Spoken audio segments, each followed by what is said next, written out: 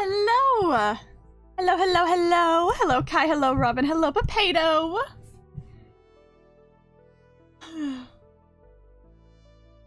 That's unfortunate. Rest in peace, one of your earbuds. That's very unfortunate.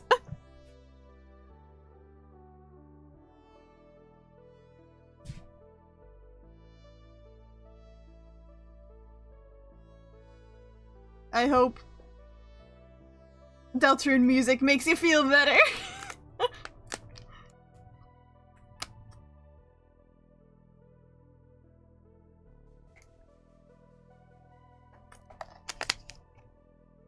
Drinking water, hydrating. Oh my, I am doing good.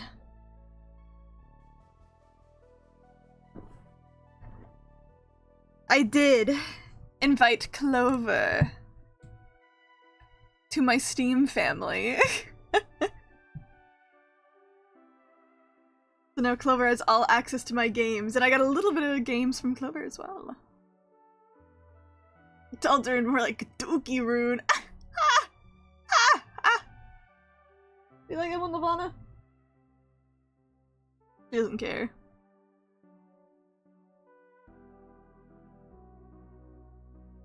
I'm sorry because this happens after drinking 3 ciders quickly. I hope they were at least tasty. So this fucking sucks concert for you. What about Darren? We haven't set it up with Darren, but again, we see each other like by Persona. We see each other like weekly, so I think I'm gonna set it up while we're in like the same internet network.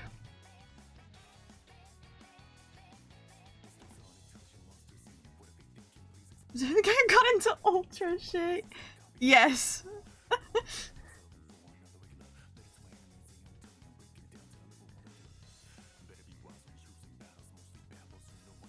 Let my singular earbuds. I can charge my headphones. Sounds good.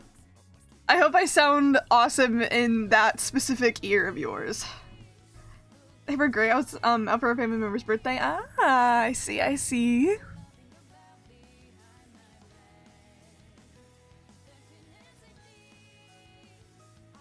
Yeah, but I stole Assassin's Creed and Cyberpunk 2077 from Clover.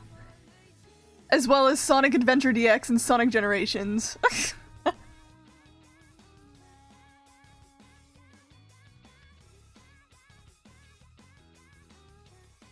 Clover was also really excited to see that I had Peggle in my library. So I'm not gonna be surprised if I see someone in the Steam family playing Peggle.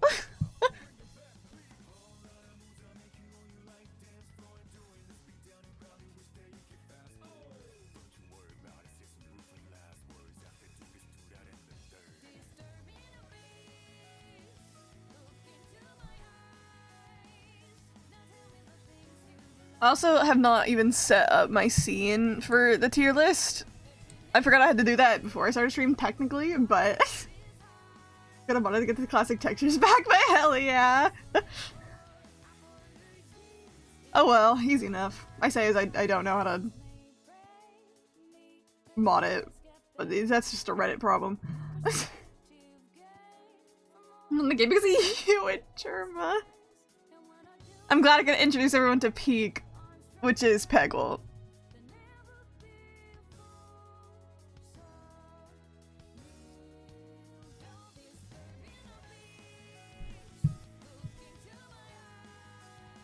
Do-do.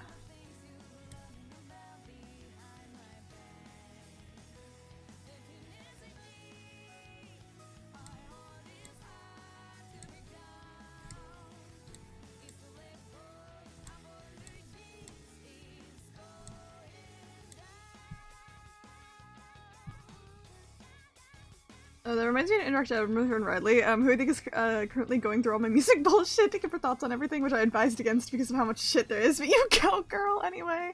Back to the topic of people named Darren, okay. I was unsure where this was headed to, but apparently it's because of people named Darren.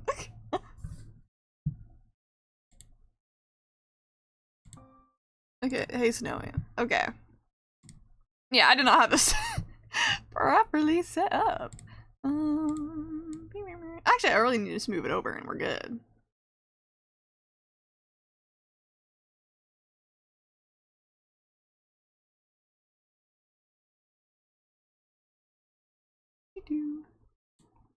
Spotify.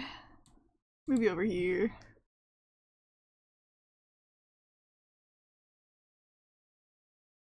I guess we may or may not be getting a jacket that Leon may or may not wear in game, because this person may or may not be able to be normal right now. On game 4. Well, huge and exciting, and I would do the same. I'm sure that's gonna look sick as hell. Hell yeah. Money well spent.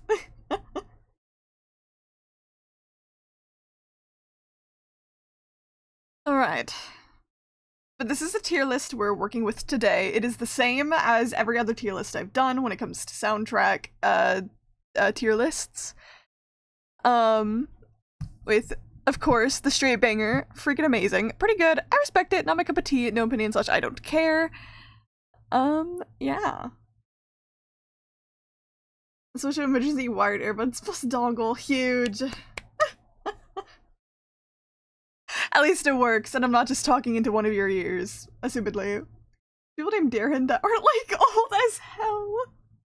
Or a friend named Lester who is my age. People be naming their babies anything. That's really funny.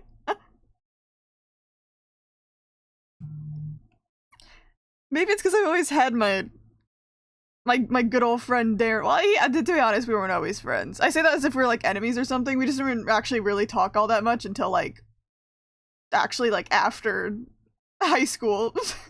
Like I've noticed, so maybe that's why I haven't been like, oh, old person name. It's not like Gertrude or something. Lester's kind of crazy though, as a first name.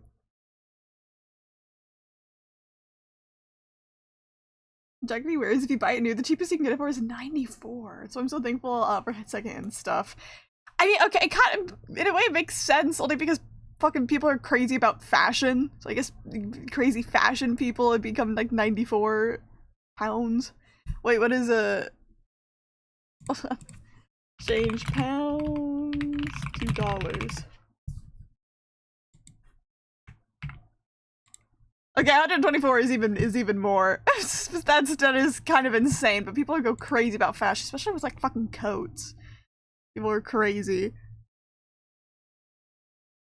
But Darren used to bully the shit out of me. Now we spam reels at each other's DMs.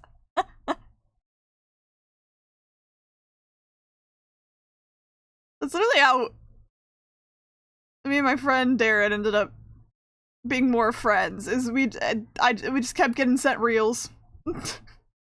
It's a friendship builder. And for is that on sale? Jesus Christ.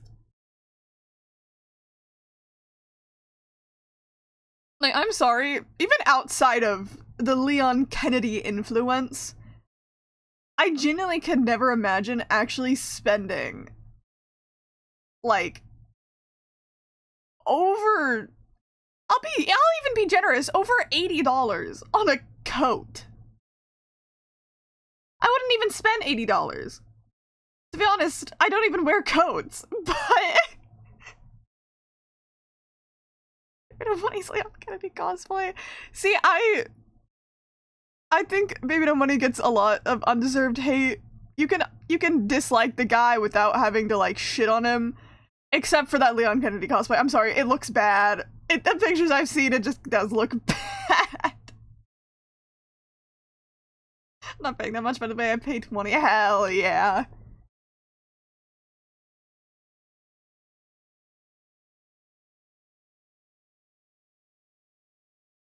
It does look bad. Also, I'll clarify for right now while we're doing the tier list. I'm not usually one that does like high S tier, low S tier. I kind of just rank them as they show up. So say like both of these are in this category. I just rank them like this. I'm not like, oh, I like this one a little bit more, put it before this one. I'm never usually like that. I just rank them as they go along, so if you see one that is in the same rank but higher than another one, don't get mad. I'm just lazy.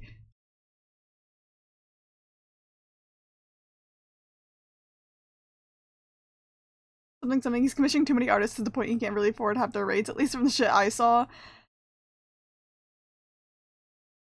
I only saw one person having issue with him. I don't know if there's just other ones that I saw.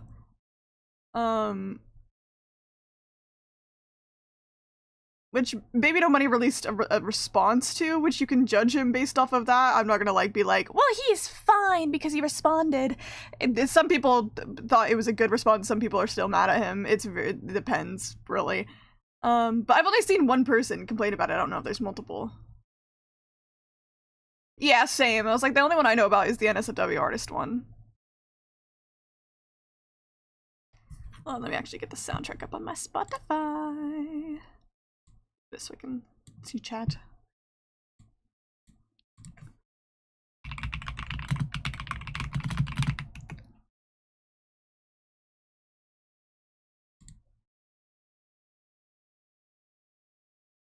Alright.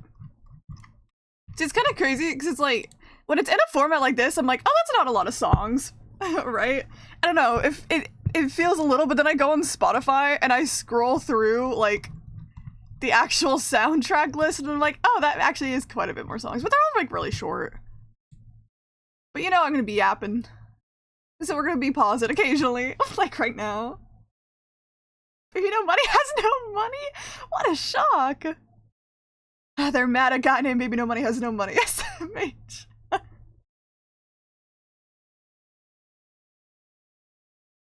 Soundtrack is like an hour long or so, yeah. So I mean that's like at least an hour of stream, and then whatever I decide to get on a weird tangent about, like 20 minutes from now. This person not to care. Don't listen to his music anymore anyways. Trying to keep up things they say about him. That's how I feel. I didn't even actually really listen to Baby No Money's music. I just thought he was like a chill guy. Which I've known of him before, like even this year or the year before. I've known about him for like just generally a while. 1 hour 45 minutes, 4 hours stream, methinks. Probably. I was expecting this one to go on for around that long. Kind of indifferent to him, but I think he's kind of annoying, which is fair. I think people forget the difference between, like, you can like someone just because you don't vibe with them. You think they're annoying. Like, that's fine. I have even, like, people IRL that I know personally that I just didn't like because I really just didn't like their vibe. You don't need an explanation to hate people. But then they, like... It's the way I think people publicly shit on him when he's not that bad of a person. And to me, knowing that he's more of, like, a left-wing activist, well, I call him an activist, but, you know, we're all donating to supporting trans rights. So that's not really makes him an activist, but that's the vibe. It's like, part of me has a bad taste in my mouth that people choose to gang up on someone who is very supportive of stuff like trans people. And that's just like, but that's just like a me thing. I'm like,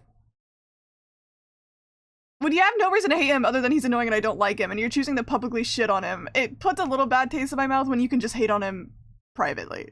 Like, if that makes sense. But people like to share their opinion on the internet, so.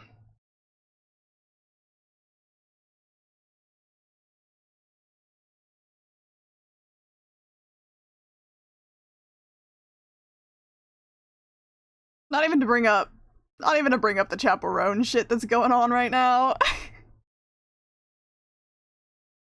That is the biggest example of a smear campaign I've ever seen, and all the controversies, I'm literally like, why should I give a fuck about the chaperone stuff? Like, it's not even like, I don't know, it's so weird to me.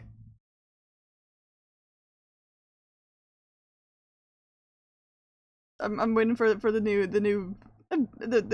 Baby Knows Money comment is on. I guess what things you're doing, but going bowling with Brandon Rogers, really? Was that a thing? That is a thing that happened. I forgot about that. Sorry, I always forget that Brandon Rogers is also like a has-been person now. I still only associate him with his old-ass skits. Those were iconic. I don't know what the fuck Brandon Rogers is up to nowadays. He gave fandom move, I'm gay, and changed lives, like, back then. So, that's all I know.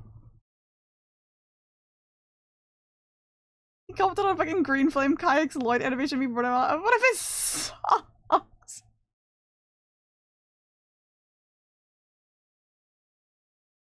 Okay, to be honest, seeing Baby No Money comment on one of your fandoms and being like, fuck, I don't want him to comment on one of fandoms, fine, but also, it uses one of his songs. Of course he's gonna comment on it. That's like always been my opinion, where people get like, no, he commented on it. Well, yeah, if you use his song, he searches for stuff with his songs.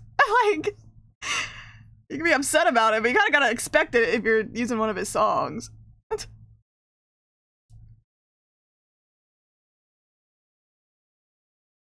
Loki shit, last I checked. Okay. Again, I don't know what the fuck's going on with Brandon Rogers recently. So I do not know. I don't know anything about the guy, to be actually real with you. Other than, like, recently he's a has-been voice actor. One of the most controversial ships, though. I mean, to be honest, I don't think that man knows anything. Or like Deltarune. Yay! Rune time. Alright. I do have... Oh, I talk with my hands and then I always accidentally smack my mic a little bit. I don't know when it picks up and when it doesn't. I think that one was kind of light with my nails. Probably didn't pick up, but I talk with my hands so much and I smack my mic all the time. But I was gonna say, I do have some that I already have opinions on, of course. I already know which ones are going in the straight banger and which ones I'm like, for. But sometimes I do allow, if chat wants to try to convince me to change my mind, you can try. Doesn't mean I will, but sometimes hearing other opinions, I might move it up a little bit or move it down a little bit. Usually it's move up because everyone's like, oh my god, banger, yay! But, it will be mostly my own opinion. My opinion's always correct, so. Don't test me!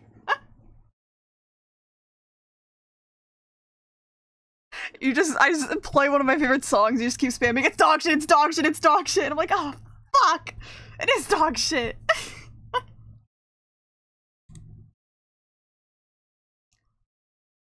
Alright.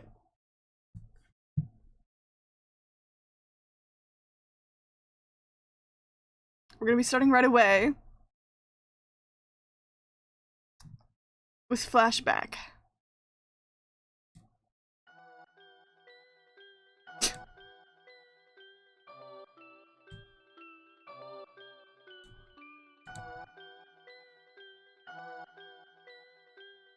And let me know if the volume is fine.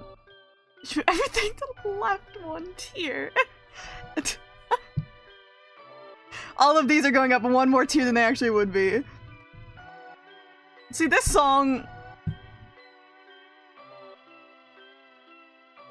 It's kind of real, I was thinking of Gaster for this one. Oh my god, no, wait, don't play yet! It's not time! It's not time! Wait your turn! Sorry. That's a rated S tier. See, it's one of those things, right? You have to judge songs narratively wise, but also soundtrack as a song wise. Because as a song, my ass is never playing this one. I'm being real with you. As a song, I don't turn this shit on. I'm like, yes, dude. Like, yes. But I think the part that it plays in is good, and then yeah, there's shit posts with it that are pretty good. It kind of does also remind me of Gaster a little bit. I don't know. I'm not fully well versed on if any of his leitmotifs are in the song. Maybe it's kind of Halloween playlist. Fair. Actually, that's actually really real.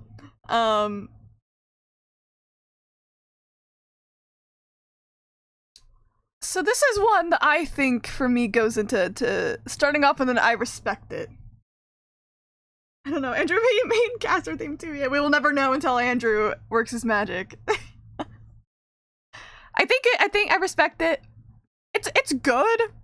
Wouldn't put it on my playlist or anything, but does what it needs to do.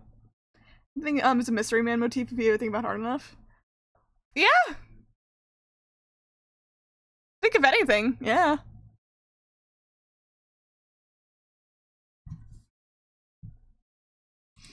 But next, we already had a tidbit of it play.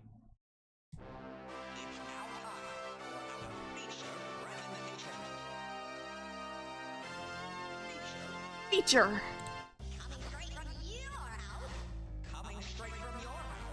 Coming! Coming!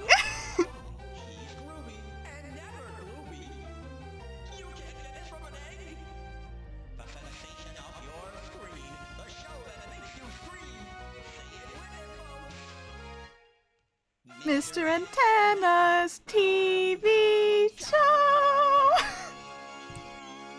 It's time, but it always sounds like show first and it's fucked up my brain. Why him? My god, it's everywhere. It's always just like coming. Always scratches my brain. And I will say that was beautiful because every time bringing up the man again. Every time Darren comes to pick me up for our hangouts, because we always go to Clover's house, he always sends that gif of mini Tenna with coming underneath it, and it makes me laugh every time. And I hope he never stops doing that. I don't fully give a fuck about Tenna, but that dude is a 10 out of 10. God, bro, opening up chapter 3 to this. Honestly, feature presentation, probably the best thing he could have done to introduce Tenna. I still remember my exact reaction of seeing Tenna pop out of this damn opening, just being like, oh, he just looks like that. Like, absolute cinema, and I'm so serious.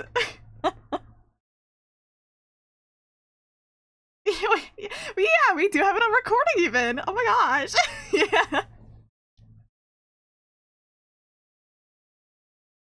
But now, where do I rank it? Because I'm gonna be honest, as great as this is, and as fun as it is,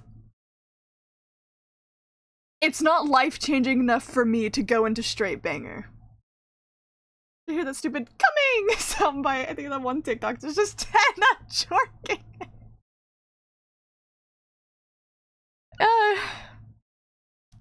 Yeah, I mean, yeah, fair reaction. I don't even, you say that one TikTok like it is super well known and I know it. Unfortunately, I don't. I use the word unfortunately there. I don't know if it's unfortunate or not, but I do think feature presentation does go into freaking amazing. Again, it's kind of the same as Flashback in a way that it's like, it doesn't, why, I'm just sending it right now. It's in the same, kind of in the same way as Flashback. If it's not going on my playlist, if I'm being real with you, I'm not putting it on shuffle when I'm showing friends my music taste. But it's just the idea behind it and the visuals that are in game that it's where else can it go? I need to respect it. I need to respect my man Tenna. Next up.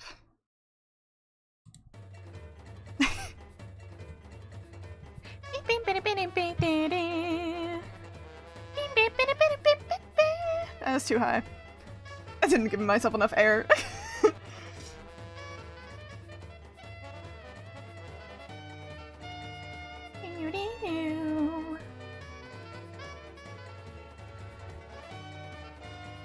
My opinion right away for, and now for today's sponsors. I personally, I give it a pretty good. We're already getting some diversity on the board here. I think it's fun. Nothing special. It's, of course, it just kind of loops. Like, like 30 seconds of a song, and it does what it needs to do, but yeah, it's just pretty good. It's nothing special, and I just like it. What did you send? Well, I know what you send, but what did you send? I don't even have Discord up on my PC.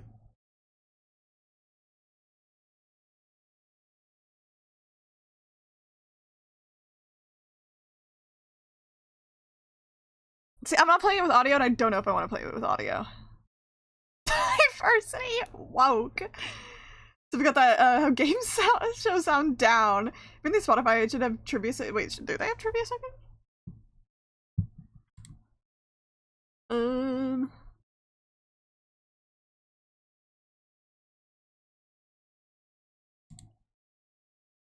I've never looked at trivia sections from Spotify, so maybe. It's not per song, like at least right now. You should have adds to the experience.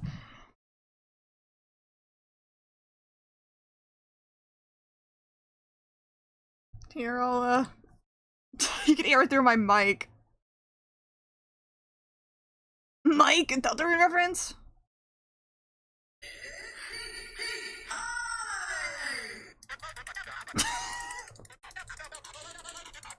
Okay, actually, that's kind of good. That's kind of good.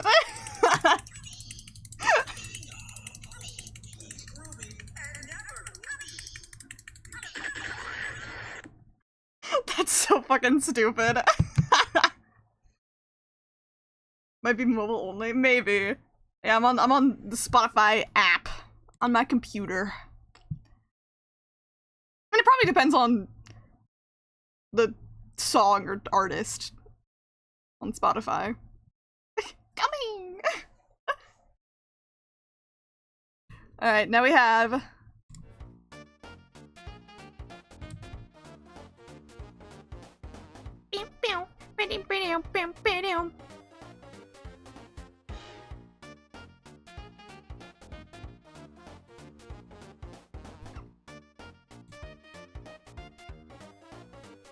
I like this part. This part's it's fun.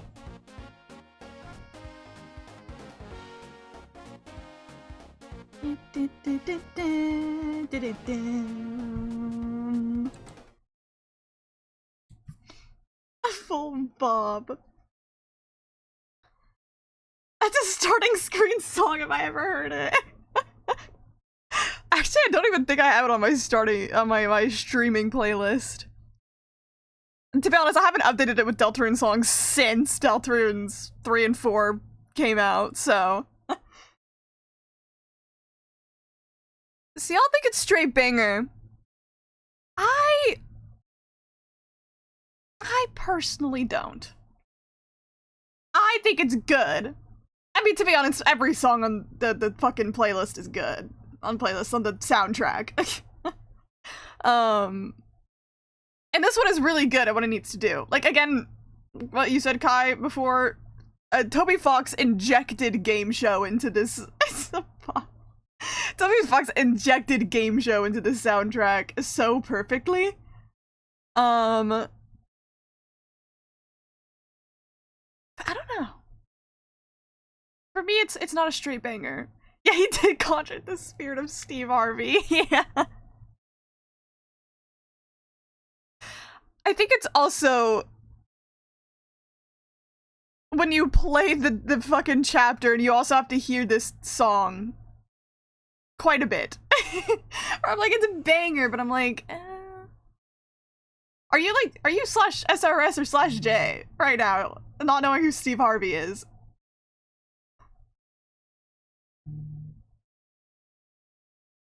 Family Feud? You know Family Feud? You can grab a nigga hot. Hold on.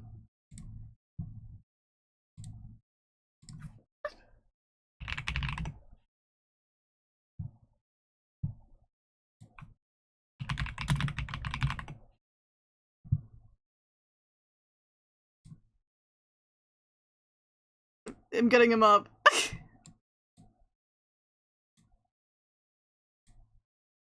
Oh, I didn't want full screen, I wanted theater mode. Why are you lagging? Would not want to see when he breaks into a house. Rob. Naked grandma. Naked, huh? Sit on it. Yeah, you know Steve Harvey. I don't want to see that either. I know you're right, okay? Nobody wants to see a naked grandma, but what are the chances of you breaking in the house and running up into your grandmama naked? Looking for a naked grandmama. Why aren't you pausing? Oh my god, my shit's lagging. Hold on. And one of my favorites. My YouTube is struggling. I also have like 8 billion tabs open on my other monitor. I can't lie to you. I have YouTube videos I want to watch that I have not closed because I don't want to lose them.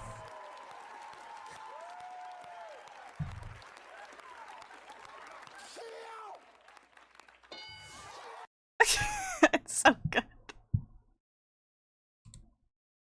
Anyways, Steve Harvey break. No, Family Feud, but not much. We gotta play Family Feud on stream. Kill! I can never do it as great as Steve Harvey can.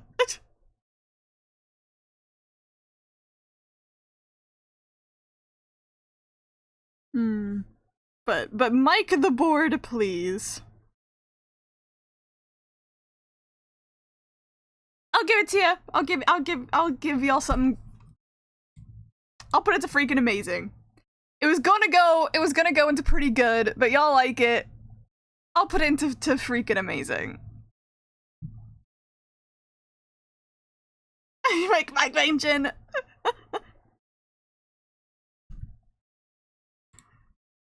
I remember when Mike was first mentioned, I was like side-eyeing, being like, Mike, and then now we have the mics. how the times change. Freaking sweet. All right. Now with Sandy board. Michael, don't leave me here. Michael. This might be maybe a little bit of a controversial opinion. Or maybe just because I'm so aggressively Gen Z. I'm not too crazy about 8-bit soundtracks.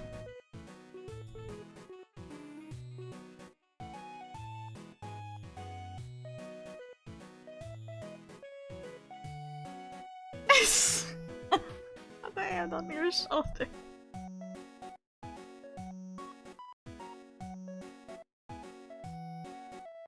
Like, the board songs are fun, but I can't really bring myself to care all that much, if I'm being honest. You right. I love when someone says my opinion is right, because that means that anyone who says I'm wrong is wrong. It's giving, I can see where it's given Pizza Sim, but I think it's also just the 8-bit retro soundtracks. Kai is not happy about this information. And like, again, fully it could be because I just never grew up like listening to 8-bit soundtracks. I got into video games, I say later in life, as if I'm like an old ass woman who didn't get into video games until my like fucking like 40s. But I didn't really grow up playing any games with any 8-bit soundtracks. Of course I've heard the stylized like 8-bit soundtracks and everything like that, like this, that are more like they made it specifically to sound like that. But I have just also generally heard 8-bit soundtracks that are just better.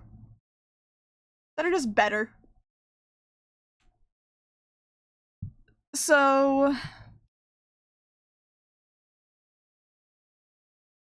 I think for Sandy board we'll go into I respect it. I respect Sandy board. I think it is one of the better board songs on here.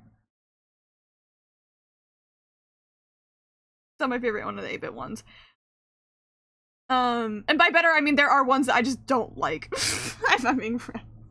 We will get some not my cup of teas at some point. Just think gripping about it, not saying it's not good. That's kind of how I feel. And like a lot of the board soundtracks is like, unfortunately, why so far Chapter 3 isn't my favorite of all the soundtracks chapter-wise so far. I think Chapter 3 has some of the best songs, to be honest.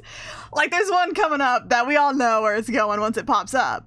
No spoilers. But it's like, it's just the 8-bit ones, I'm like, it always makes Chapter 3 a little bit more, if I'm listening to the soundtrack, just a little more eh. But, again, kind of why my tier list is worded the way it is. I respect all the songs on the soundtrack. I think they do what they need to do.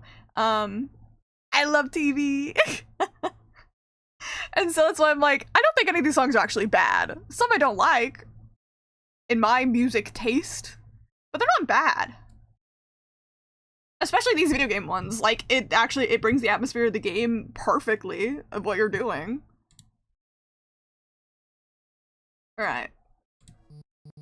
But adventure board.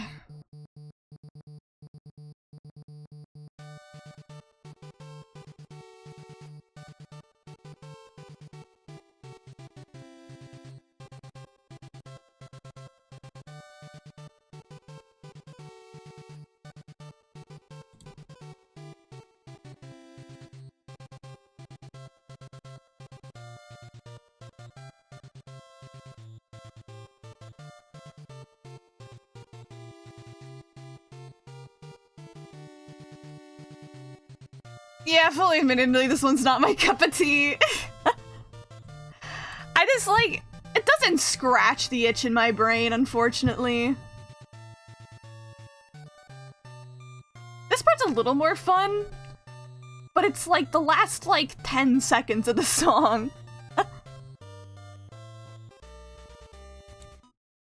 Yeah, so it just doesn't scratch my brain. Oh yeah, for the scene, it's perfect. Again, that's most of these. For what they're at 4, are perfect. It's kind of like when I was ranking Amori, right? And we get to all the black space songs, and I was like, I'm not sure how to rank these because they do exactly what they need to do for the atmosphere, but as a song, but this is obviously more like actually like a song. It does what it needs to do. I'm just gonna be honest. If it came on my playlist, my video game music playlist, I would skip it immediately. I wouldn't want to sit through it. Also, I think Chapter 3, the two I come back to the most are TV World and Black Knife, which we'll get to them. We'll get to them. They're good. I imagine I say that and I get to like Black Knife and rank it on like not my cup of tea. Everyone would be pissed as fuck. Razor Beckett's listen to it in a lot of form remixes, which makes sense. Listen to a lot of covers of it. It's fun. Right, but next is one of the you know a song's gonna be a banger when the song before this had 1 million streams on Spotify and then this one has 2,000.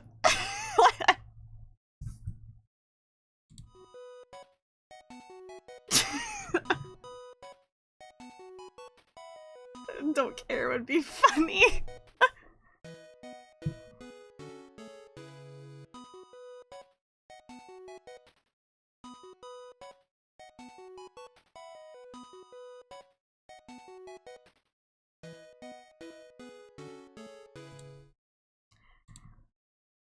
Oh, good morning. What I missed, literally just this. Literally just this. What you see on screen. Tootsie. And we just listened to Query. Oh, thank you for the posture check. I was kind of shrimping a little bit. I was locked in. I'm leaning towards my mic because I'm so locked in on this soundtrack. Thank you for the hydrate.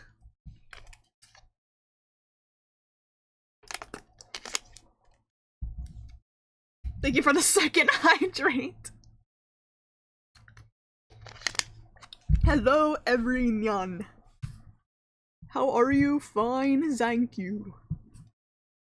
Locked in versus tweaking. Those are always my two states of mind. Anyways, query, I don't really care. Just genuinely, I would not have been able to tell you actually what that song was, like, before re-listening to it.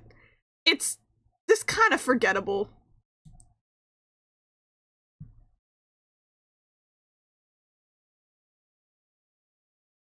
What are we saying oh my god for? Alright, but next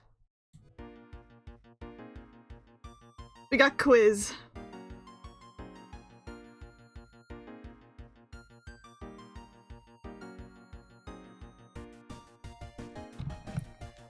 This one is fun. It is fun.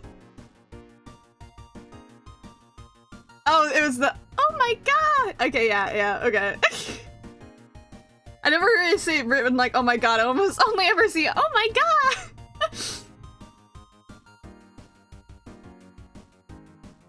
Hello, cat! That part is so fun.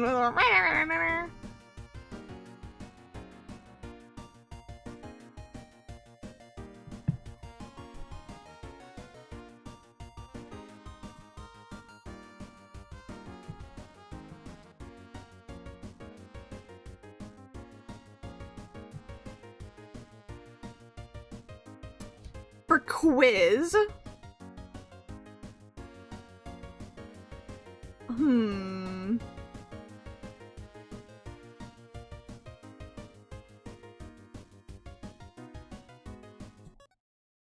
Just one second, Lancer. Fairness is one of the top 3 categories. I will explode.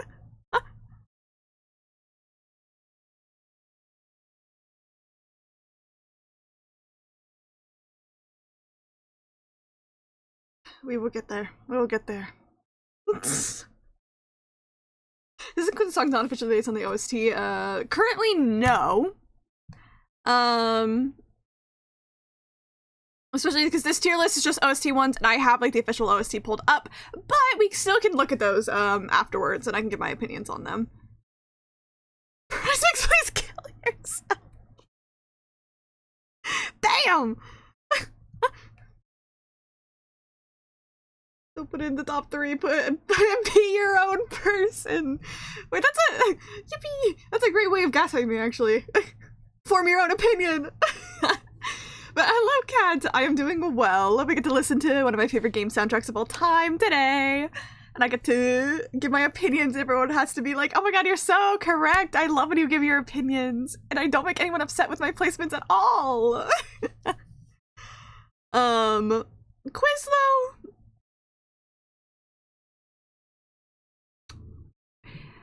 I think it's really good, but some of the leitmotifs are better in other places, so I think it goes into pretty good for me. Because I think some of the leitmotifs in this song appear in other places. I know they are better, but I do actually like Quiz a lot. I think it's really fun, so I'll go into pretty good. You side, we agree, and there's no revert, but a different opinion's correct. Yeah, exactly. I'm glad you're on the right page. Right. Now for this banger, guys. Get ready. Get ready.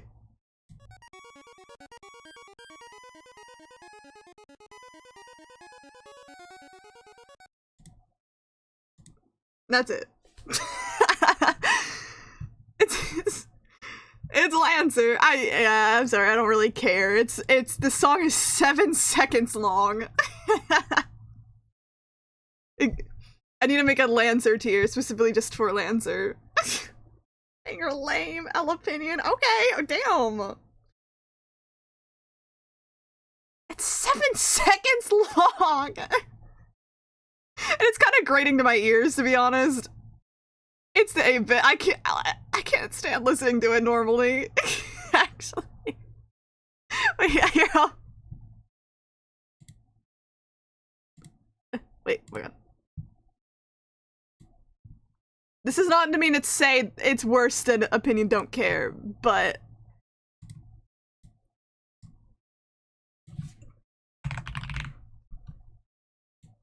There. Hey, should I move it all the way to the top?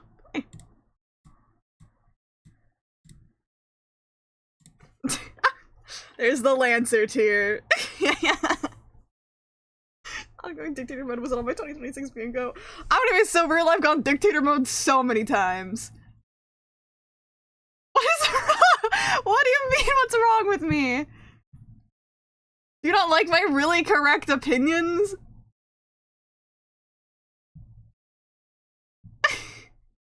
Okay, fine, single. It's in Lancer tier. It's in Lancer tier.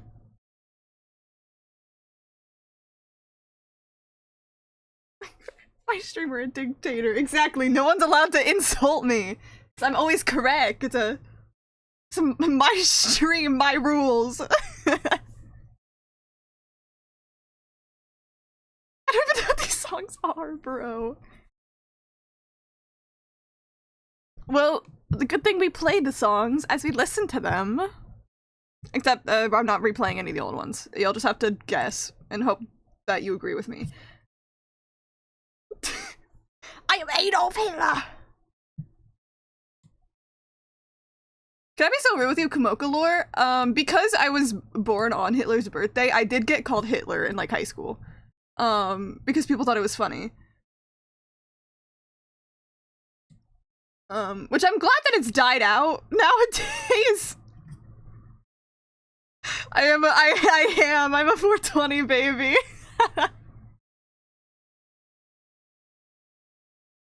So many words ever said I wasn't expecting you to say. My birthday's kind of fucking insane, by the way. In terms of negative things, it was, like, again, Hitler's birthday, the Columbine shooting, not the year I was born, but just the anniversary of it. I was born on Easter Day. My birthday's 420. I was also born 2 months early. I wasn't supposed to be born in April. Like, actually, me and my friends, we had a thing we called the Jesus Club because I was born on 420. My best friend was born on Christmas, and then Clover was just there. Clover got assigned Jesus by proxy.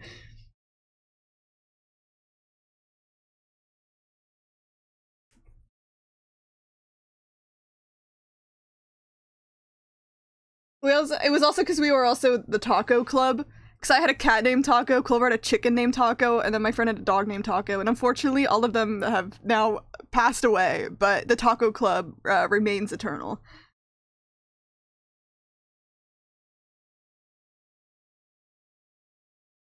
I met Clover in a room for 3 days and let them truly be Jesus.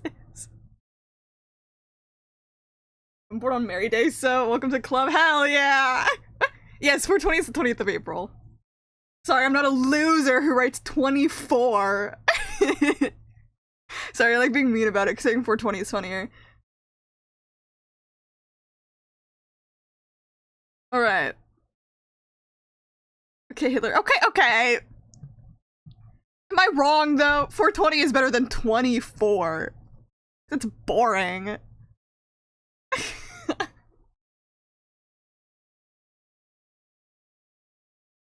Alright, anyways. This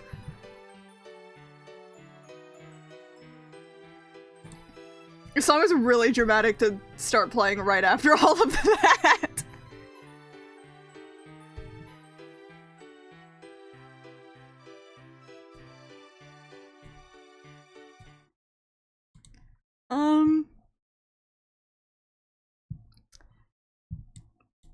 I respect it. I was debating between that and I don't care. Cause I wouldn't say it's not my cup of tea. I was like, I don't really care, but also it's just kind of funny. And I like the song, and I like where it plays. I'm sure her birthday was Stephen Hawking, and I don't know if that's a curse or a funny bit. If you really wanted to, it could be both. We gotta get called up for a Euro now. How we play states and months, I see. Oh, I've talked shit about that with the Europeans in chat before.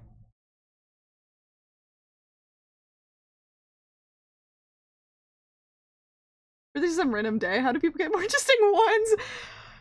You get born 2 months early. Do you want to even know do you want to know some even like crazier lore? My cousin had a kid, named her Autumn, and she was born on April 19th. So I almost had a cousin with the exact same name as me, born on the exact same day as me. Which that would have been so weird. Double whammy. And then my cousin drunkenly like told me that she named her kid Autumn because she wants her kid to grow up like me. And I'm like, either that is like the best compliment I ever received, or you don't want to curse your child to grow up like me. I was like, oh, that's so sweet. But also I'm like, I hope your child does not grow up to play video games on Twitch, if I'm being real with you. Like, stay away. Have your child stay away from anime. Searched my birthday and holidays and I found, whatever, International Fairy Day. And I feel like they're just calling me gay as shit. Oh, that's beautiful. Assigned gay at birth.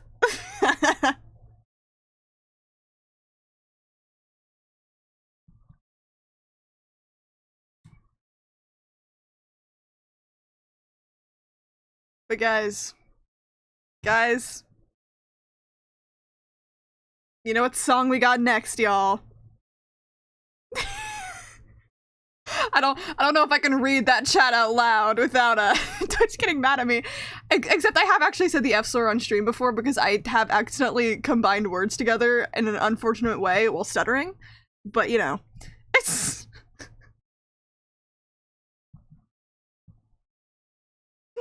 I've done it like twice.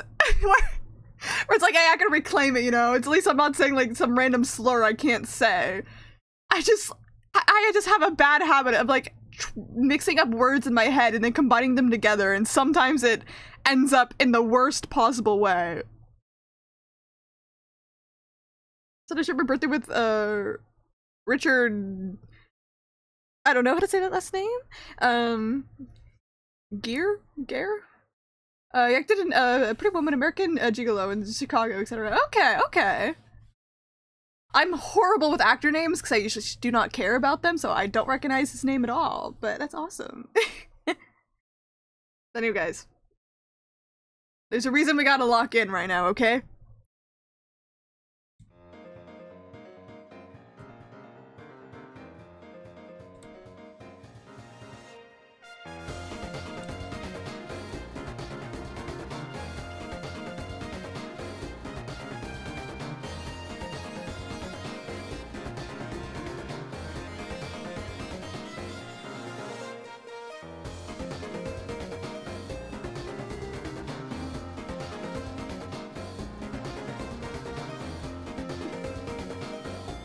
Call the song an F- and I kill you live on my stream.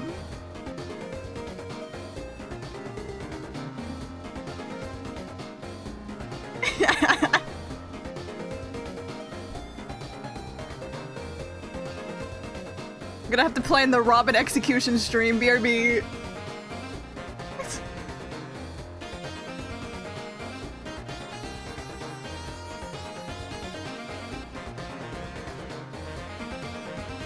This part!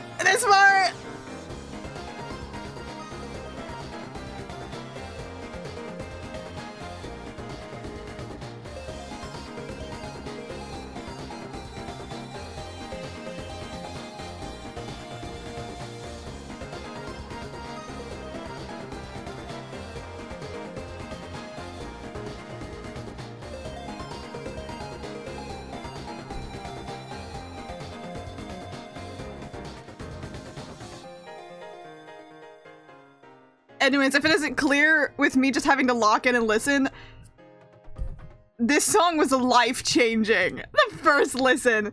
Dude, I remember hearing this song the first time in game, I was fucking ascending. I'm gonna get so many views for killing Robin on stream. And see, you're like reverse psychologing me. You're playing so hard into how shitty this song is that I'm like, well, that means it's good. Like, I don't even care if everyone like has this song as like their favorite song on the Chapter 3 soundtrack. I agree with them. I'm joining in with the crowd. I'm joining in with the popular opinion because they're right. This is like literally the best song in Chapter 3.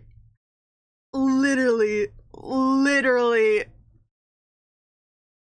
I could like listen to the song and like die and go to heaven because I've heard like the best song ever and I don't need to listen to anything more.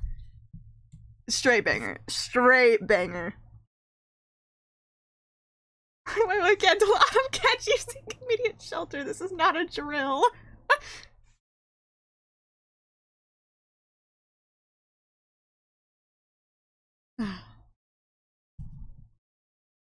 I feel empty without Rooter Buster now. Like, it's so good. Like, it genuinely, like, even just the fact that it's also just Rooter Buster, but better. And Rooter Buster was already so fucking good. I don't know how Toby Foxy did it. And, like, people joke about, like, saying, like, it's gonna be, like, even Rooterer Buster at some point. I'm gonna be actually impressed if Toby Fox could make something better than that. And it's also just like it's when you're fighting Lanino and Elenina. I'm forgetting which one's which for a second. I had to think about it for a second. And there's like little like Weather Channel like vibes to it. I'm like, God, that boss battle's just fun too. It's kind of draining when it's you have to like play the chapter over again to do it, but like as like a first go, that fight was so fun. Divorce live on stream. Good try. Last time I checked, she plays games. I can fight her with her gamer arms. Hey, I worked at a bakery. I got some baker arms, and by that I mean I haven't worked in the bakery in like a year. I don't know if they're still there, but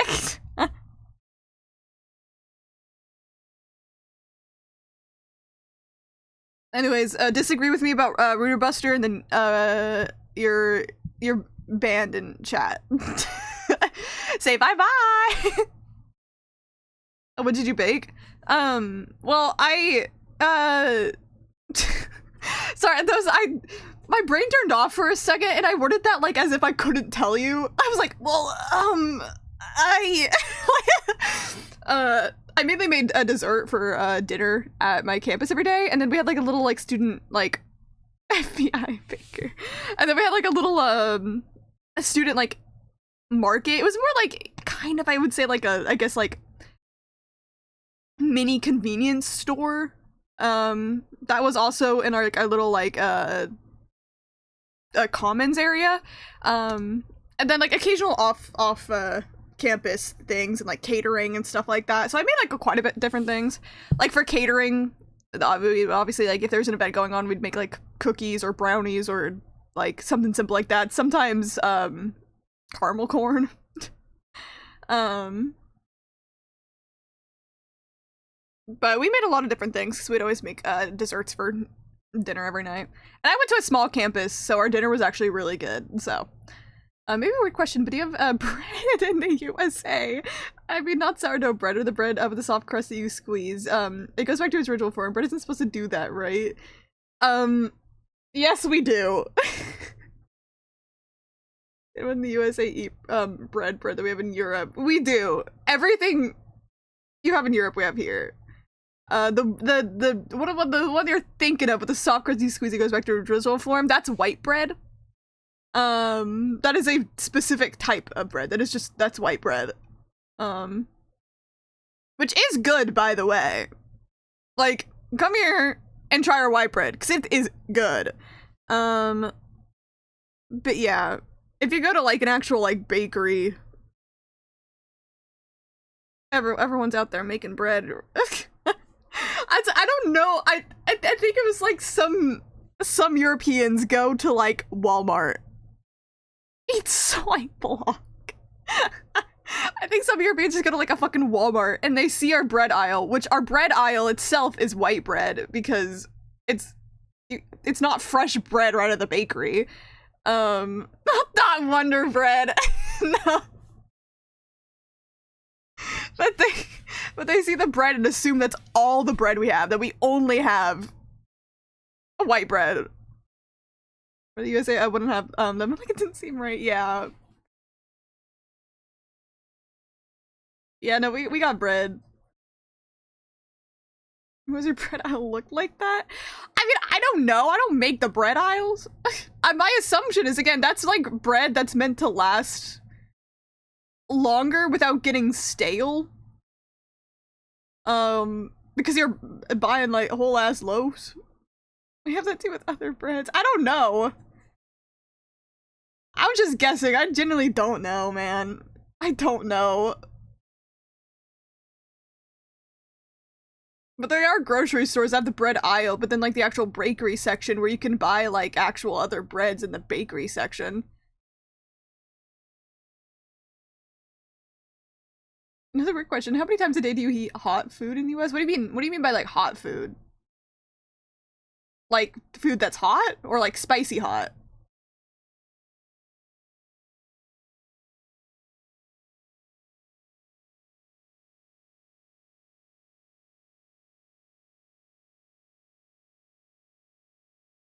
Sexy food.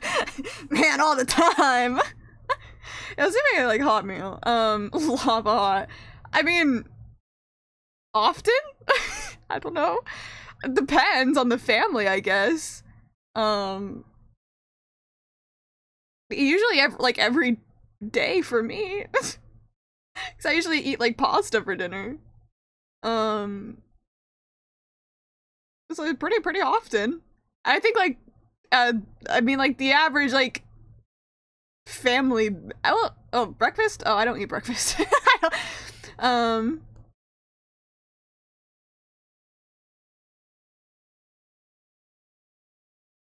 Belgium, there's a golden rule that you can only eat one more meal a day, either at lunch or dinner. So say if you, let's say you eat hot food, potato, spaghetti, etc. for lunch, we have a piece of bread with something on it to put on it, like a slice of cheese or a cold pasta, and that's it. That is really sad. That is really.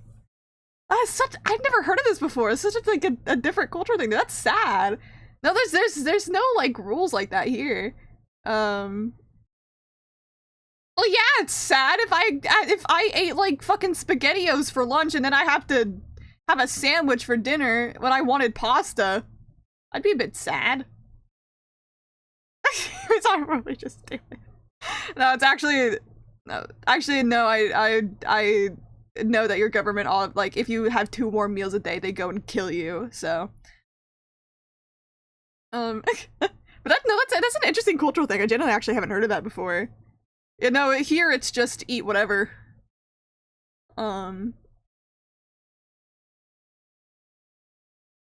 mean, some generic, like the most generic American meal I think you could just like think of is like for breakfast you have like pancakes and eggs with some bacon and stuff like that. So that would be like one. For lunch, maybe that's where you have like your cold meal, like you have like a sandwich or something.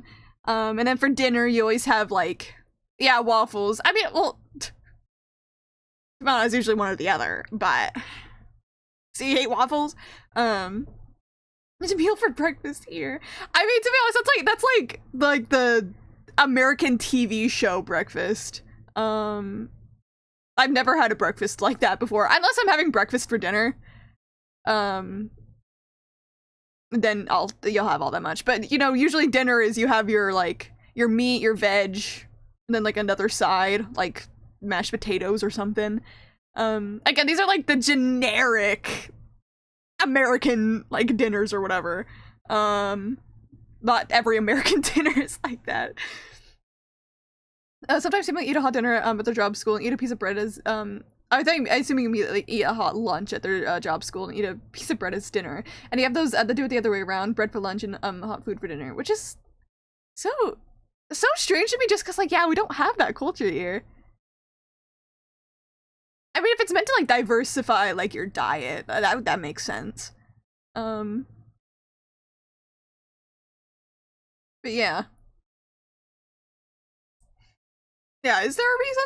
That's a good question. Even at, like, college, yeah, usually at college, like, the breakfast, lunch, and dinner, it was always hot food. But again, I never woke up in time for breakfast at college, never had it, but there was, like, occasionally I would, and obviously they have just easy stuff like hash browns and pancakes or waffles or whatever it was that day. For lunch was my favorite meal of the day. Usually I had some warm things. And then dinner, usually pasta. Usually. Again, I went to a university that actually had really good food, which I'm so happy about because universities are usually known for having dog shit food, especially if you have like 100,000 people like on campus or some shit. Yeah, I got breakfast and go to college. Was included in your stay or did you have to pay for it? So, okay, so people think this is weird, but how my college did things was as part of our tuition, we got semester-based things called dining dollars, which was money you could use to specifically pay for your meals on campus. So you would use your dining dollars to pay for like your breakfast, your lunch, and dinner. Yeah, and so it's like technically it's part of your tuition that you pay. And you can choose a plan to either get more money or less money for it. But it only works for food on campus, but you're technically using like it's a way it's like quote unquote like the free money is in like it's not free money because it's like actual money that you put into it, but you can only like you can use like your actual money if you wanted to. You weren't like required by law to use the dining dollars, but it's just the most convenient one to use too, because you just have to swipe your like student ID card and then you paid for it.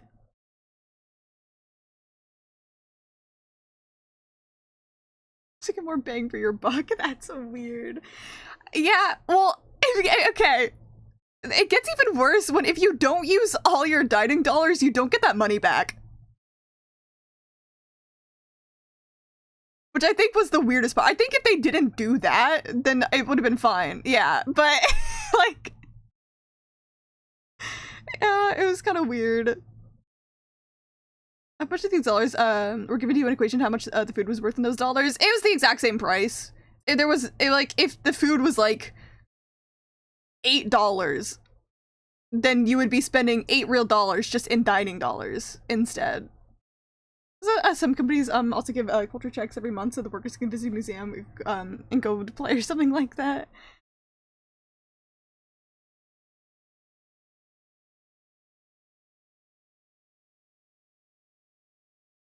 Just wanted you to pay more than you needed. Well, I mean, it's included in your tuition.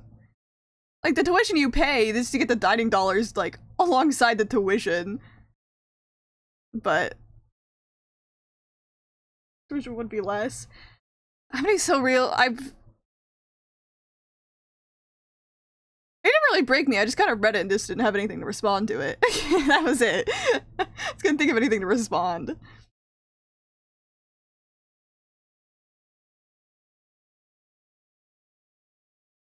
Interesting. Was it like, was it just convenience, that made it worth it? Kind of, but also, we just kind of had to. That's kind of just how it worked. Again, you could pay with your actual card, but, actually, I do think, I think if you shopped at a little convenience store, I think you got some tax off if you used your dining dollars. So you actually were paying a little bit less.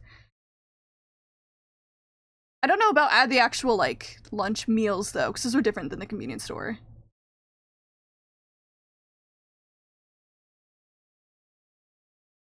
in my college we went to lunch for like €3. That's fries, a burger, and an apple. Yeah, no, ours was kind of overpriced. But also, I did go to a private university, I can't lie to you. Makes me sound rich as fuck. I wasn't. I was not. But this is interesting to learn about. I mean, it's just, other universities are different. Very different than mine, so it's like, I'm not rich, I'm in debt. If it to be spoiled on the ending? That's actually kind of impressive to not be spoiled on an ending. Okay, so what happened to the Chainsaw Man? Okay, I just started spoiling it. I'd say catch up to Chainsaw Man and form your own opinion on the ending. It's one of those endings that like some people despise, some people really like, some people are neutral about. I think I'm more on the neutral side. I don't think it's as bad as some of the haters say it is, but I'm not as attached to it as some of like the people who really love it is. But I think it works. I think it's an ending that works, and that's really all we need. Chainsaw Man, I've never seen it, but I have a story with it. Okay.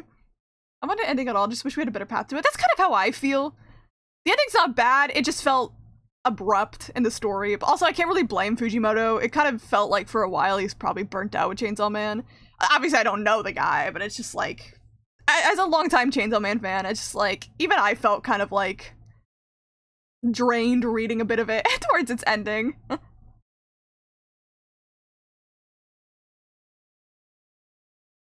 If this is a basis to ask, how much did you pay to get into college? So, okay, I'll admit my experience. Because again, I went to a private university. Like, again, my classes were small, and that was really why I loved my university, because it had a small population. But because it's a private university, it's a lot more expensive. And without any sort of scholarship or financial aid, my college, I think, was like, the average tuition is $50,000 a year.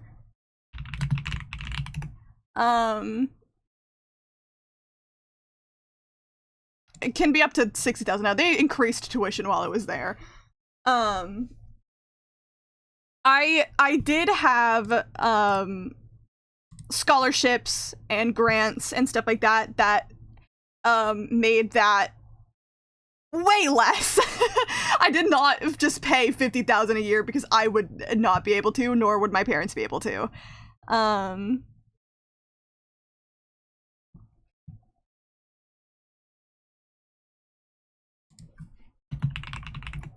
And yeah,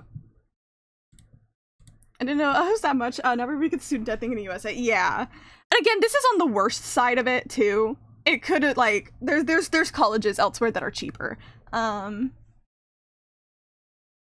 Say yeah, and so I had a scholarship that already made it go in half. So I only had to pay like $25,000, which is still a lot. But then I had even more scholarships on top of that, and I had some loans, of course. So I did not pay that much. I did not pay $50,000, but yeah, it's. I went to a more expensive school, but I had things to make it more doable. But even then, yeah, it was. College here is not always the cheapest. Belgium Uni in Belgium is €1,000 a year without scholarship, which is so fucking stupid. In the American sense, like, it's so fucking stupid it's that much. Like, $187-ish per year is so, I'm so jealous. Like, that's so nice. So say, for example,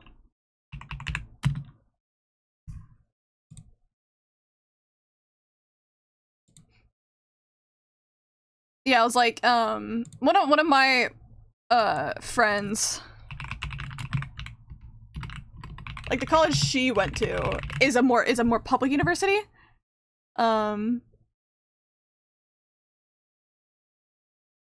And her tuition would have been like 10,000. Which is so much cheaper than mine, but still obviously bad. But again, a lot of students, you can get scholarships and grants and other things to help you. Especially if you do sports or anything like that, people usually get sports scholarships because they want good athletes to graduate from their college. I'm just saying, what do you need to pay that much? I don't know either, if I'm being honest. It's not something I've ever, like, looked into the reasons why, but if other countries don't need to pay that much, I don't know why we do. Look at the extra things you need to buy if you do the arts major like I did.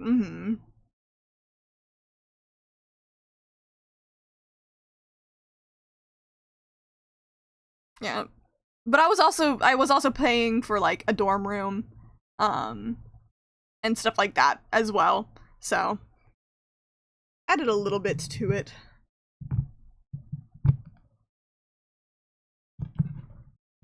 But again, at least the benefit of me going to a private university was, I really, really, really liked having a smaller campus population size. Because again, the smallest class I took had like 8 people in it.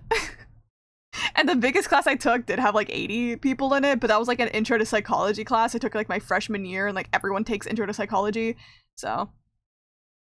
But how much not cost you an arm and a leg? Yeah. It sucks. Not even to mention our fucking healthcare. I don't know, man. America just kind of sucks a little bit. Like,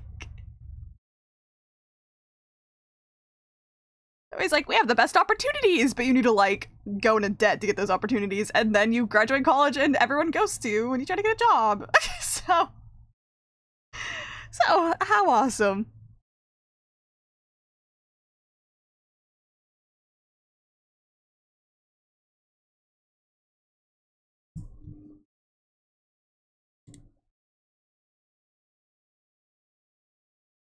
Yeah, we don't even have the best opportunities anymore. Yeah.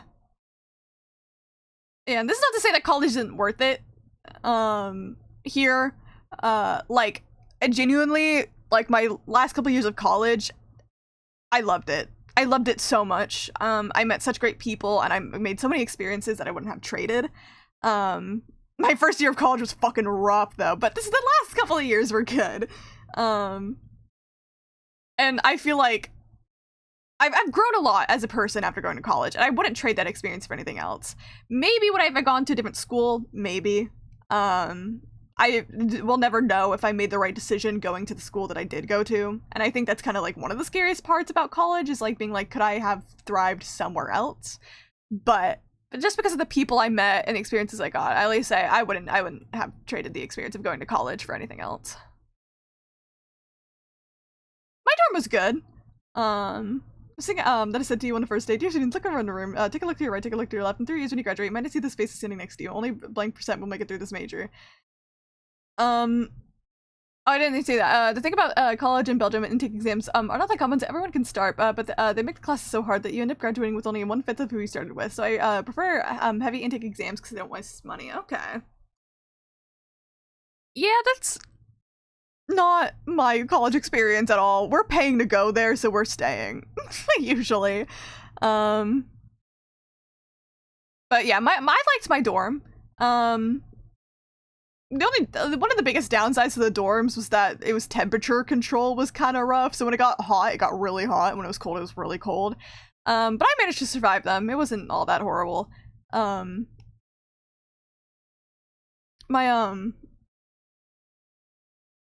My first year dorm experience was kind of weird.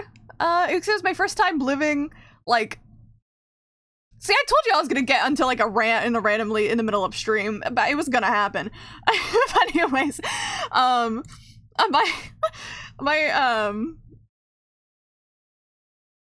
first year dorm was kind of weird because it was my first time obviously living away from home. Didn't really know what I was doing much, and like I moved into the dorms late, and so like I didn't get assigned to like a roommate that like we had anything really in common, so it was kind of awkward.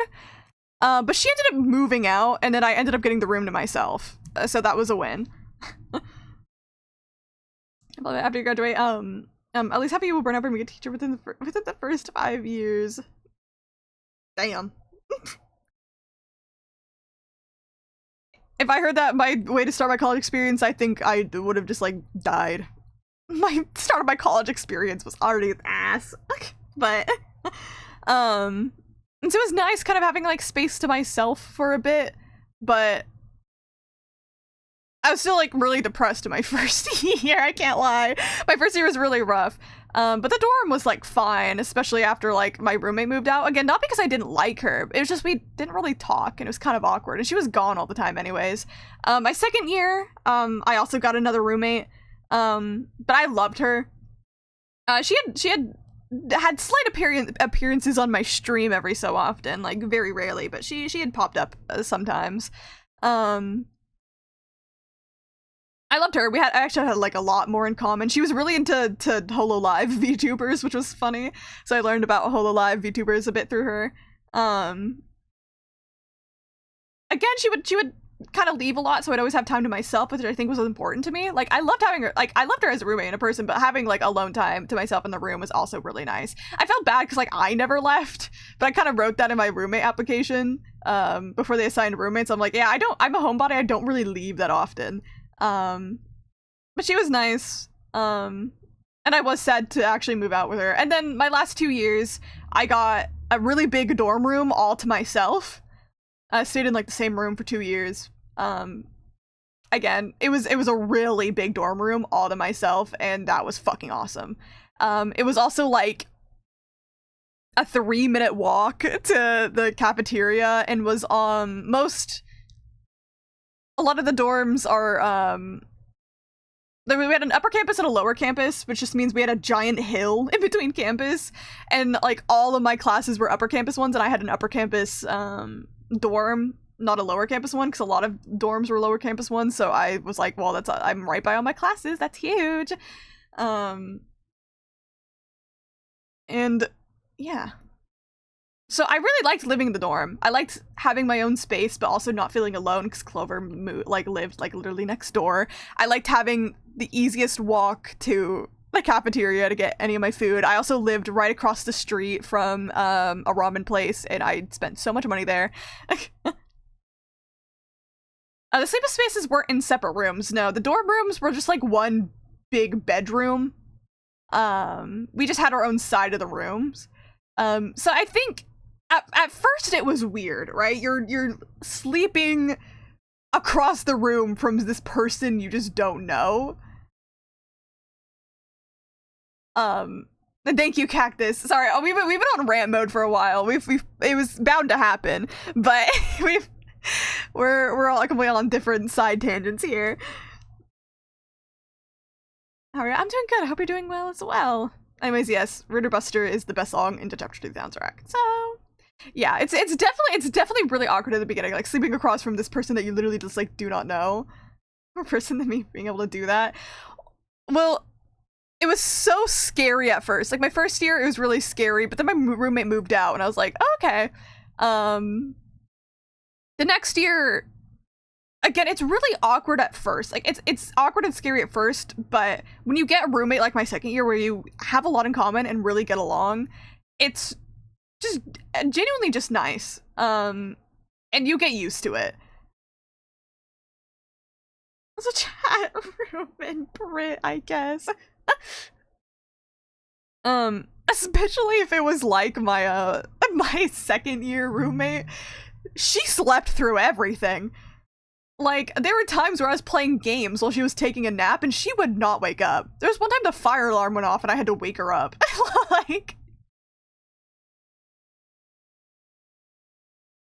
Like, having a room like that is kind of funny because I literally could still just do whatever I wanted. We also had, like, the same sleep schedule,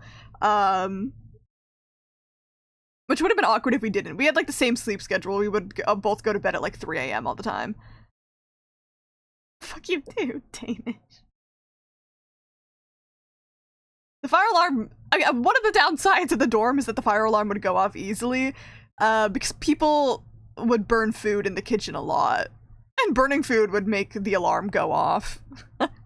Which was, like, good if it was an actual fire, but it's really just someone being stupid. I swear, 1/5 of my classes always got interrupted by the fire alarm. It was always the dorms for me, not the... I don't think my fire alarm ever went off during, like, a class. Unless it was, like, a purposeful drill, but...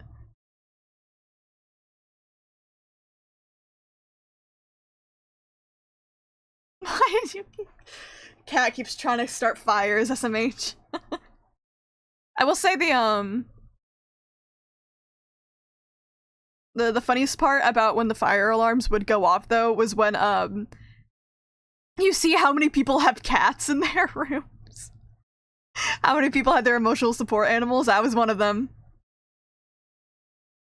Kind of feel bad for Lavana, though, because, like, she now, like, hears the sound of a fire alarm and, like, freezes because she thinks it's time to go into her little cat crate and to go outside. It like triggers something in her. She knows what the fire alarm sound is. I'm like, I feel so bad, but it's, like, a little bit funny, especially when I'm, like, watching TikTok and someone uses, like, a fire alarm sound and her head perks up and starts staring at me. And I'm like, I'm so sorry, but don't worry, we don't need to leave right now, Lavana.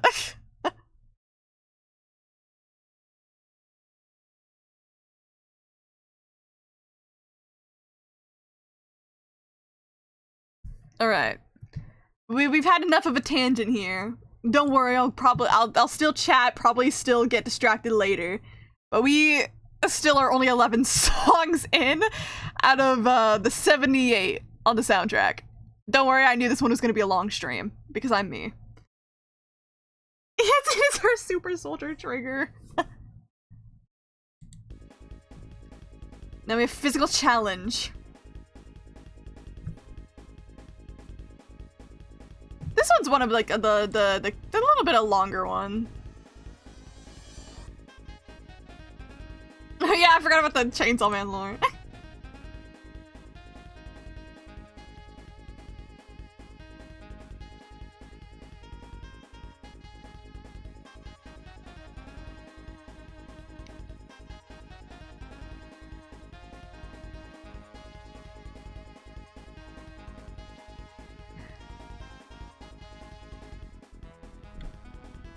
So far, this is one that it's another one that I'm just kind of like, eh.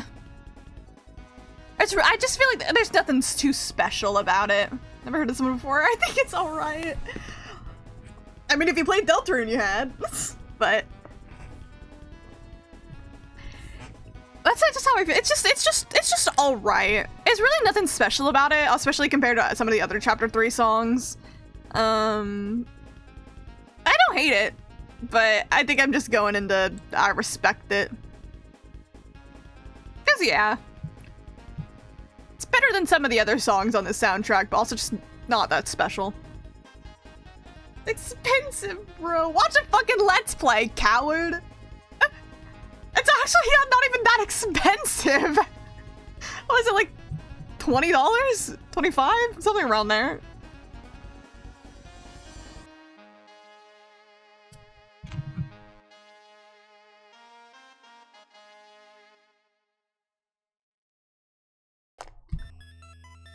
Okay, pause for a second. It's not your turn yet. Well, I did actually rank the other one already. I'm looking up the price of Deltarune because I actually don't remember what the price is. I was right, 25.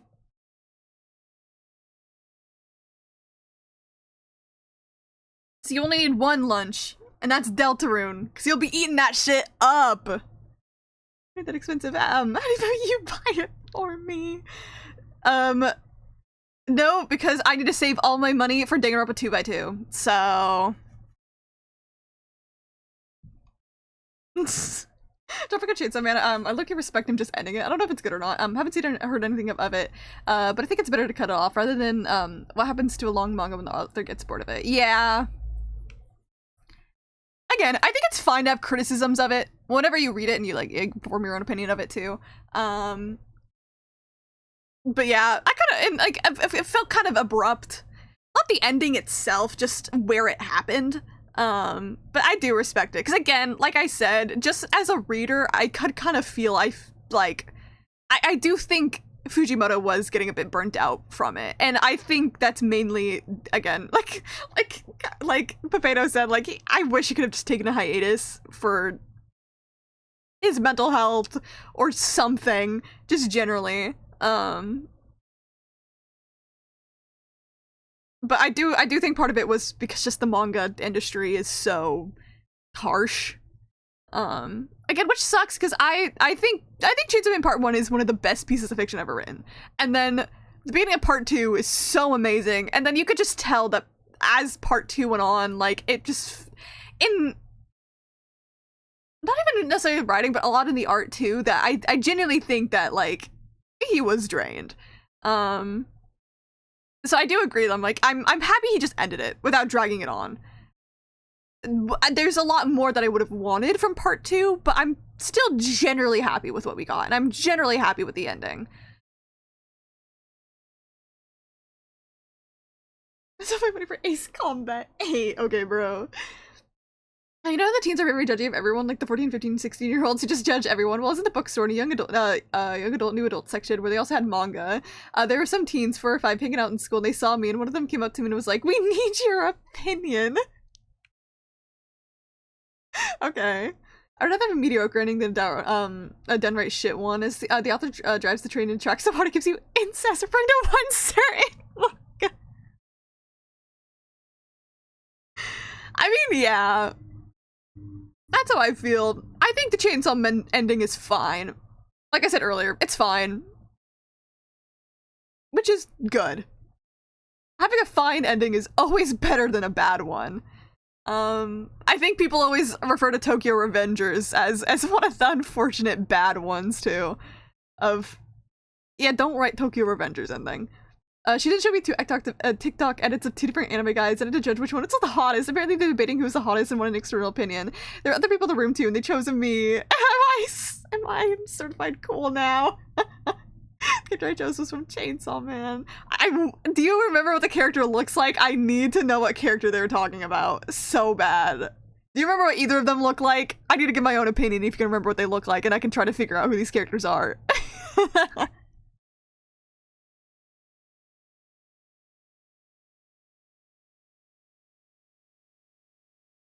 Alright, but now we have board clear.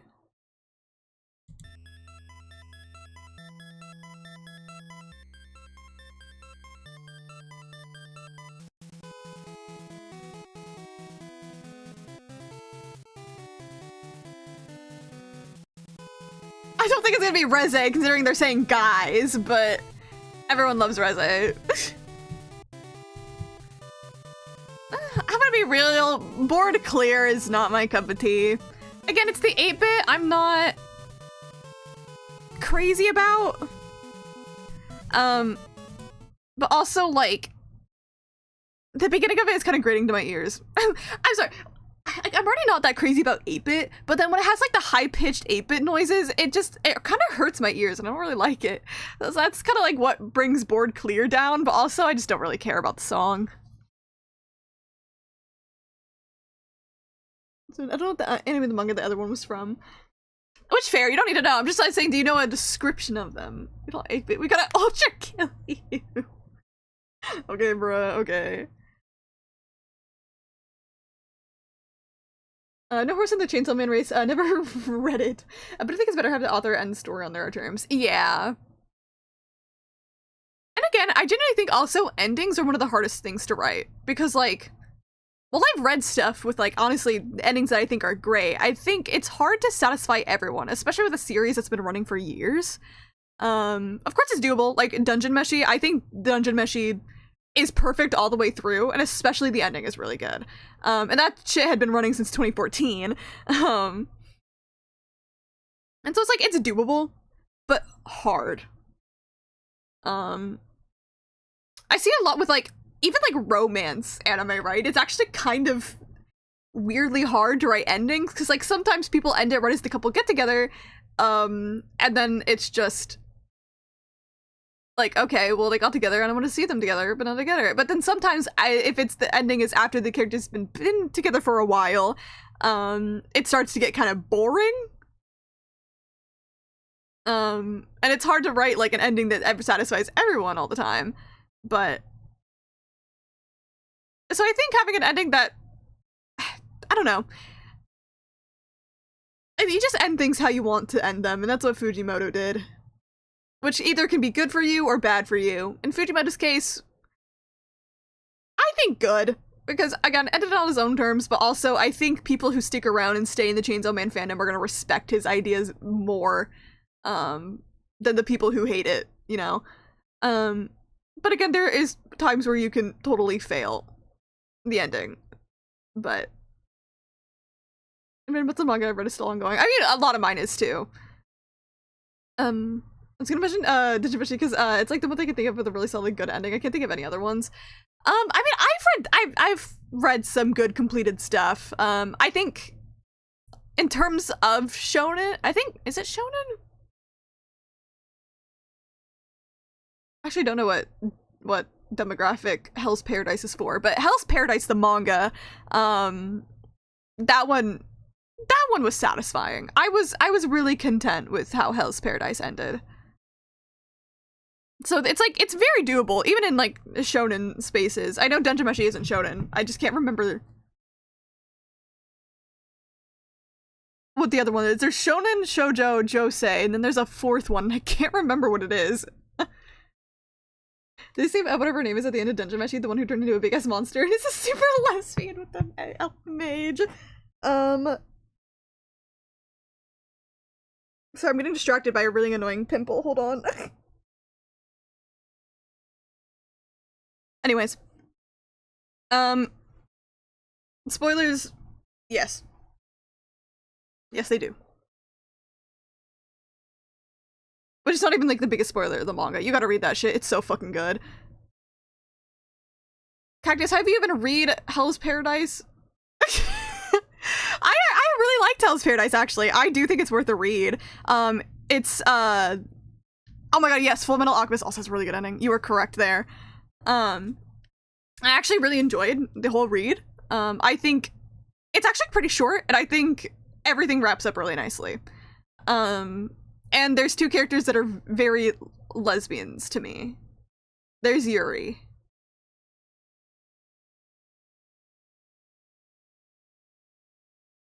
I have not read it, no. You're saying it's not worth it. There is Yuri.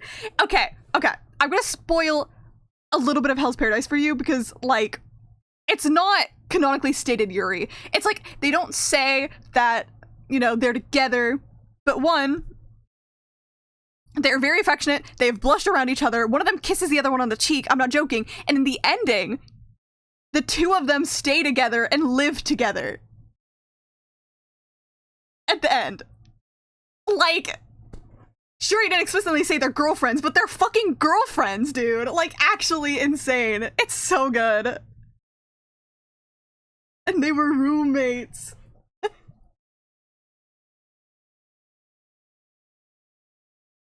Anyways, there's not enough art of those two. I need to draw art of those two, Loki. There's not enough out there. I love them.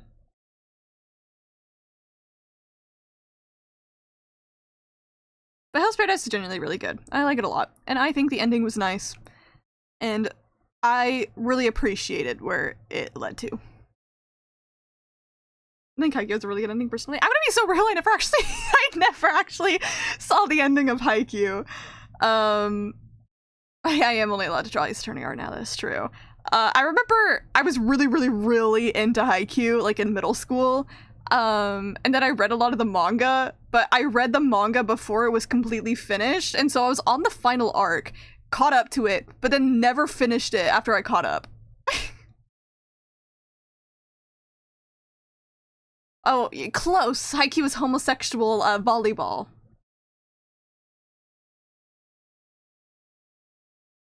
There is a homosexual basketball anime, though. I haven't actually seen that one. I could never get into it. I didn't really care all that much. I mean, to be honest, if there's a sports anime for it, it's always homosexual. Same thing. Sure, whatever you say. The cat came in. I heard homosexual volleyball. Yeah. You know, Haikyuu. Haikyuu's very iconic. It was quote unquote realistic. How they all go to become pros. Even if they never did well with the high school. I'm kind of worried, confused by the wording there, but I mean, yeah, it did win the high school one. Okay, yeah, that is one of the nice things about Haikyuu, is that the ending is realistic. Of like, yeah, like you said, they didn't win the high school one, basically became pros, but also all the characters that just became like non-volleyball players, like, yeah, I think that's very realistic. This is one of the only animes I know. I haven't watched it, but it was popular when Miraculous reached its fandom peak. Yeah, I mean, Haikyuu peaked in popularity like 2020, 2021. It's always been popular. It's never been like an underground anime or anything. It's just that's when it reached its peak. I was mainly a fan in middle school. By the time like 2020 came around and everyone was obsessing with Haikyuu, I kind of like died out of the hype, so it was kind of awkward. But see, the most yaoi maxed I've ever been was watching Yuri on Ice and Haikyuu season 3 release in the same year, at the same time. That shit was life-changing.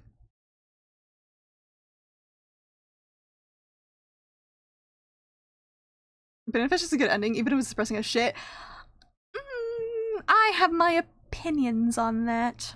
I don't think it has a good ending, but that's mainly because what the author said about it.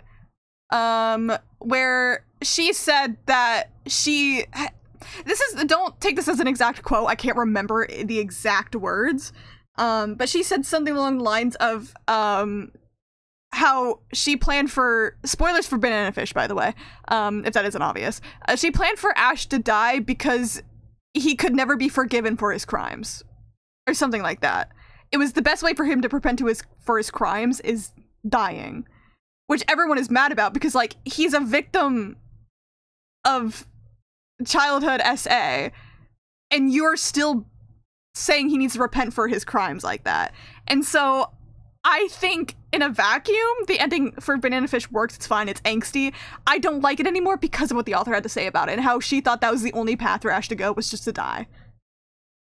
Which I think is so unfair to him and his character and any other characters that get revenge due to being a victim of childhood SA, right?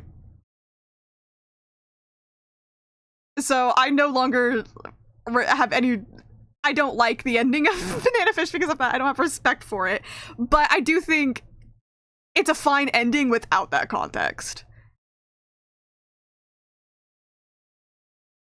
This one Miraculous fan account who I was friends with, who was also big into Haikyuu and Yuri on Ice, and she would post edits of it, so that's how I know about it. Oh yeah, that was me. Some people in chat know this, Lord. Did I ever tell the Lord that I used to run an anime meme account in like 2016? And it's really painful to look at because I was 13 years old. Yeah. I used to post so much Haikyuu and Yuri on Ice memes on it. Like, I was so cringe in middle school.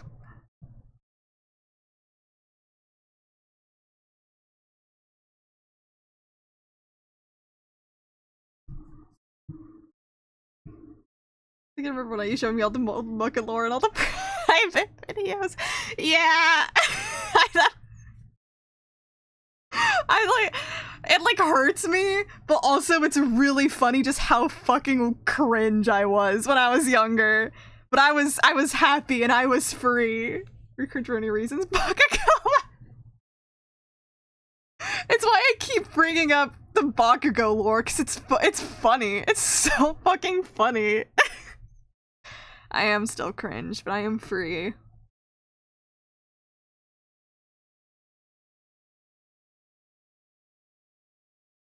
Anyways, welcome to the green room.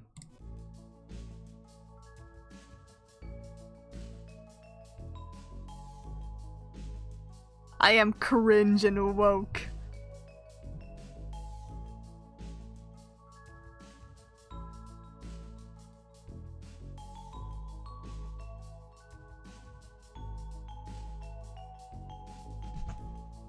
Having this as an alarm is kind of like a banger option. This is like the background music for too many video essays. Yeah. The moment this song dropped, the video essay world had changed. For better, for worse, who knows?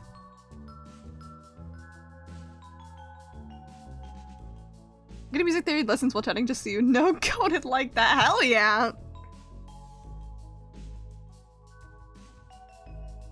Triggered by it. I can never actually have a song that I like as my alarm, I'm being real with you. People who have songs as their alarms are so much stronger than me. Because I used to do that a little bit in like high school, but I had to change it because then I couldn't hear the beginning of the song without feeling like my body like flinching. And I'd stopped liking like the beginning of the song. I still could listen to those songs, but like the beginning of them always makes me flinch still to this day. It like ruins songs for me to have them as an alarm. Okay, don't play yet, Vapor Buster. Welcome to the green room.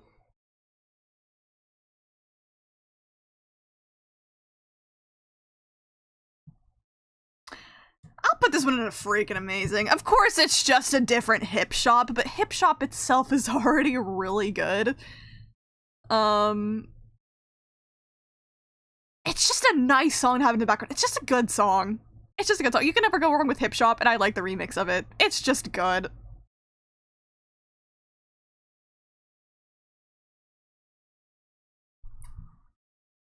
But now we have...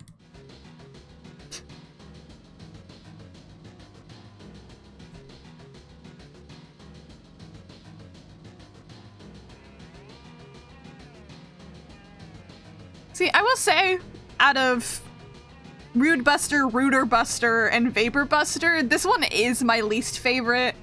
I don't know. It just doesn't hit as much as the other ones. I think I just don't like the slowed down. What is so shocking about that? It's a good song. It's just my least favorite out of the three. I'm not crazy about songs slowed down. But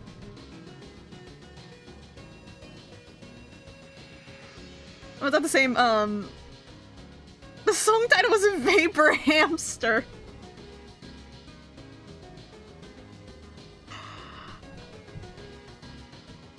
That's really funny, actually. There's no reason for it to be called that, but he just says.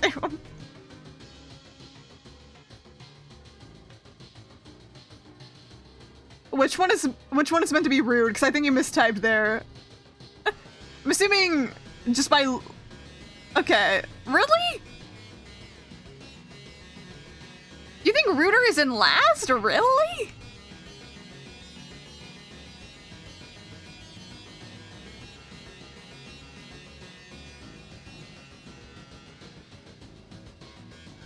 Wait, now I'm confused. Other way... Oh, okay.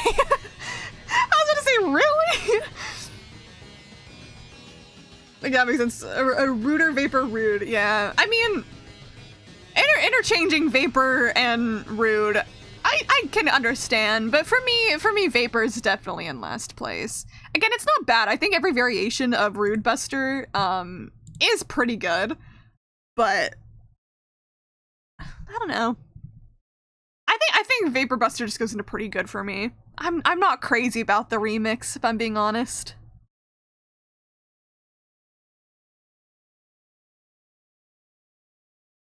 Like, if I'm gonna choose to listen to any of them, I'm gonna first choose Ruder Buster, and then Rude Buster, and then I'll be like, oh, okay, sure, Vapor Buster. I can listen to you too, but I wouldn't choose you as either of my first two. But now...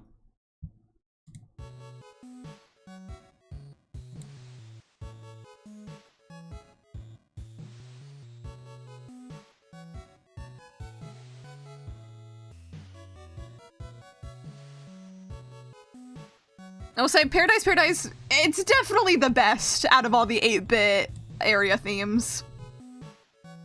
This one is cute.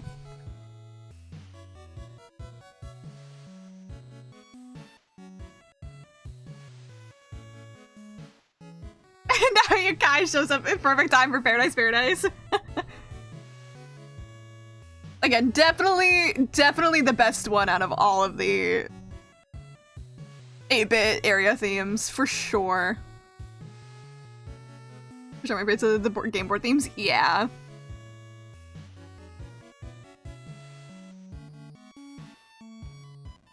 You're gonna fight the Yahtzee? Hell yeah! Hope you win. I still haven't played Yahtzee, I think, in like at least 8 years.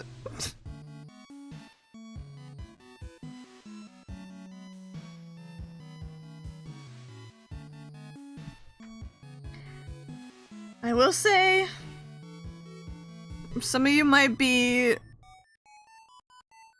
a little sad. It just goes into pretty good for me.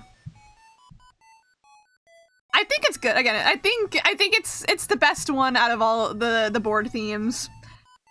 I hate this part, by the way. It's like, it's all good, but I hate this part. Whenever you get high-pitched 8-bit sounds, it hurts my ears. Like,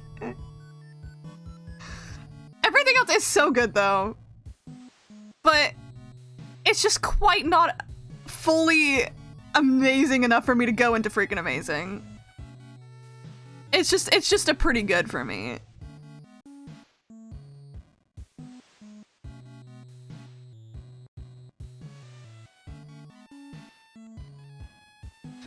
But it would be out of all the game board themes, this would be the one that I would play in the background while just chilling, right?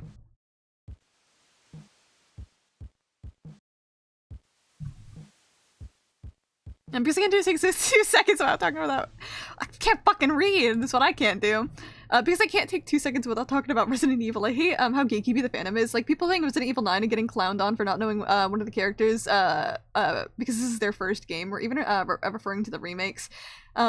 Preferring, I assume I'm about to sneeze. Am I about to sneeze? I can't tell. But my nose felt weird for a second. Most of you remember about this. That's what I've seen too, and it's so weird. Because, like, honestly, I don't know anything about Resident Evil, but it always felt like you could kind of just hop into whatever game you wanted. There's obviously, like, prequel lore to all of them that I could understand, but they're really standalone in the sense that, like, because again, I only know, like, 8. That's the only one I watched a Let's Play of, but I could understand that there was lore that I was missing, but at the same time, I could just fully enjoy watching Markiplier play the game, because it still felt standalone enough to, like, still understand what the general goal of the game was. And my favorite character is Leon because he's, the story is cool, but who gives a fuck if people like Leon because he's hot, yeah! I saw Cactus said who's Leon, and I don't even think anyone's even, did anyone even say Leon before you brought him up?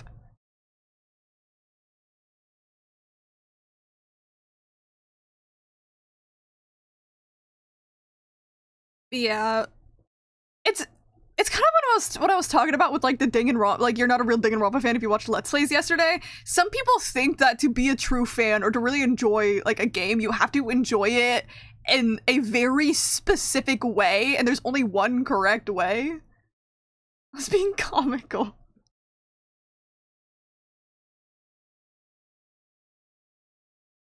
It's like, it was like you just got, like, a random vision in your mind of, like, Leon Kennedy, and you had to be like, who's Leon?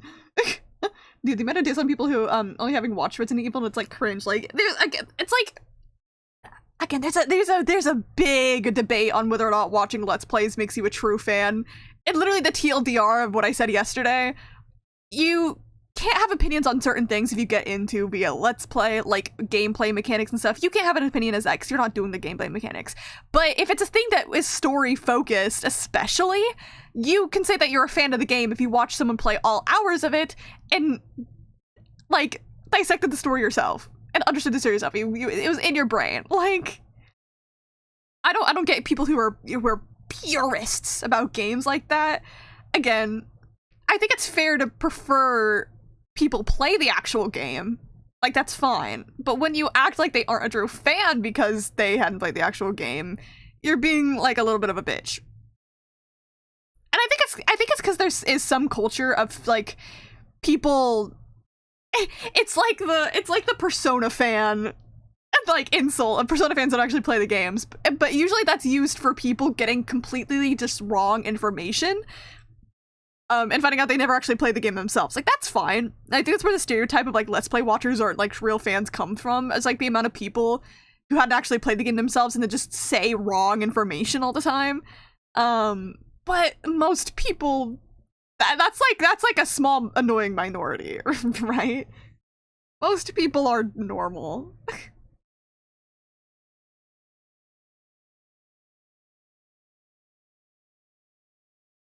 But sometimes it's like, God forbid you have a different interpretation as someone else and then you actually aren't a real fan and never played the game yourself, even if you did play the game. Like, God forbid. See, this is one of them! This is one of them! I hate high-pitched 8-bit noise, it hurts my ears! I'm sorry, this is not my cup of tea. The song isn't... I don't like it. I don't like it. It's grating on my ears, I'm sorry. It's also some people suck at playing the games to me and would rather watch them all the time. Exactly. Like I even said like yesterday too, some people are fine watching horror but not playing horror. And so it's like, yeah, if they're... I think it's more fine for them to watch a Let's Play, because playing and watching are two completely different things. And yeah, it's usually a superiority thing. So like, yeah, the song does get a bit more fun over here, but I still don't like it, if I'm being honest. I don't like it. It's like fine, but I don't like it. But yeah, it is a superiority thing. Some people feel better being like, I did XYZ things, so better a real fan. Yeah. It's also worse with us having remakes because the amount of people who call you a fake fan if you only like the remakes. Yeah, I've definitely seen that. I've also seen it with like Reload too, Persona 3 Reload, where like I fully know that like sometimes the remakes do change things here and there from the original experience, and it's fine to have opinions on that, but some people think because you're not getting the original experience that you're not actually experiencing like the game. It's very weird. It definitely is a superiority thing. Like, I don't know, do people just feel attacked when they see someone enjoying a game in a different way? Like, again, and I think a lot of it is also it's a fear of misinterpreting series they love. They see these people that are like getting into a series in a different way than them, and they fear that these people are going to start misinterpreting things because of the way they got into it, or something like that. And I can generally understand that. Like, obviously you don't want someone to come in and start spreading misinformation about like your favorite series or whatever. And so if that's like the fear, I get it. But if you're pushing people away from consuming the series, period, because of that fear, then that's where the problem is. Not even giving people a chance to understand the series.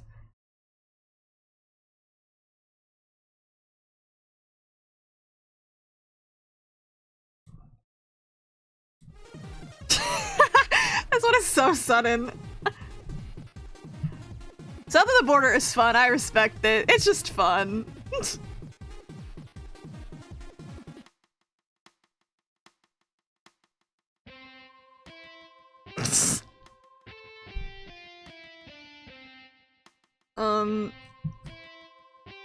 Yeah, I don't really got an opinion on sound check.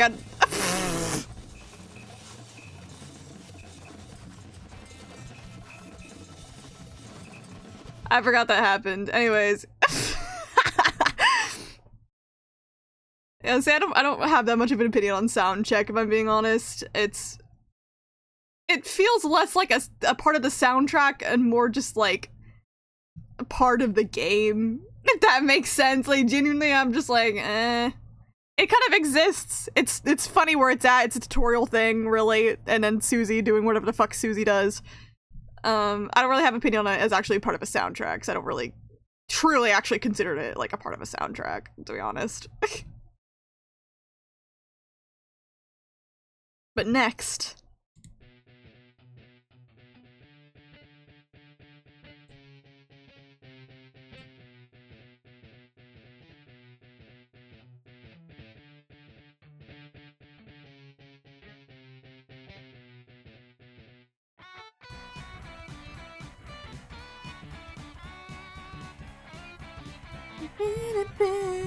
This song's really good.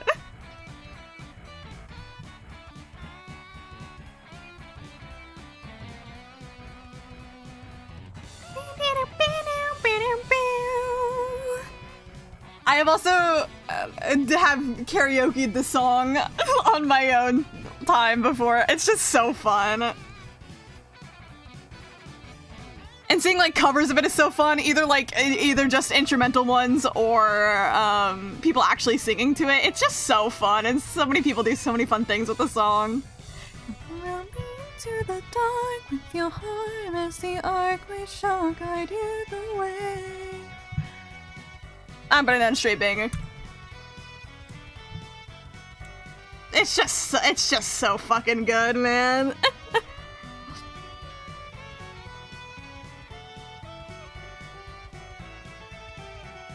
And the minigame is fun too, and like the lore implications of Raise Up Your Bat and like connected to Death is also really cool. It's song itself and everything surrounding it. It's just good. It's just good. Lost girl, find her.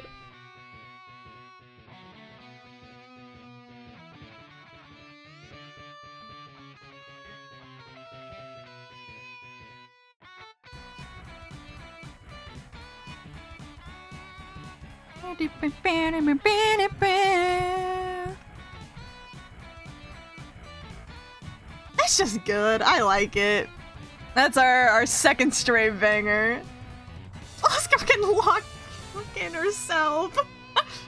Hey, if you believe in Death Knight, that's what she's doing. I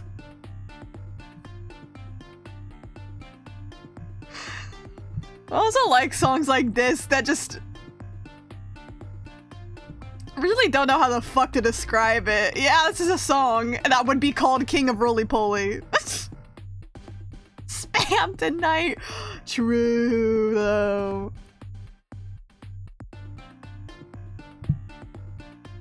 It's funky. I respect it, sure. Every man, that's what I believe.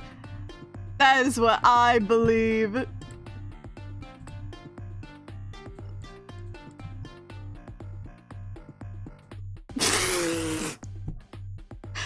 Forgot how big I had him up on my screen.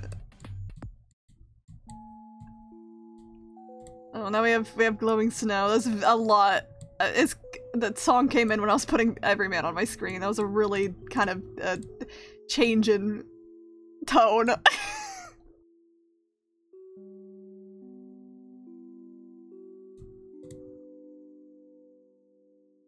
Cast League Theory and I'm a Victorial peak. I can't believe those are going to be confirmed in Chapter 5, guys. I think it's funny, I haven't even gone to Chapter 4 yet. I know nothing of it. I'll get there one day. Have you heard any of the songs? You haven't heard at least maybe out in the wild, but have you heard any of the songs from it? Well, we heard them today, at least, I guess. Please kill yourself. I've said before in other tier list, like OST tier list streams, in just a case of personal music preference, slower songs like this are just kind of boring to me. It's one of those things, it's like, I respect it as a song, and I think where it plays fits really, really well. Same with most of these songs, generally, again, as I kind of repeated like a million times. But my biggest issue is that I just can't care for slower songs a lot, because I just get bored. My brain needs constant stimulation when it comes to music. So songs like this, it's just, I hear it and I just can't bring myself to care all that much, but I do respect it as a song. So I think this one, again, will go into a good old I respect it. I'm so brain rotted. Dude, I got into EDM at the age of like 12 and it changed my music taste forever. For better or for worse. But I also grew up listening to like my brother's music, and that's what really got me to like Paramore. And he would have listened to like a lot of like Avenged Sevenfold and like Slipknot too. So something changed in my brain growing up. Yeah. Someone would definitely may rate this song differently for me. I just am not crazy about slower songs, and that's just who I am.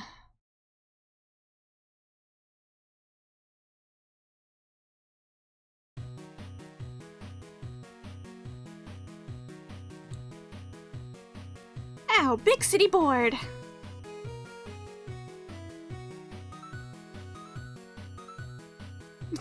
Be who you are. I think a repeated pattern I've seen a woman active on the internet is not caring for slow songs. Really?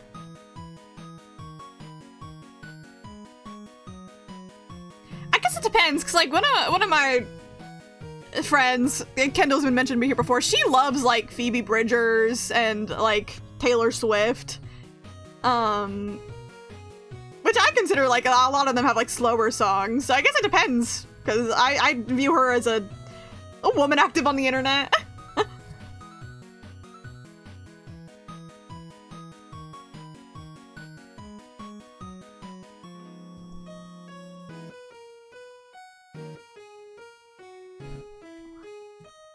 Also, the song's alright. I'll give Big City Board, I respect it.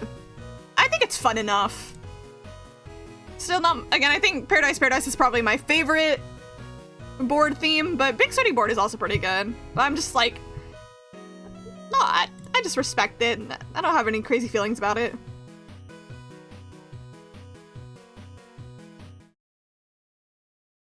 At least 8 times with women active. I've heard the same things you said, like 8 times active in different places on the internet. And did am I just like accidentally like a stereotype or some shit? Like, I didn't know this is a common thing. I mean, I know there's other people like similar to me, obviously, but I don't know if it's, we're too internet brain rotted. But again, I have the thing of me in middle school really getting into EDM and like dubstep and like all of that. So it's like, I feel like that's what fucked my brain over. So I don't know if we have the same backstory. Oh, the guy from Chainsaw Man, huge.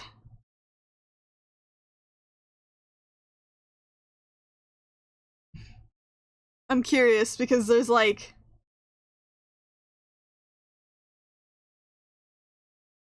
only so many men to choose from, so I'm like, I have 3 in my mind that I'm thinking of. Yeah, Yoshida.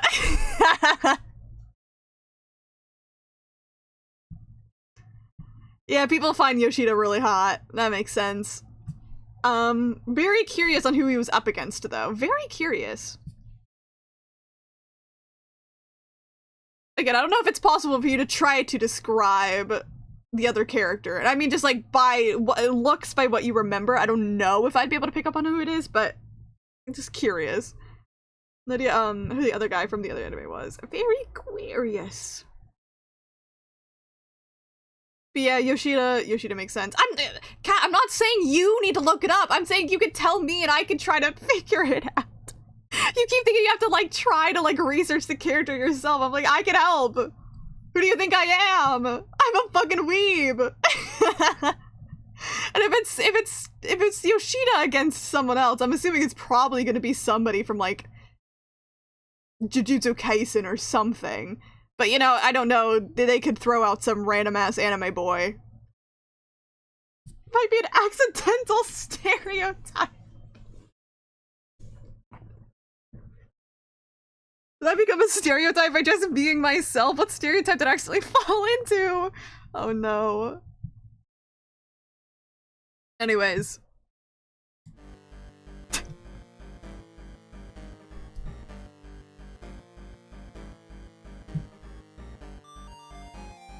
I'm not performative!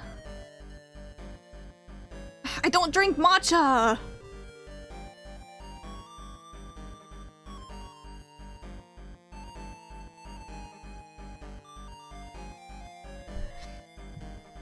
I mean, honestly, I kind of do like Doom board out of these as well.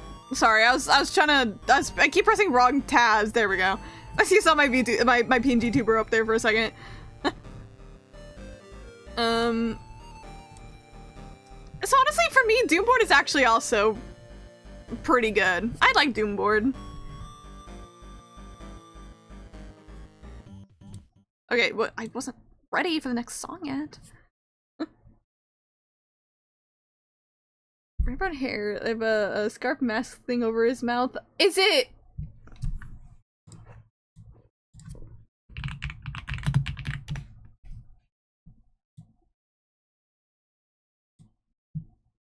Is it him?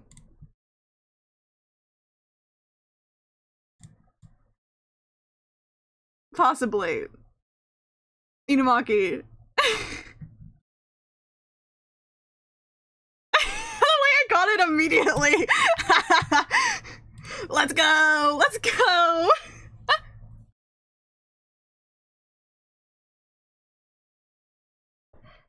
I'm too good at this. I'm too good at this.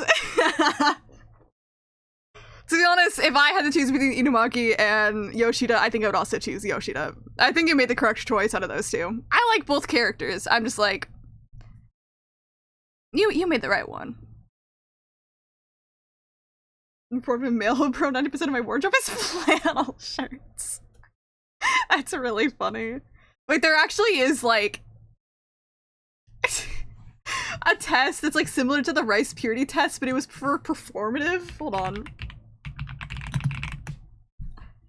It's performative purity test. I won't do it right at the second because I have a tier list to do, but there's this test where you could like, I guess I still have Everyman there. You could like, do you listen to fuck, I forgot how you say it. Leve, listen Beepa Doobie to Lord of Phoebe Bridgers. Do you know your MBTI? Do you wear flannels or workwear over jackets? What is this? It's the performative purity test. You can see how performative you are. Where did every peak appear? He's always been there. Only those with pure of hearts can see him. I'm glad you opened your heart up to him. I have him like sitting right there. Get back to you on this. I'll take it later.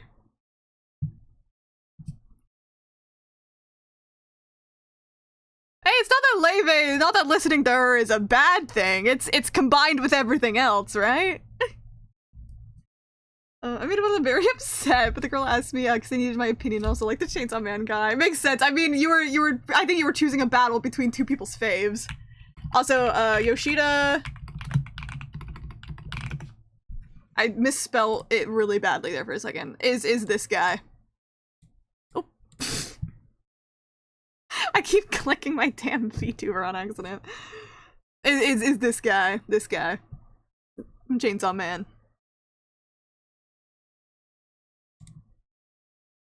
Mocha jump scare.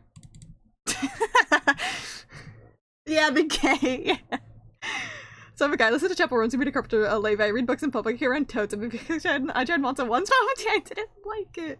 See, not liking matcha is what saved you. See, the thing is, Kat, from what I know about you, you're not a performative male, you're just a theater kid.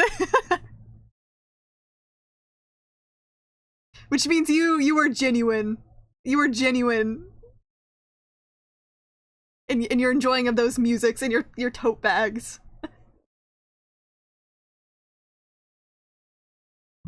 Alright. But next we have Metaphysical Challenge.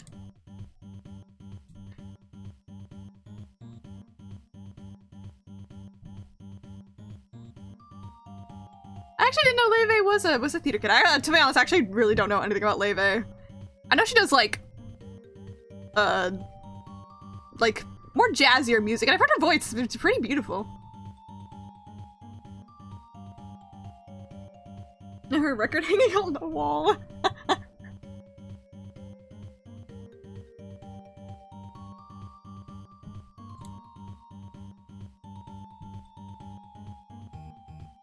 See, for me, this is just kind of like Doom board, but not as fun. So it's like I don't really care all that much, to be honest. Oh no, I'll put that more in of a. I was gonna say, oh, hey, wait a second, man, wait a second. We'll get to you in a second. Don't you worry, don't you worry. So yeah, I just don't really care. I was about to say not my cup of tea, but that's more of like a I have something I don't like about it, but I just don't care about it. It's just a Doom board, but worse. But anyways.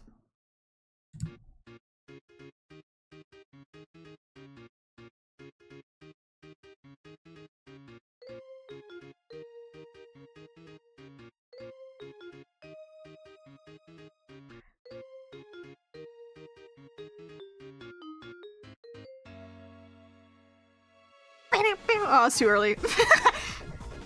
No, I'm sorry, TV World, so fucking good.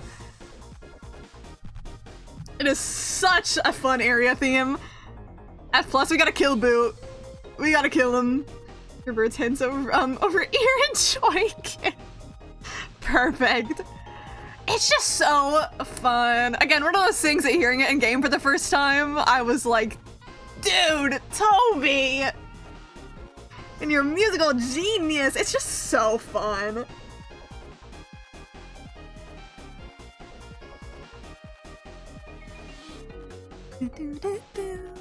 It's just, I don't know. It's just, it's one of those things I can't really say why it's so good. I'm just like, man, it's good. It's just good. Sometimes songs are just good. And of course, we'll get to the next song. And while the next song's good, is it crazy to say that I kind of like TV World more than It's TV Time? Obviously, both are good. Something about TV World scratches my brain just slightly more than It's TV Time.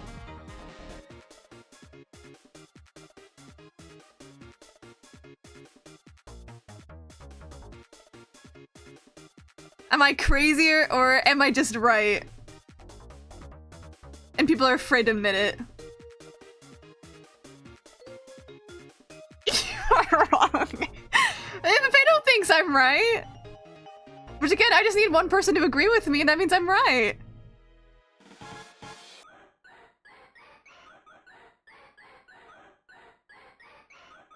Bow, bow, bow.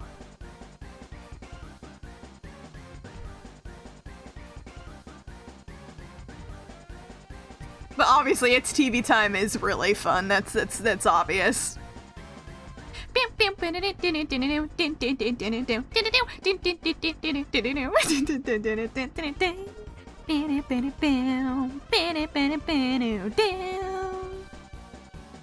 It's one of those songs where it's like I kind of have to like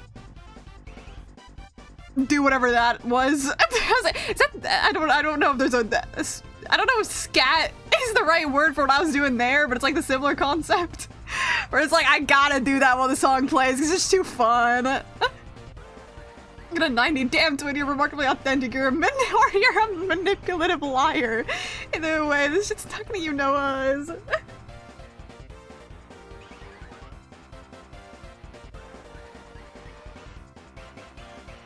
We have learned that Cactus isn't performative today.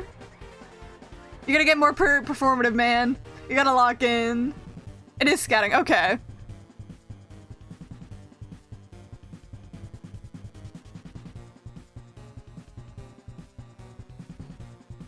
Of course, I think it's fun that they bring in Doomboard to this.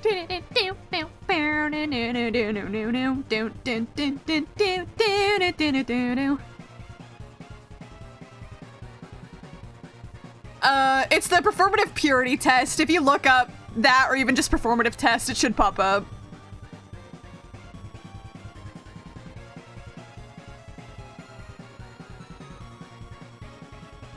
Oh, but this part. Oh, this part's so good.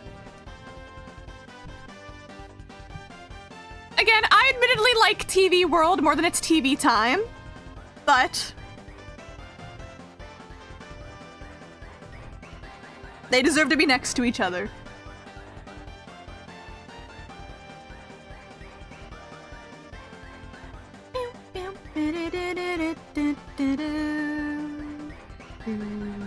It's TV time, we're like, it's sleeping time, it's snooze fest.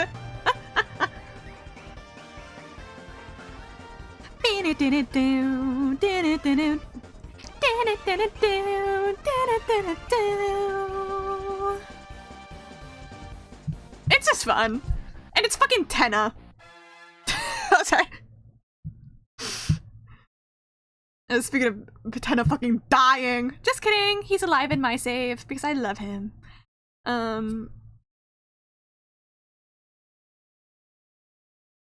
Anyways, yeah, anything just, it's Tenna. I can't, but like, I genuinely, not even just really the soundtracks, just generally, cannot believe we existed in a world without Tenna before Chapter 3 released. Like, Chapter 3 came out, Tenna was introduced to the world, and it feels like he's always been here. Tenna, the world would suck without you. Thank you for being in my life.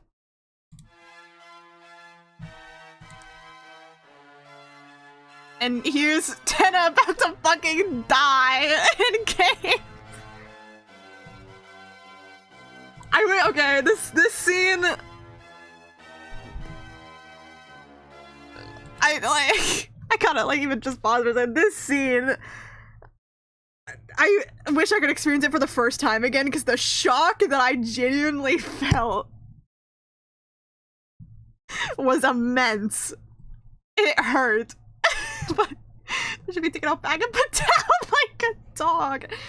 See, you know when characters get sentences like that said about them that they are actually truly beloved by the internet. That's how I feel about Reagan Arataka.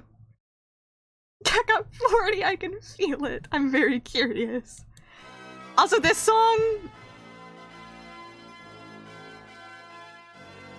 I don't really care. I don't have an opinion on it.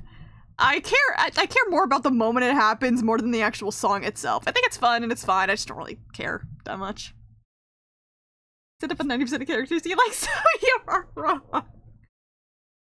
I only have good taste in fictional characters, okay? Got a 60. We all know I'm a theater kid. I generally enjoy these things. You got a 60. Cat so far is my most performative chat member.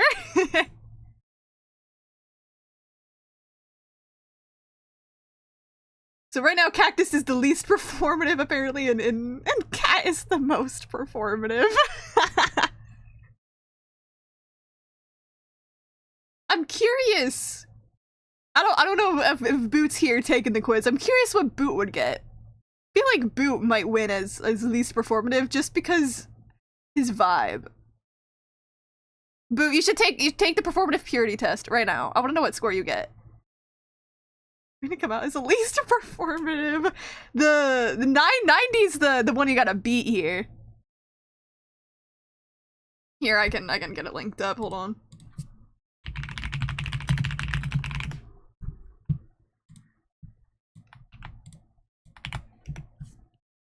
There.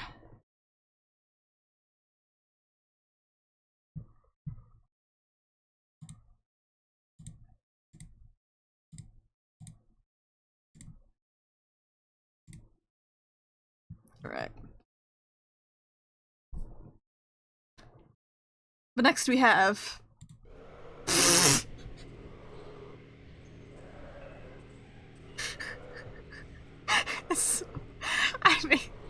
I mean, yeah.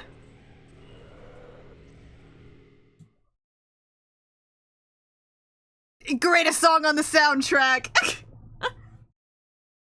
To be honest, that's a no opinion one. For me, it's one of those songs that feels more like it's supposed to be like ambience more than like an actual song.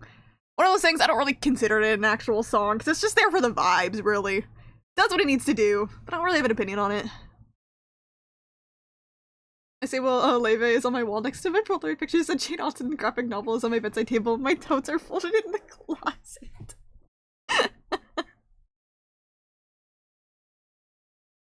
See, again, it's so funny because you are like the definition of what people say is a performative male, but you're so, like, I know you're so genuine about it. Like, you're probably the opposite of a performative male. It's so funny. Anyways.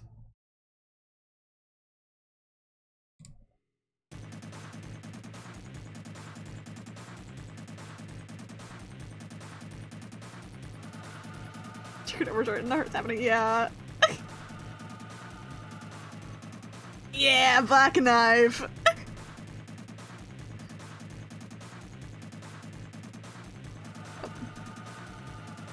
Wow, Cactus giving us a thumbs down? Okay.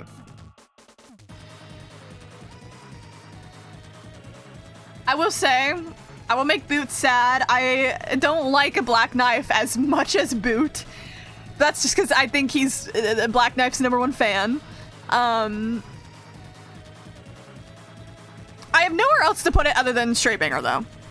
But I will say, it is not my favorite battle theme out of all the ones we've gotten so far. But I think it's really, really, really, really good.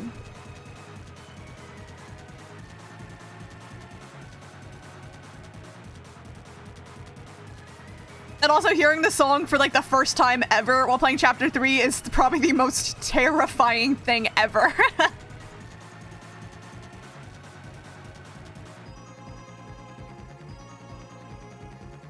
And the some exact opposite. I generally enjoy all these things, yeah.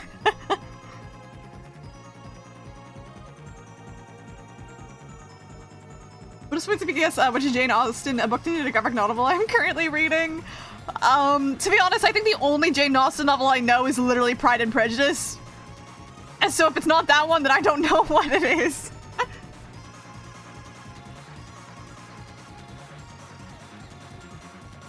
Man, this song is just so fucking good. Toby knows how to write battle themes, like, my god.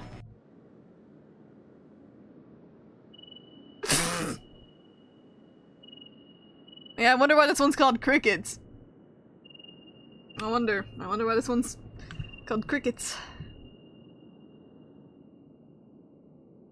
It's fucking crickets, man. I'm unsure of how to judge the song that's just about crickets. Again, same as Breath. It's an ambience thing. Lancerty.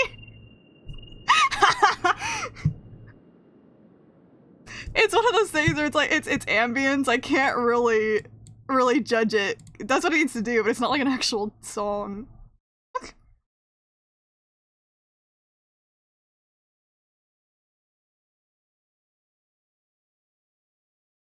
Don't know if it quite hits Lancer tier for me personally, though. Yes, that is the one. Alright. Alright, now guys, get ready for the best song in, like, literally all of the soundtrack. Like, this shit.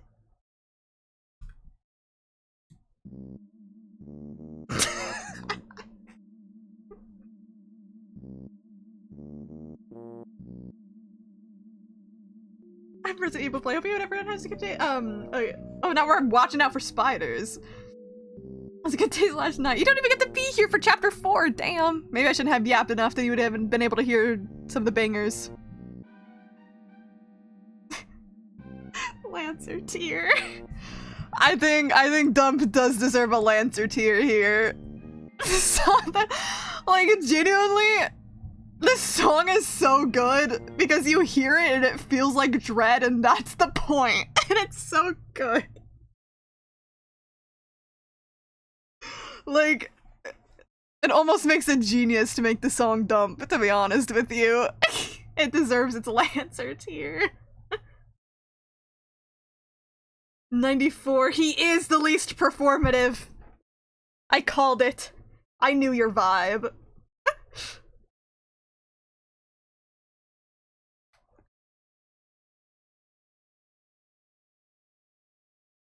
Damn. We still have our most performative, we still have our least performative. Here, what I'll do is I'll finish Chapter 3 tier list, get all the Chapter 3 songs done. We'll take an intermission so I can do the performative purity test. You guys can judge me. And then we'll continue on with Chapter 4. So let's get through Chapter 3.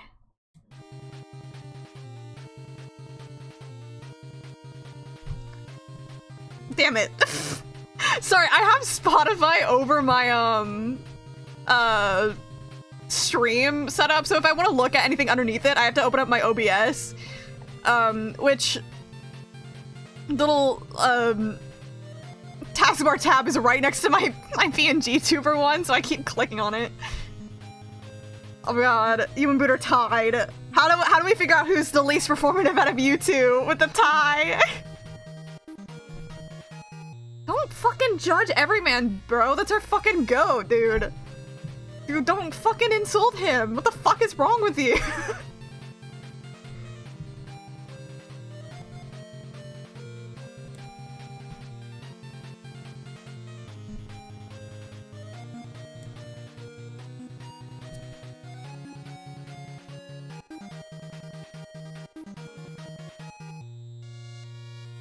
Sword is another one of those ones where it's like, it'll go into I respect it again. Again, I feel bad I'm not listing a lot of like the 8-bit ones higher, but again, it's just, I'm not crazy about a lot of the 8-bit ones, unfortunately. I do think this one's good though, but like especially this part, I think it's a lot more fun in the beginning, but the beginning's just kind of boring. I'm gonna get a 1 on the perverted male test. But it's because he's so authentic and loves women. Every man loves women, every man loves everyone, and every man is every man. He's in every band for everyone.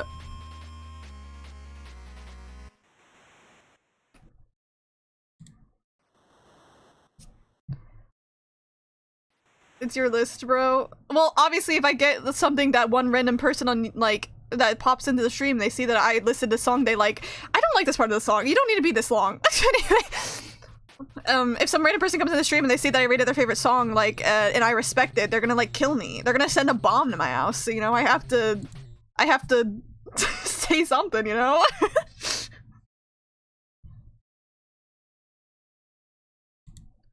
Oh, speaking of which, I did my tier list of Deltarune theories at one time, and I think there's like one person, I think, in the comments, they left like 4 comments on it. They were like mad, but I genuinely think they like skipped to the end and just looked at my tier list because I think they genuinely thought I had homophobic Toriel like on B tier, which I put it in B tier as a joke because it was B for bullshit. But I think they skipped to the end because they were really upset that I put like a homophobic Toriel above something else, and I'm like, well, I actually didn't. It's there for the bit. Like maybe I should have put it in my my joke tier. But, like, some people got mad.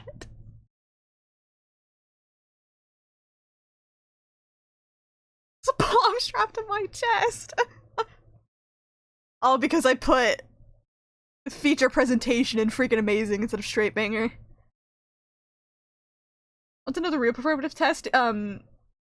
If you fact a man-child and know the dance, the song isn't about you. So you are not performative. The song Man-Child is a Sabrina Carpenter song. You know what? Fair. Except I'm performative because I don't vibe to Man-Child and I don't know the dance. I was gonna say, you don't know Sabrina Carpenter, but it's like, actually, it's not actually all that crazy to not really know her. She's just really big right now. Pop star, came from Disney Channel. I watched her growing up, so. I've seen her change over the times. She made the song Espresso.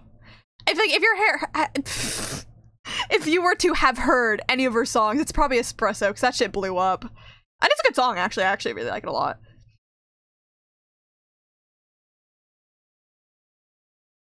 And I listen to real music? Exactly, like this. This is my favorite song. Northern Light. A lot of guys who've got up by the lyrics, which makes sense. Because people hear anyone say anything bad about men and they're like, wow, you should like kill yourself. Because they always think everything's about them. Anyways, Northern Light. I don't really care about it. I'm sorry, Northern Light, I don't really care. It's fine. Oh my god, there's this song that I really like, and I love it. It's by Studio Killers. It's the song All Men Are Pigs. And there's men that get pissed at that song. They get mad at it. Because I mean, read the title, of course, you're gonna think it's like some I Hate Men song with the name All Men Are Pigs. But if you actually listen to the lyrics, it's actually in the POV of a man saying that all other men are pigs except for him. He's a good one. He's the nice guy. And so it's such a fun song, and I really like it. But it gets people so mad, because they're like, what do you mean all men are pigs? You're a misandrist. But it's actually just another man. It's talking about another man being a bitch to other men.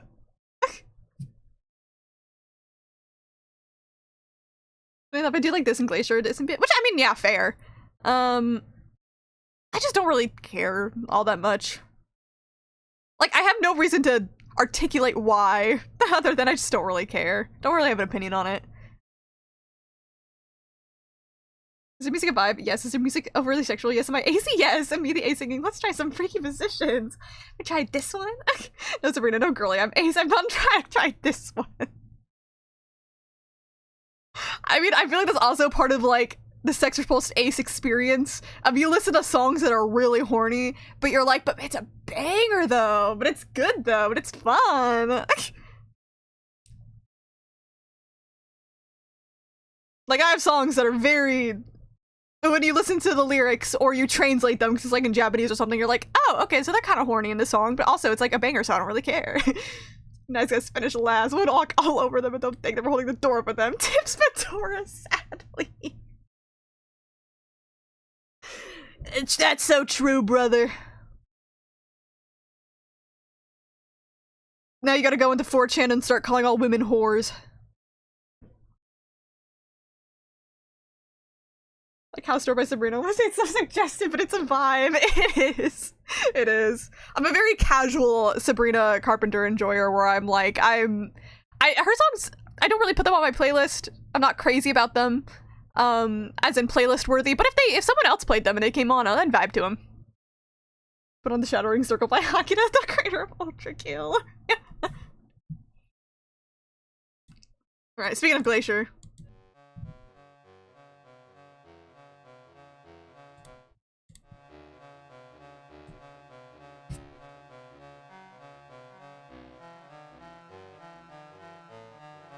And she's thinking about tour guides. It could be your hot tour guide. Yes, tour guide representation. It's perfect.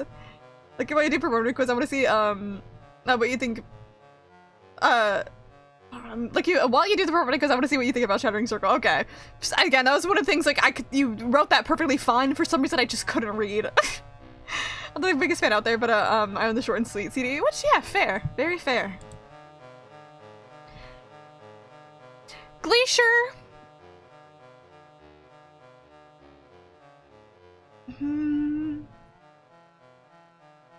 See, I like it because better than Northern Light, this has more of a specific kind of creepy vibe to it that I think is kind of cooler. As a song, I don't really care, but for the vibes, I like it better. There's just some, like, it's just the vibe that the song has is just good. So Glacier can go into, and I respect it. All right, we have 3 more songs of chapter 3.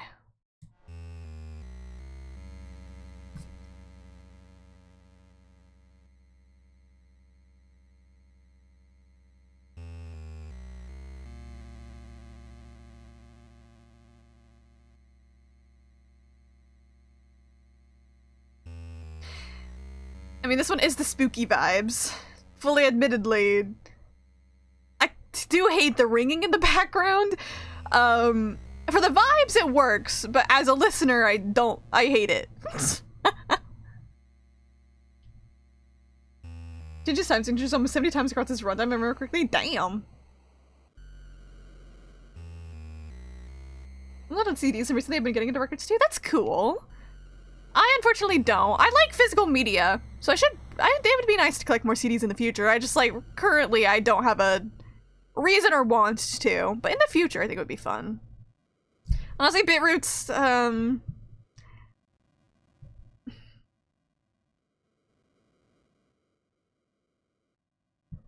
one might go into not my cup of tea. It's, again, one of those things where it's like, vibe-wise, good. What does in the game? Good. Do I like listening to the song? Not really. I like the do-do-do-do-do, like the I like that sound, but I don't like everything else about it.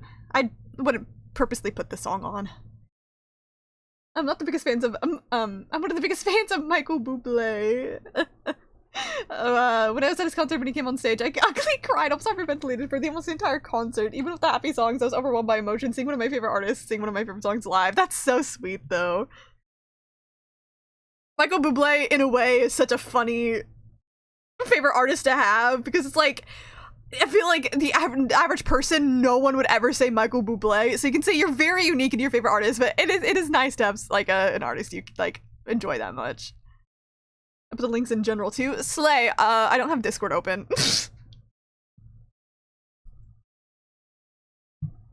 So it doesn't currently matter to me at this very moment in time, because I can't grab them, but...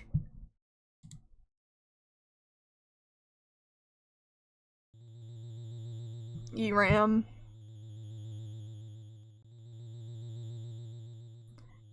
I don't care. It's 15 seconds long of just this. I really don't care all that much.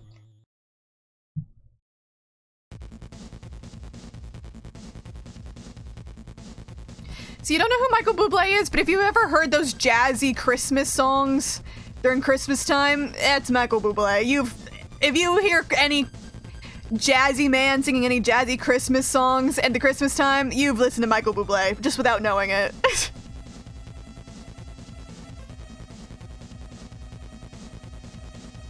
See, what I like about Burning Eyes, is that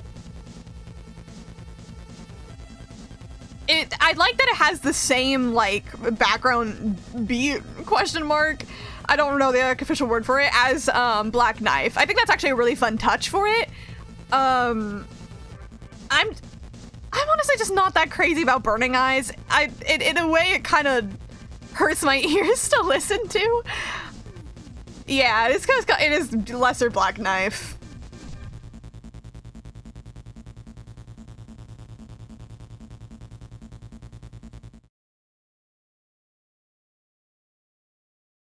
Bro's freaking out.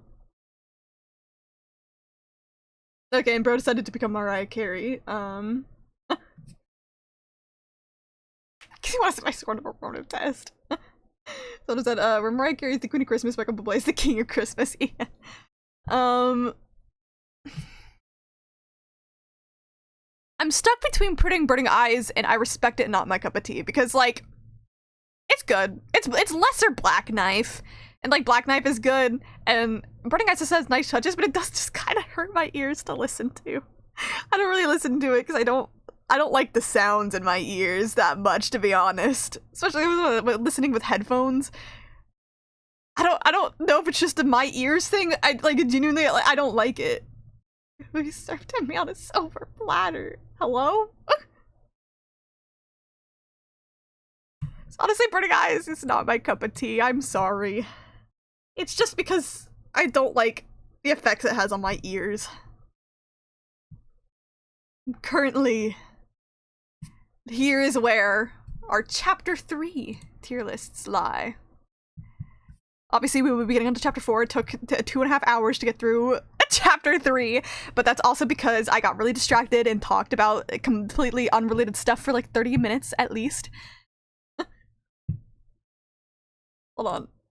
Just doing this so I can open up Discord real quick. I don't need to be a BRB on Discord. I just like prefer to not have it up on stream currently. Yeah, it's again. Well, not my cup of tea doesn't mean this shit sucks. It just means that, like, I don't really like listening to it all that much. And for me, it's especially, again, it's something about the 8-bit effect has, like, such a harsh effect on my ears that I don't like.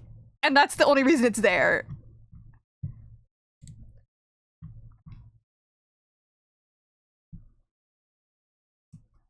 Yeah, I'm pulling up the Shattering Circle while we take our intermission.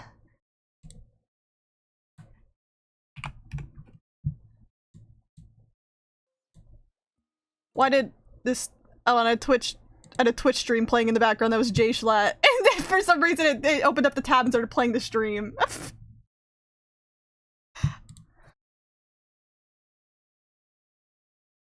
Performative time. Okay, you can disappear for a second, everyman. Also, my radio show, well, in the music theme, in my episode today, I had to regular pop songs, and the queerness, Sam Smith, and we all screamed our hearts out to the subway by Chaperone. My radio show's, about little moments of joy, happiness, the little things in life, and is there anything more important than being able to be yourself? Yeah! Which is so beautiful and so kind. Alright. We can judge this. I'm turning it down on my side, but hoping it's a fine enough volume on yours.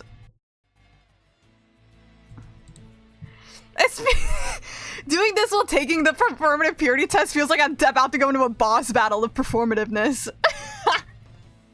I was like, it's not fit for the situation at all. So far is good, though. Leve. Did up a Pride special last year, blasted Lady Gaga, Pink, Chapel, and loads of other queer artists? Hell yeah. Alright guys, this is the most intense moment of my life. Do you use wired headphones? Yes, because I don't like AirPods. I don't like anything that's not wired, especially because I don't like how they sit in my ear. I do own a tote bag. It is a Barnes & Noble tote bag. I wouldn't consider it a tote bag with a graphic or art print because it's a Barnes & Noble one. I don't carry the tote bag at least once a week. I mainly use it when I'm going to Barnes & Noble or going to like a sleepover. I do wear baggy jeans. I love baggy jeans. I don't wear jorts. Actually, that's a lie. I do wear jorts. Just not in a while. Oh, I'm gonna be less performative than you, Kat, but I'm definitely not the least performative. I don't wear flannels. I don't wear sunglasses, actually, ever. Do I click this one? I've worn beanies for cosplay. Turn it up a little bit more? Okay, thank you. This is really good, though. Again, not fit for the situation at all, but the music's really good. Does the beanies one count if it was for a cosplay? Because then yes, but not like regularly.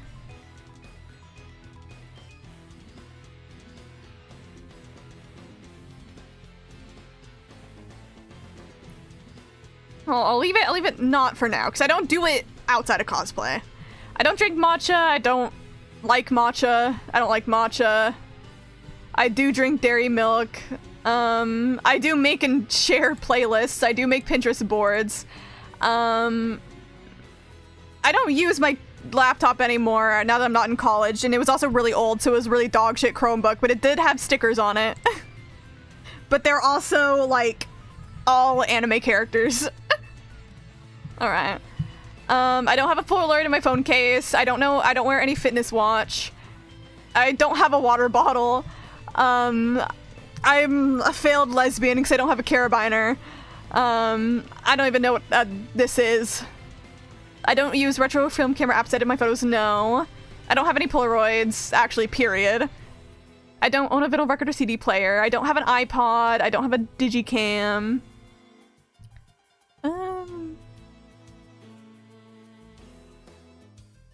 I don't know what statement clothing is, to be honest.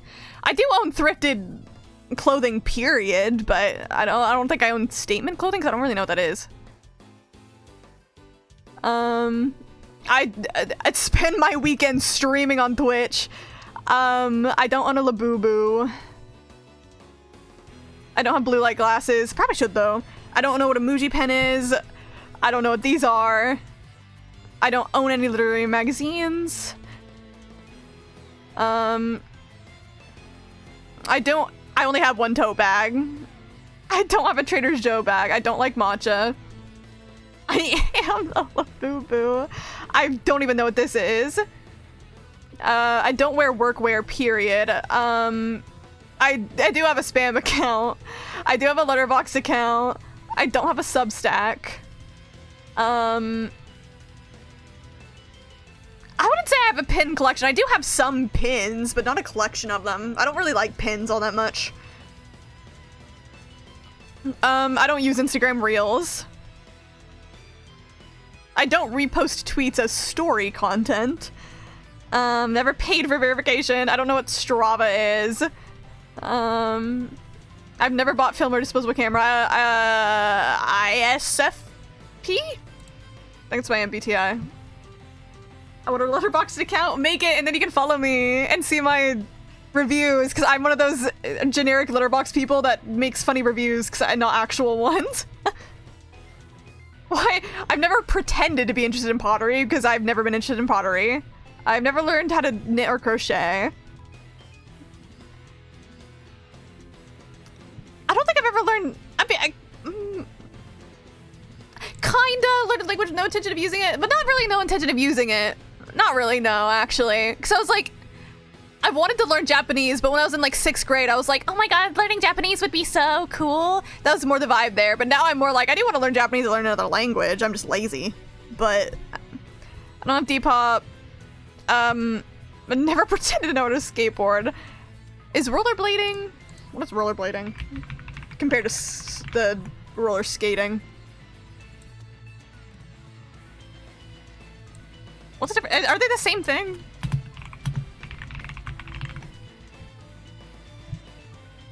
Oh, okay. Skates are the 2x2 setup, and rollerblades are the... Okay, they're a bit different. This is a banger though, by the way. I feel like I'm more focused on this than music, but like, still, the music's really good.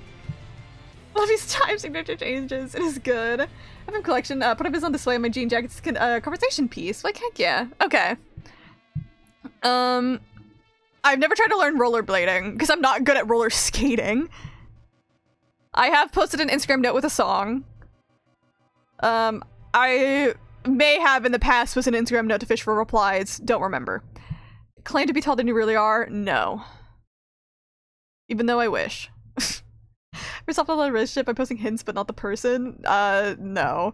Have you ever captured a post with an obscure reference or inside joke? Definitely have in the past. Have you ever posted an ambiguous quote or lyrics in Instagram caption? Yes, I did that a lot in middle school.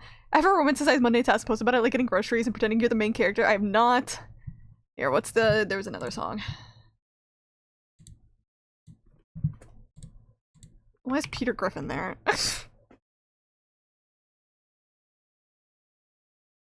I'm not a big fan of the most ultra kill OST. That'd be the transition. Ah, okay. I think the I wasn't Undertale. I think the ultra kill OST is really freaking good. Genuinely really good. Like, this is good. But I feel like I haven't gone through it and actually listened to every bit of the soundtrack enough. Have you ever photo dump of random aesthetic shots? Actually have not. A moody sunset photo with no caption? No. Oh, holding or cuddling a friend's dog or someone's baby to get likes? I have not. Perceived it, I've not perceived it anywhere niche. So we're heading your favorite indie artist new release? No. Or I don't know what a quarter zip is. Have you ever posted an Instagram story of your workplace or desk setup? No. I don't get coffee or latte art.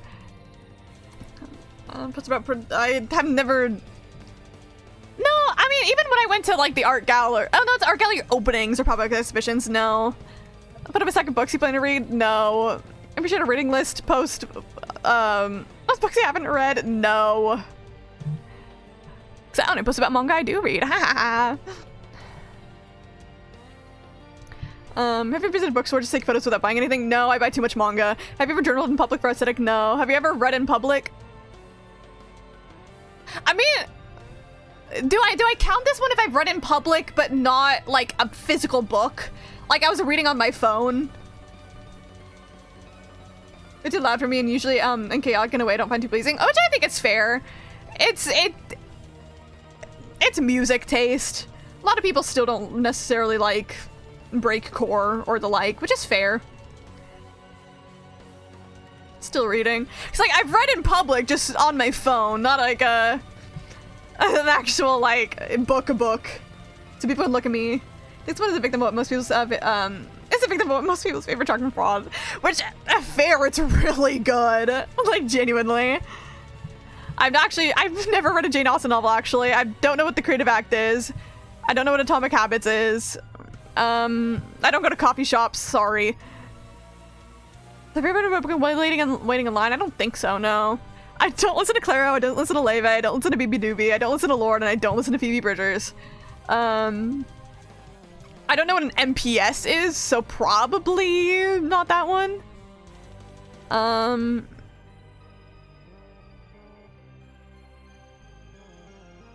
I've made like a Halloween Spotify playlist. I don't know if that counts for a season or a month.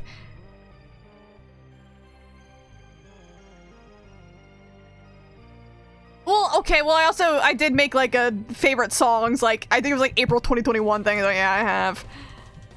Have you ever asked a girl about Love Island or Coraline? I don't think so. Have you thinking about your shoes on textured surfaces? Don't remember, so I'll say no. Did I understand a niche film or seem cultured? Not really. For clearly to be performative since before? Probably not. Do I know my moon sign? Yeah, I'm a Taurus. Do you know a trait from your zodiac sign? I don't remember, because I don't care. I used to.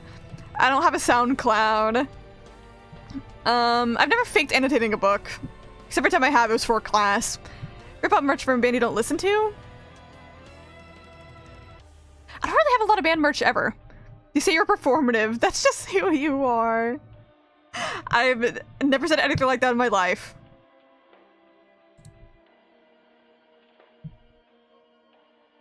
And this is my result. It could have been worse. It's not that bad.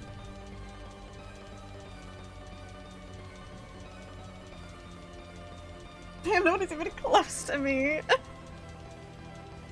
Mostly genuine with occasional performative moments. You own a tote bag, that's not ironic. You listen to Leve.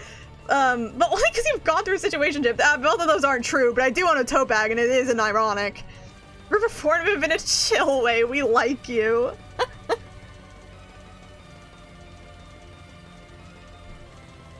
With this intense music in the background to reveal my performative purity test score.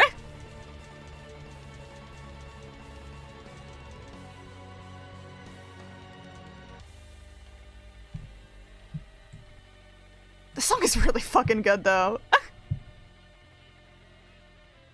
And perfect, it's just about the end. You're too performative. Cat is, not me. I'm genuine. I mean, some of those that I ticked off, I feel like was because I was, in a sense, performative in middle school, in the sense of I just wanted to look cool on social media so people would like me. So some of those were me in the past, wanting to look cool. But I'm more genuine nowadays. It was a sleep time for me. Have a good night. John, performative and gang. Have a good night, Cactus. Thank you for being here. At least we got through we got through chapter 3. And I probably am gonna try to create like a little edited version of this relatively soon. Get this in an edited version out pretty quickly, just because I want to make sure I don't procrastinate enough, and then chapter 5's out and I have to post this, but I think this level was insane, by the way. Oh, I can imagine hearing that for the first time. I say it a lot, but that would be the same as ascending to heaven, I think.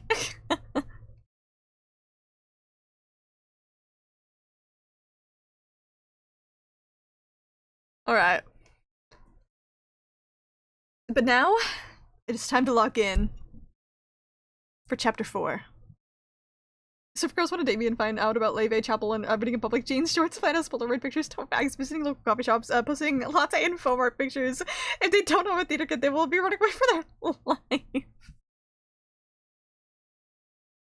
To be fair, I think a lot of what the controversy around the performative male came from was that people were using it to describe people that are like you and genuine. I think people forget, like in a non-joking sense, that performative men in general are always a little bit misogynistic about it. So, and you, from what I know, you're absolutely not misogynistic. But that's part of like what is in the performativeness, is they're putting on a performance to seem like they're progressive, but they're not.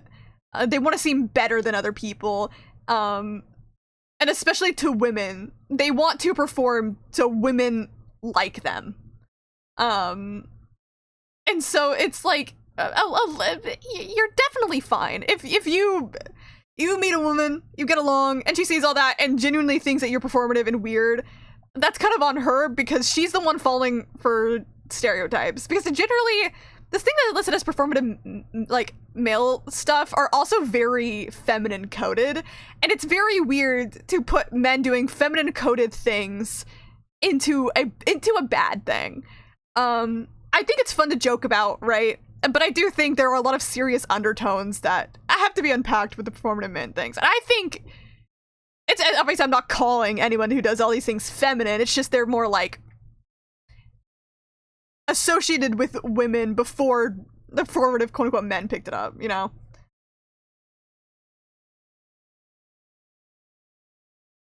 Susie says, we're not performing, we genuinely enjoy it. I think people see that my intentions are very good and wholesome. Yeah. I'll say, but if people see that this is genuinely stuff you enjoy, you're not performative, and it would be very unfair to call you that. That's like what a lot of people had a problem with the performative male trend, is that there are people who do this genuinely that are now getting labeled performative because of this trend, this stereotype. I've watched some really good videos on it. It was actually really interesting. And they articulate their points a lot better than me, but the sixth guy I know who's a little involved with Ultra Kill as it was happening, some variation of, oh my god, it's all over the screen, was said about 22 times.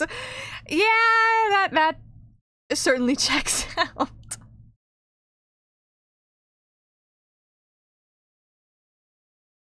I wonder how that other guy was feeling receiving all of those. I just got some design in a level in a video game. Hard as balls the percent round. Oh my god. Oh my god. That's I think we chatted about that before. Again, obviously I haven't played it myself, but I watched a boot play through it a little bit. So yeah, it seems like it would be. Alright. But to start off, chapter 4. The tiny bit of burning eyes that play for a second.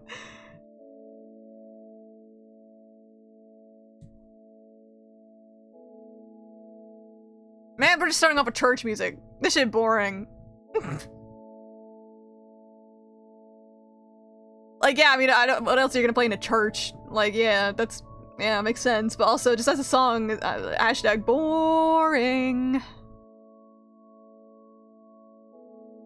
Oh, no, I'm not abandoning man. Like, I have this one thing. Guys have so little options to choose from for prom clothes. I've been looking for a blazer tailored suit with glitter on it to elevate and stand out. I know the rough guys would be like, you put it away, but I would be like, oh, gee, put it on me. Dude, I was like low-key talking with like GB before. I feel bad for y'all. Men's fashion, you guys get like nothing. I feel like women's fashion is so vast in so many different styles and subcultures, and while like you can be a man and still participate in those subcultures, it's so much more limited. Like, y'all got nothing if you want like more masculine clothing but fashionable. They had to nerf it kind of hard. I think she homo cat. You don't understand how often I quote that. It's so funny. Also, I'm gonna be so real, the song's not my cup of tea, if I'm being honest with you. I really just can't care about it. And also kind of hurts my ears a little bit. Okay. Yes, sure. Sometimes I pause in between to see if there's anything to chat about, but...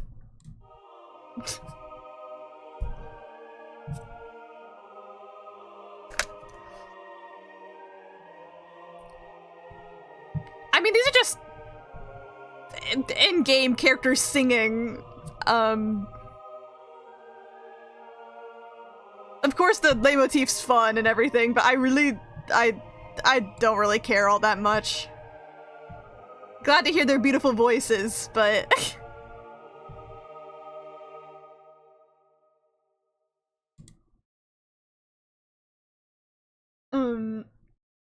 I nearly touched a blazer to the suit of my dreams. Classic black, but with glitter on it in a very sideways way. It was in London, in Harrods. Is that how I say that? Designer store. I've considered buying it, but there was no price tag. Then I found out it was... I don't know how to say the first word, but I know the second one would be like couture, right? High fashion, made in a limited batch, tailored to you. Yeah, you would have been paying probably all your life savings for that, unfortunately. Gotta have enough money for that. Yeah, that is very unfortunate. So it means that you need to just get your own suit and then bedazzle it yourself. I had actually a friend that did that, not with a suit, but with a cosplay of hers. Where she got a cosplay, but then she wanted it to be sparkly, so she completely bedazzled, like, not the whole thing, but like, aesthetically pleasing bits and pieces of it, and it actually looked really nice.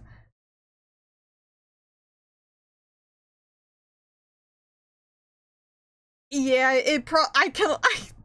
I can't imagine how expensive that would have been. I pursue there's black velvet and how much it stands out so well. Hell yeah! I'm glad you're having fun with it, because okay, I was even talking about just general men's fashion before, but men's formal wear. Again, y'all got nothing. Like, you get a suit, that's it. And like, that's so boring. Of course, like, there's been people that go really creative with it, and I like when people do that, but a lot of the time, they just show up in a normal-ass suit, and I'm like, okay. Too lazy to have fun? Huh? If I put the fashion lies, the big toxic fat something wants you to believe. You can be content with the undress as masculine, as long as it's gonna take a little more than women's. Oh, I mean, well, you're not wrong, okay, right? I'm not even saying in a way, like, you have to dress masculinely. I like, if you're only dressing masculinely, then you're limited. But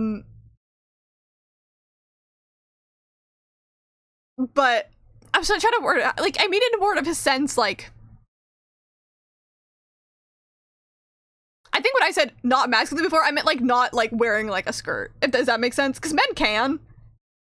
That's kind of what I meant earlier, but like if you want to dress masculinely, and I meant like not wearing like a skirt or a dress or something, because men can. It's just like, yeah. I'm woke, guys, I'm woke.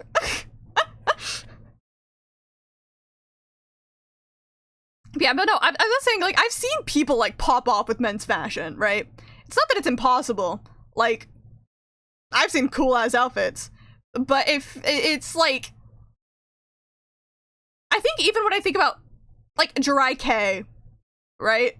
In women's fashion, it's possible to have a male equivalent. It's just so hard to.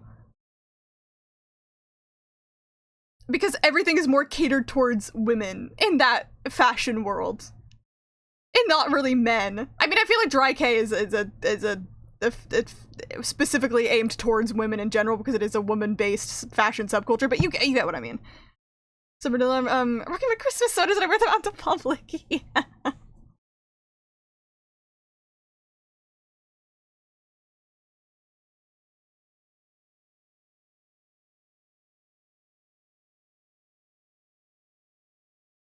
But I'm still saying in men's formal wear, y'all gotta spice it up a little bit more. Like you need to get a little quirky. You need to get a little queer with it. If you like just a basic black suit, all the power to you. All good. But like, some men during like the fucking Met Gala that still just show up in basic ass black suits. We gotta do something about them. I think that's what should not be allowed. You should not be allowed to go to the fucking Met Gala in a black suit. I don't care how on theme it should, like, it can be. You're boring. We gotta kill you.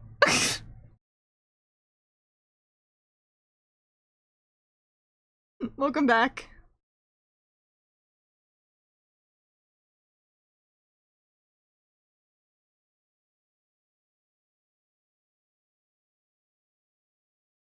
Oh, during the Met Gala. That's what I was saying. If you're a basic ass suit to like the Met Gala, you're dead to me. There's a lot of men that do that.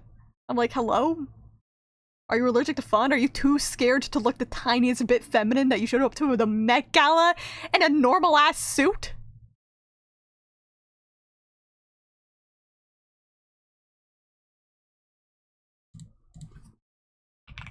Which one?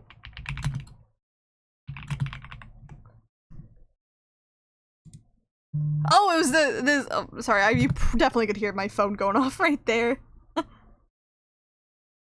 Oh yeah, no, Chapel did eat. Because one, not only is it like a really fun suit, but two, I do like a woman in a suit. I can't lie to you. I do like a woman in a suit.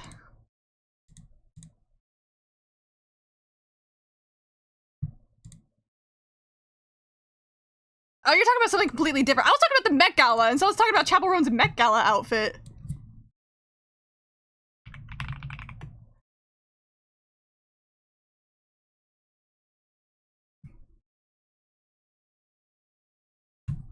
See, it was controversial, but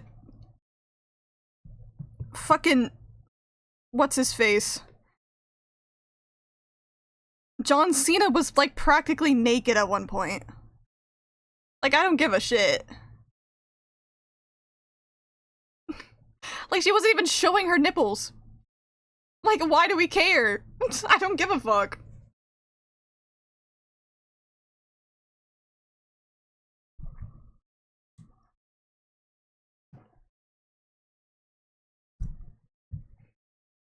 Alright, but now we have another day in hometown.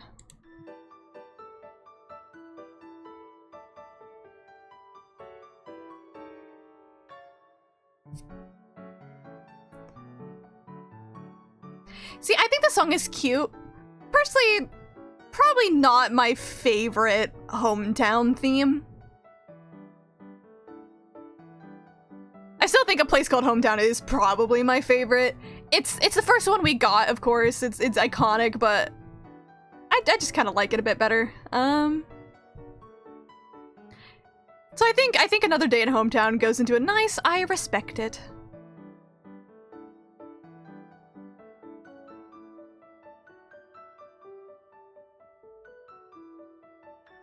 We'll still let this one play out.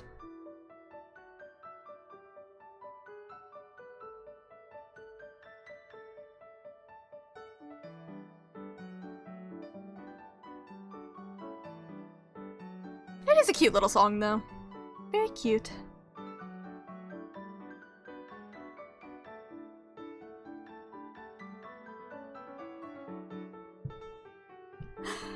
I want to think about what I want for dinner tonight as well.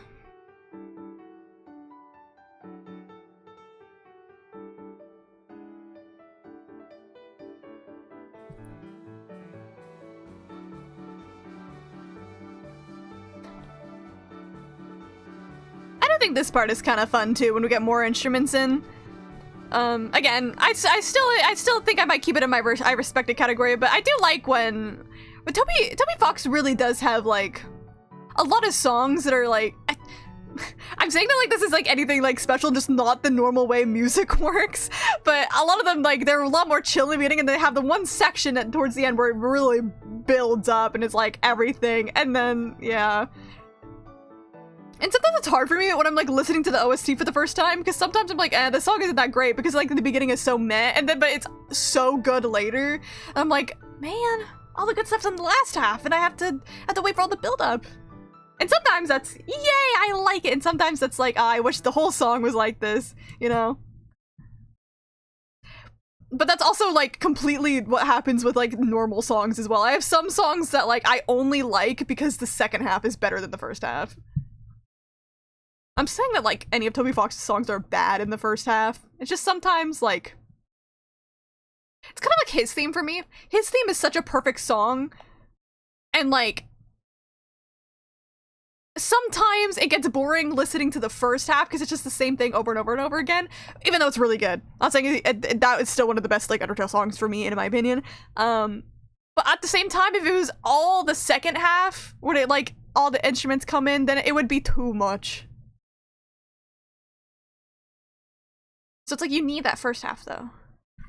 But Another Day in Hometown is one of the ones where I'm like, I don't care enough about the first half to care about when the music picks up a bit more. Right, now we have Friends!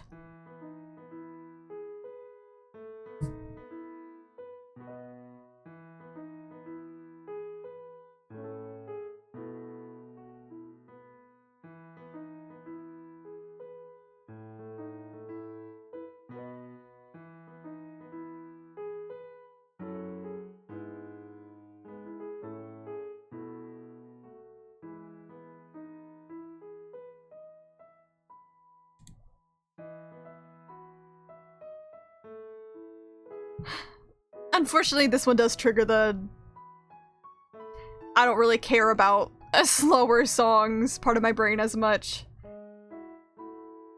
It's not necessarily a slower song, it's just like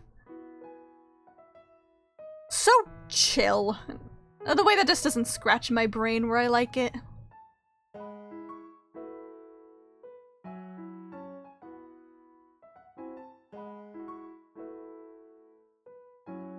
But it's cute. I think this will get just like a no opinion, I don't care.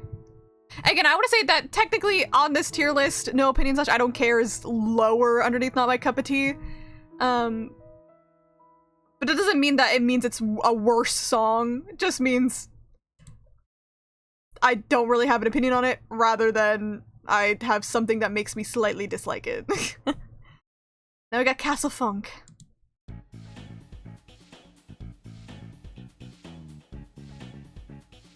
Castle Funk's obviously, it's funky, but it's pretty fun.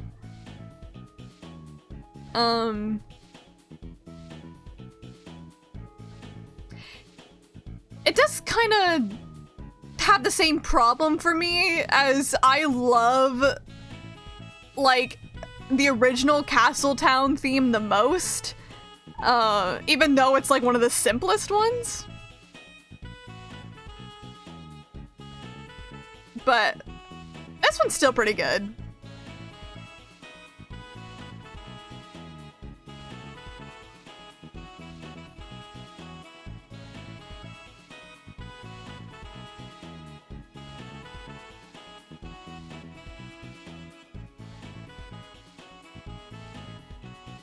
Welcome back, Kai. How did Yahtzee go? Did you win? Hell yeah! They're still to Castle Funk right now. Was I just saying double Yahtzee twice? Hell yeah, dude.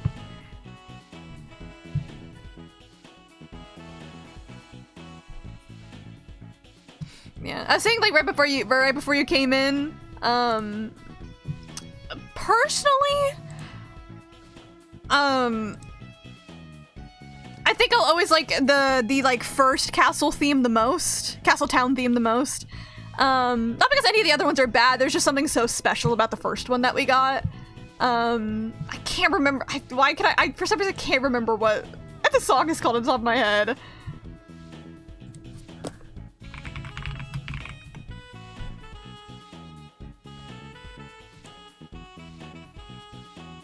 Empty Town. That was what it was. Oh yeah, don't worry. It was going to be in banger.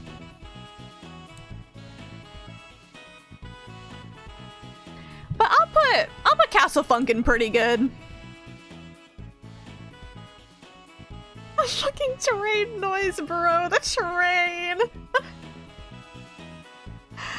I was saying about Black Knife, to be honest, it's definitely not my favorite battle, like boss battle theme, in the whole game, but it's generally just so fucking good anyways. And hearing it for the first time is so like anxiety inducing. It's only Toby Fox can do it, man.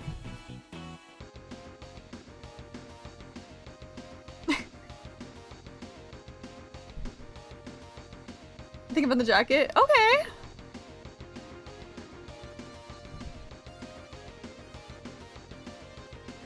I can't remember where I originally ranked just like the regular Knock You Down. To be honest, I've never really cared that much about Knock You Down. It's always I can't lie, it's always a soundtrack kind of skip for me. I generally don't care about it. It's also to say I never played games like Punch Out or anything growing up, so I don't know if it is a good reference to those that people get like nostalgic for, but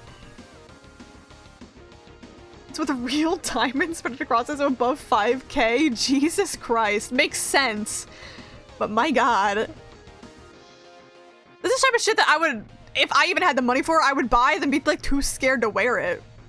Like,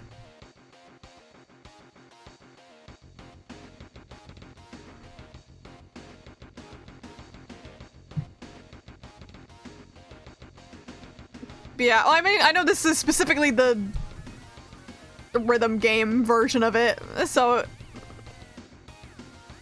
I don't gap that much. Trying to think of where I want to put it though.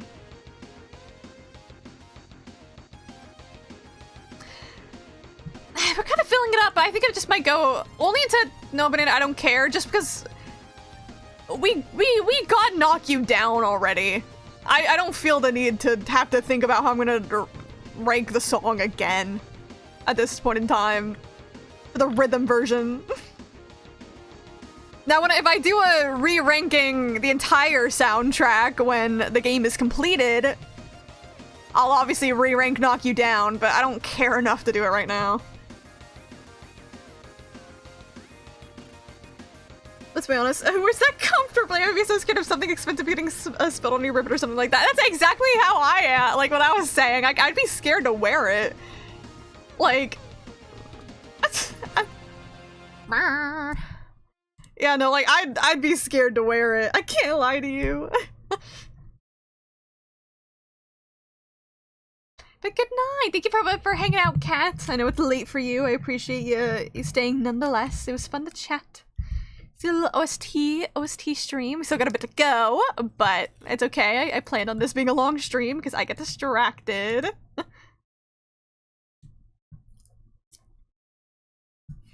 Alright.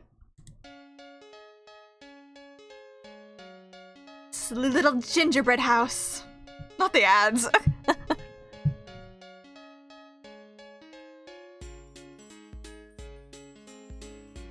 See, whenever I heard this one, it would always remind me of the Jolly CD from Amori, which Toby Fox did make.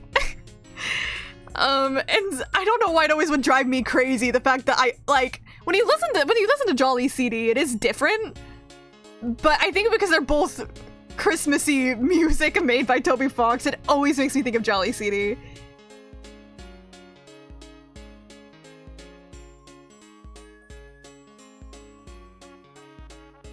And it's a cute little theme. Obviously, it's probably the most fitting theme you ever could have made for the Holiday Mansion. As a song itself, I wouldn't listen to it on its own, really.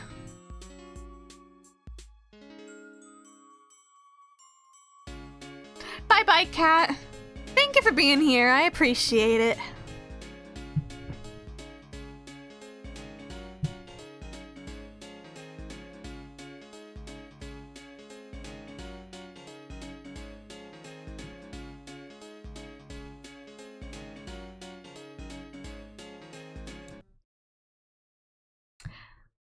I think I can put that in a pretty good, if I'm being honest.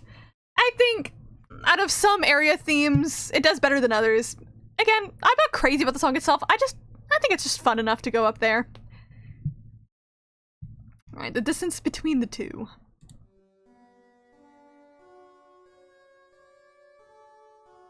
Which we're lost girling right now. Again, it's one of those songs. If I had to rank, I say I have to rank it. I'm doing a tier list. So it kind of just goes into a no opinion. I don't care. I feel like I'm overflowing that category. But at the same time, it's not Lost Girl. It's a version of it for a specific scene. It's hard to judge it as a song because of that. When Lost Girl, like, the original exists, right? Again, one of those things, for the scene that it's in, it fits perfectly as a soundtrack song. Don't care as much.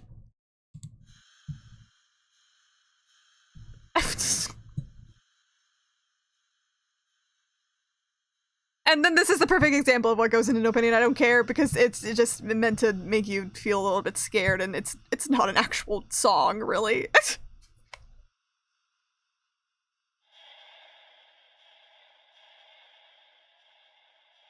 Does what it needs to do. I can't rank it as a song.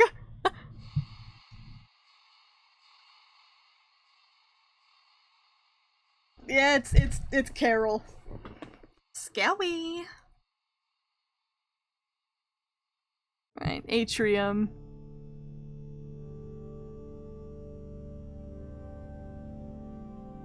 Slow down sleigh bells. Which is like genius. Like, genuinely genius. Like, it's something that you don't think about while listening to, but you're like, wow, someone just had to like make that.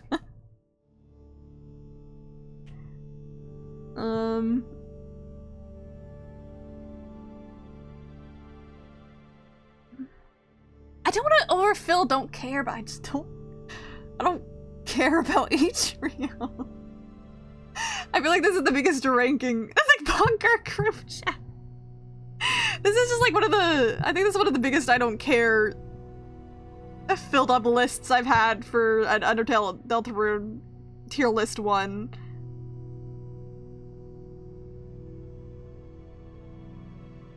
But it's one of those ones where it's like, I don't care about it enough to put it, and I respect it, and I don't hate it enough to put it in not my cup of tea, so I just don't really care.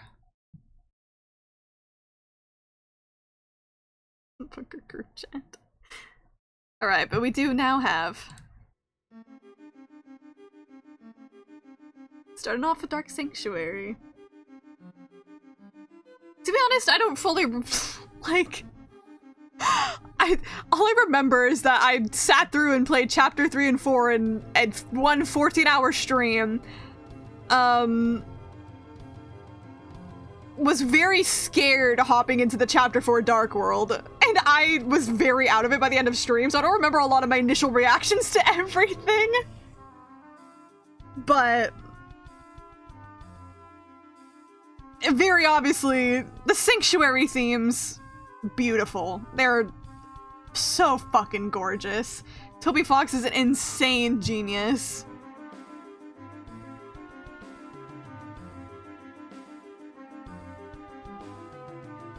So you know what I was thinking, Kai? The exact same thing. This one has to go into freaking amazing. This song is just beautiful.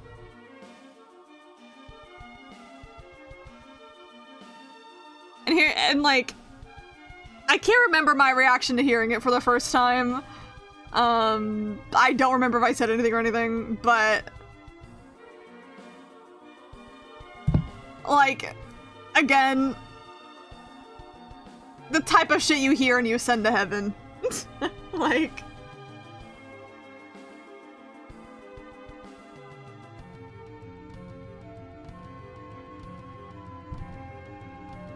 and obviously we'll get to Neverending Night later, but just jumping ahead in time, like, hearing it at the very, very end of the chapter is, like, life-changing, dude.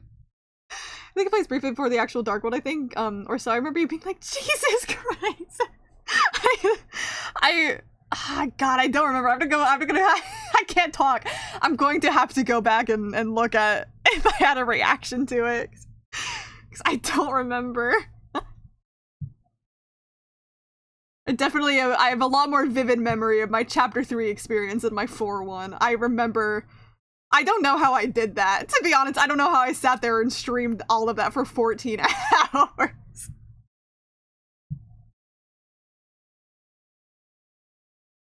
Alright, but anyway, for now on.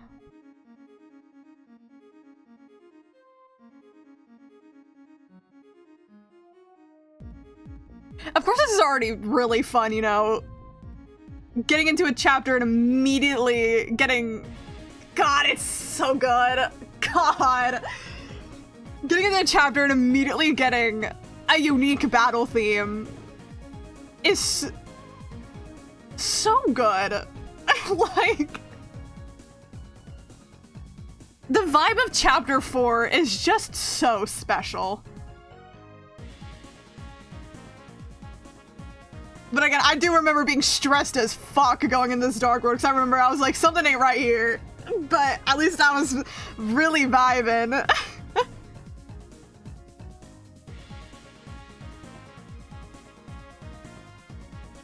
The drama, it's so good.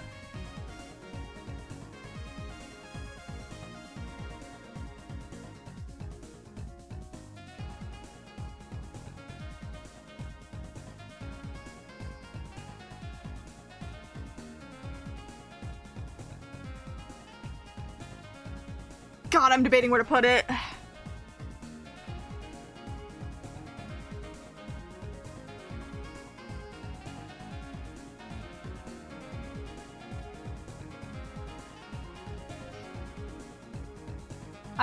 This will be definitely a little bit of influenced by you recommending Banger, because I was debating between freaking Amazing and Straight Banger. This song's just, yeah. It's just so fucking good.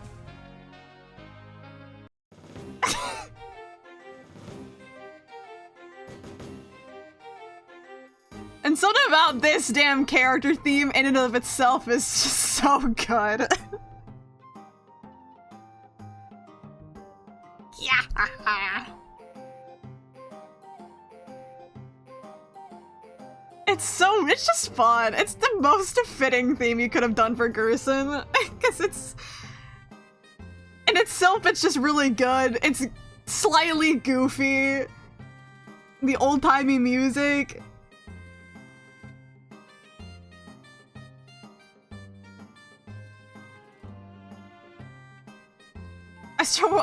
I generally remember, because I was slightly out of it for chapter 4, I remember immediately being like, at least in my head, being like, is that Gerson? But I didn't want to say it because I was like, am I crazy for thinking is that Gerson? Am I crazy? But so in my head in the background, I was like, I kept guessing if that was actually Gerson or not. And I was like confusing myself.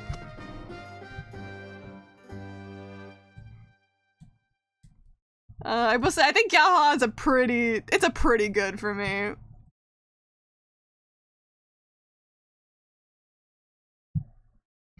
Do like it a lot.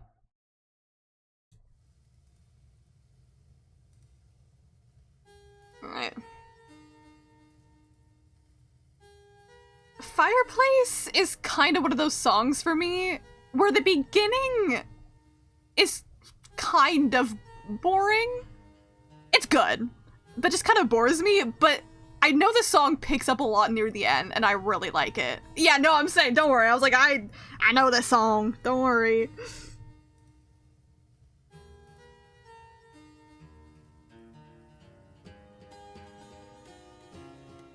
Like, even this part right here, immediately, it just, like, immediately gets better for me.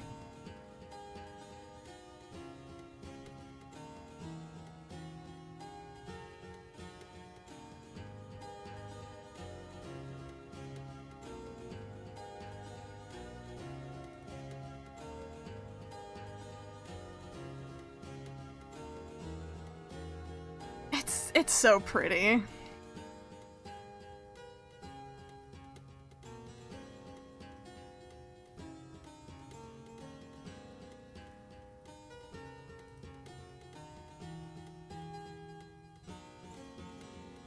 I still like Straight Banger so far really is just like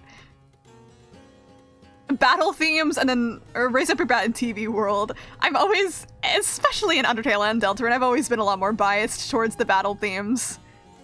But obviously there's some area themes or other stuff that like are just so fucking good. But always a bit biased towards battle themes.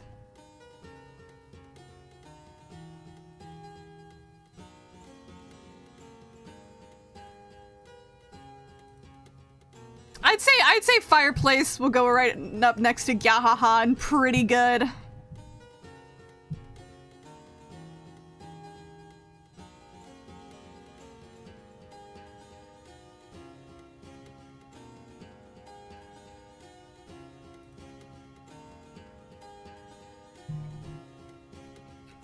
And I feel like if I did show someone who's never played Deltarune in their life, I was like, here's this song, it's called Fireplace. I think they would perfectly be able to tell me what the vibe of the song actually is. Like, what sort of area this is an area theme for. Which is very, very impressive to me. Right next after this, we got...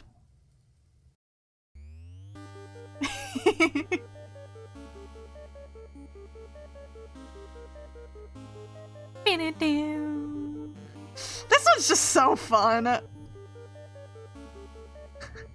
let me tell you, in my playing through chapter 4 state, I was also really fucking confused during this fight. I was genuinely like, what the fuck is going on in my head?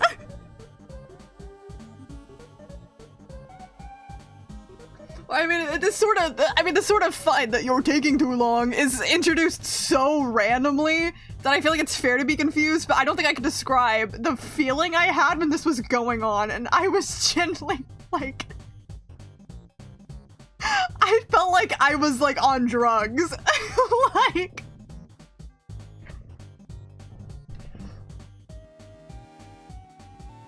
oh yeah, and I remember being there for it was roast chicken, fake fan.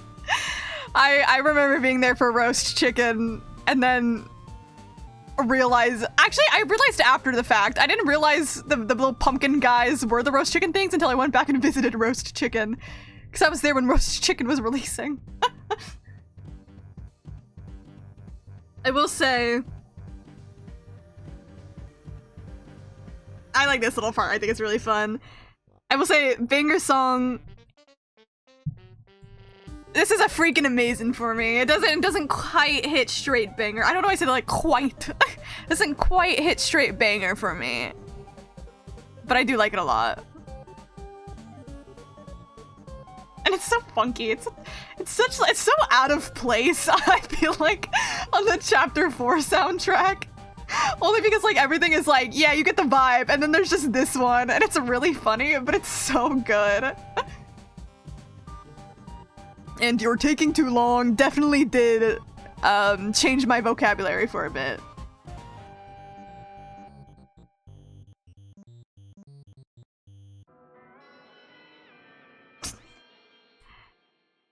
Now we got a song called Mysterious Ringing.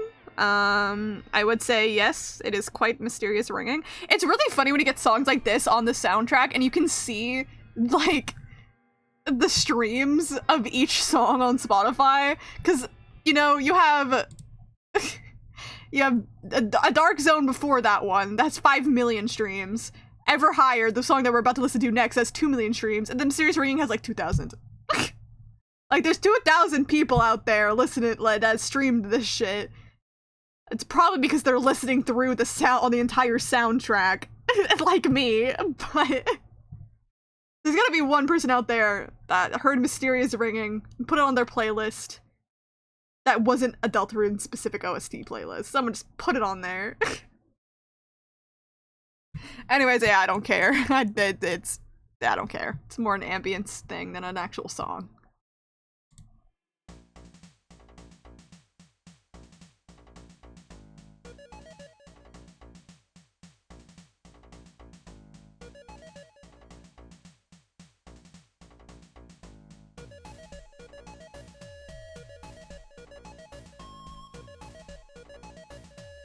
Again, it's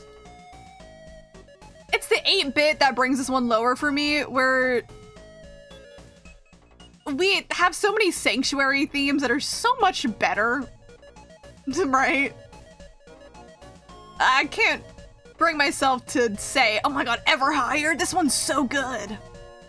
It's good though, but out of all of them, it's not really a Sanctuary theme, just has the same vibe.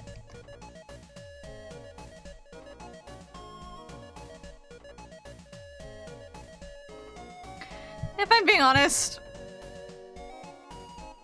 I just don't care. Not my cup of tea, not because any part of the song is bad. I'm just like this part's really nice. You know, actually, I lied. I'll give it a rice. Respect it.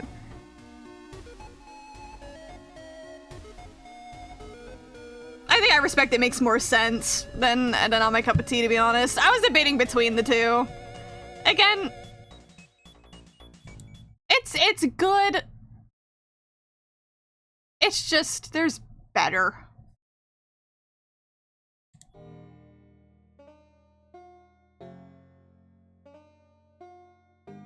This song's just really sweet. It's good.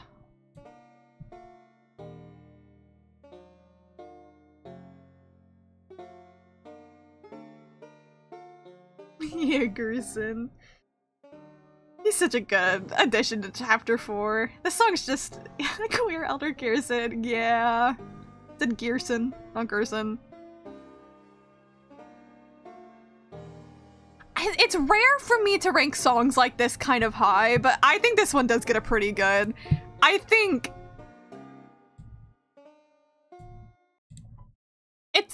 that one is just, it's just beautiful to listen to. And when it plays, it's just too good. I don't think I can put it anywhere lower than pretty good.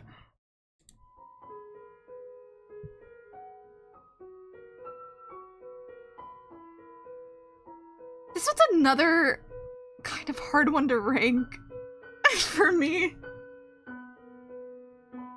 It'll probably get...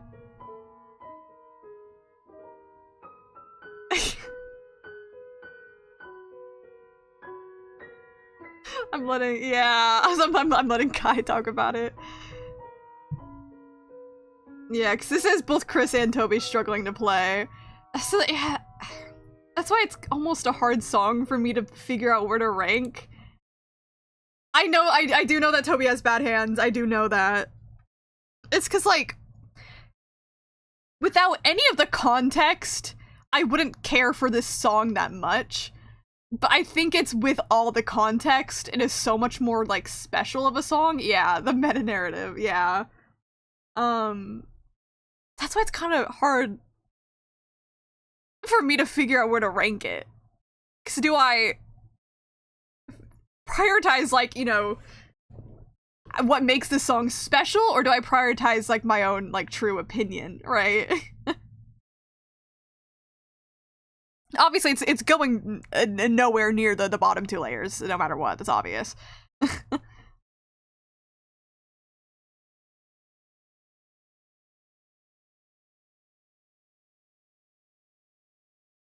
I think it can sit in a nice I respect it.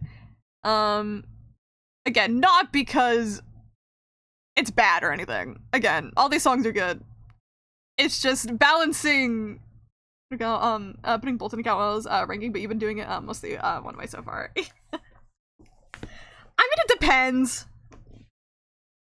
I think me putting it into I respect it is me balancing both the context surrounding the song and the song itself, because if I'm gonna be honest, if I didn't care about the context of the song, it probably would have gone into I don't really care, if I'm being honest with you. But because there's context that makes me care, I do respect the song a lot. And so it goes into I respect it, in the sense that I don't care, but I really do respect it. I don't care about the song isolated by itself, I should say. I do care about the context.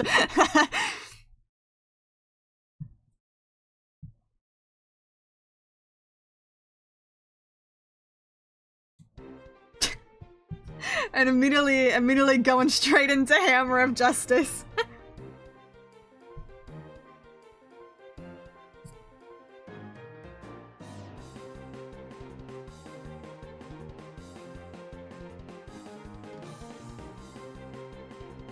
About Toby having to do battle octopuses with the broom, so Toby had a reference drop from. Yeah, I saw that. That was so funny to think of.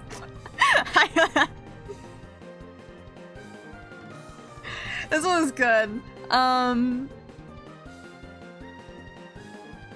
Again, not my favorite secret boss battle theme. I think Big Shot and World Revolving are too fucking good, to be honest with you. Honestly, way better than Burning Eyes, though. I mean, let me be real with you. Yeah, but like everything that goes in this damn song, man, is so good. It's not even for the song in Deltarune itself, but because of its how you can connect it back to Undertale 2. Which again, I like keeping Undertale and Deltarune separate, but still, it's a very obviously purposeful reference, so. I motherfucking kissing. Yeah. I know exactly what you're referencing, I just don't remember where they say that in a little meme.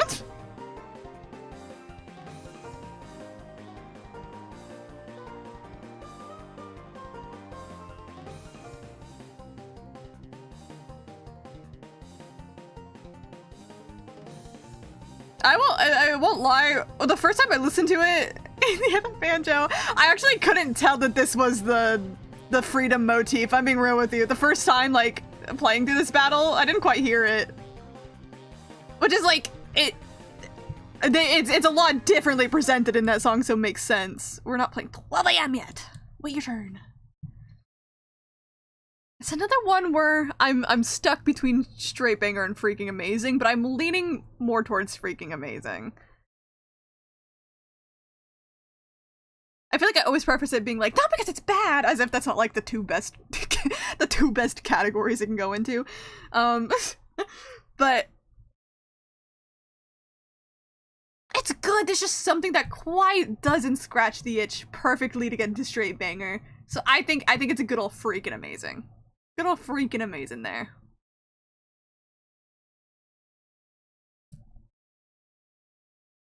Again, world revolving and Big Shot. Big Shot's probably my favorite secret boss theme so far. I know, generic ass spammed an answer, but hearing Big Shot for the first time was, oh my god. This one has the iconicness of, you'd realize Spear of Justice is like, oh my god, Gerson and Undyne, like, oh my god. But doesn't quite hit the song-wise. I'm immediately jamming out to it. Alright.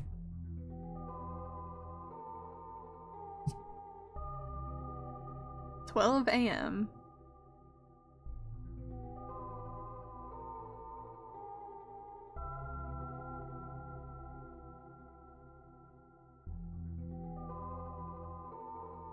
I think this gets a good, I respect it. I don't think I could put it higher than that, because by itself, I wouldn't really care about it, but I think it's really pretty, and where it plays in game is really, really good. Snorting crack. It's one of those things that, like, that song is so vital also for the energy of that scene, where it's like, it's another case of me balancing my personal music opinion with how it's presented to you in game, because I really, you need that song there at that moment. It is life-changing. But what we got now?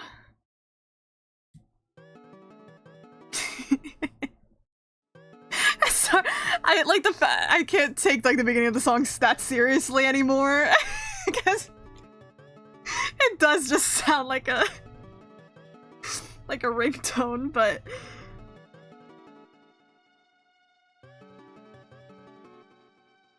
It's still really good.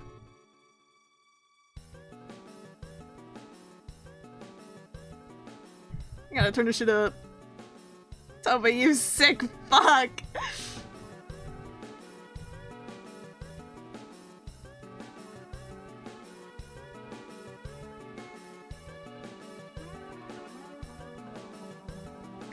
See, it hasn't even been the full year since we've gotten chapter 4, and like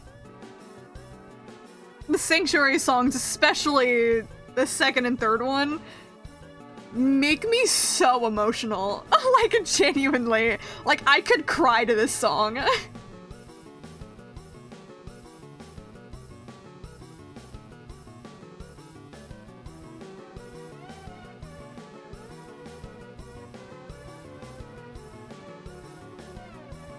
Like, this part's so good.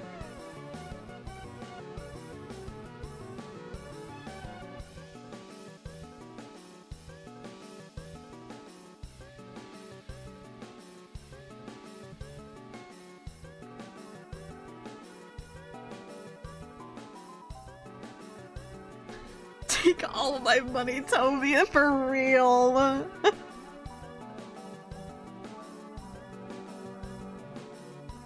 God. And I know this has been said a billion times. Toby Fox is probably one of, if not like the best composer of like a modern day history. I know it's sometimes it's overdramatic to say that about a video game soundtrack, but come on! Like, come on!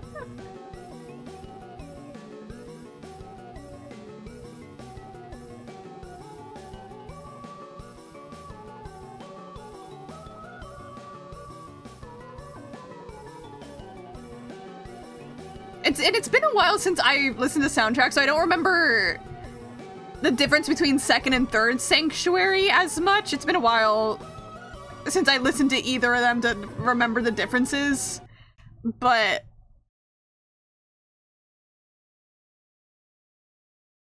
the tempo is the tempo the main thing that's different. It's just like I mainly on my own listen to second Sanctuary, and I haven't so it's like I can't remember what's so different about third Sanctuary because I haven't listened to it in so long. But generally, we'll get the third Sanctuary when we get to it, anyways. I feel like I need to put at least the second Sanctuary in a straight banger. Genuinely. I'm not kidding, that song makes me actually emotional. Like, I'm not kidding. And I feel like it would be a disservice to put it anywhere else.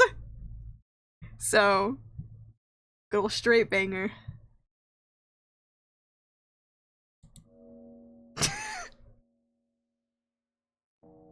And then this one's scary. It's such a vibe change.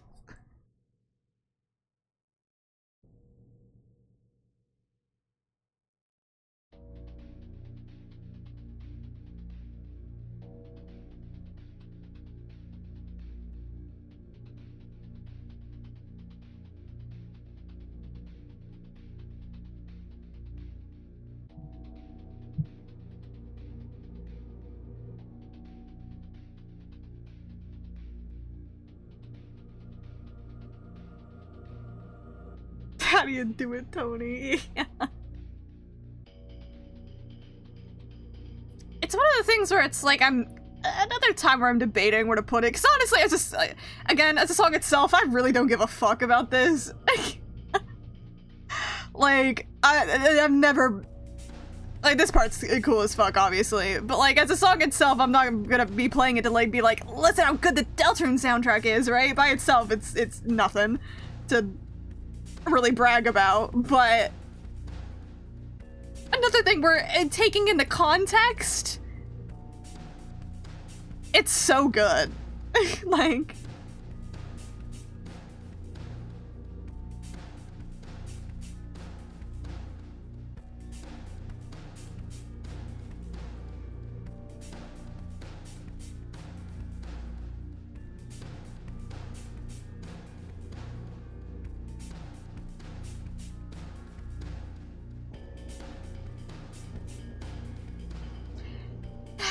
if I'm gonna be a little bit controversial here, this one kind of goes into a not my cup of tea. As a song, I really just can't care about it. I don't like it all that much. I think the context adds to it, but not enough for me to really move it anywhere higher. Even this part where it picks up a bit more, I just don't like listening to it, really. Again, good in context, at least. We'll always say that most of these songs are good where they need to be.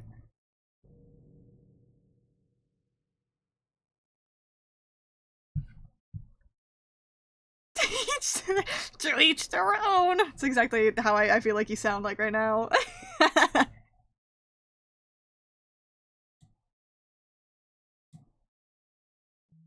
If 13 a.m.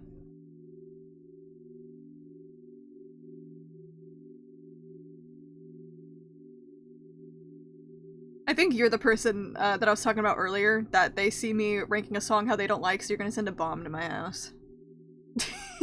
you do have my address.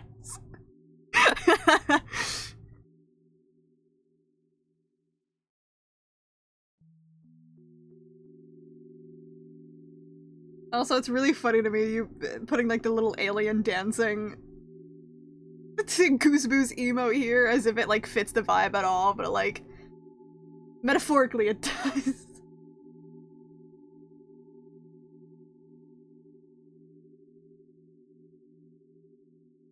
To be honest, this gets kind of more of a no opinion, I think, more vibe for me than 12 a.m. This one feels a lot more ambient than I think 12 a.m. does.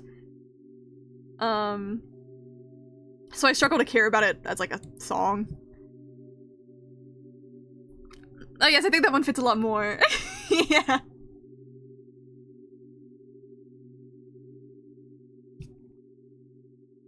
it's songs like these, I have a hard time ranking them because it feels like I can't, 'cause it's not actually a song. So, not much to say about it.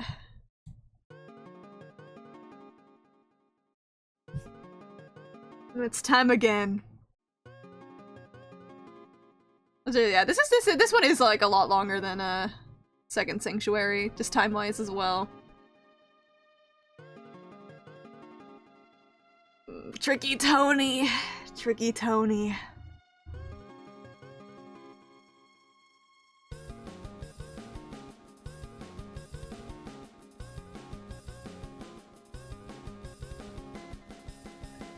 Oh wait, yeah! Oh my god, man!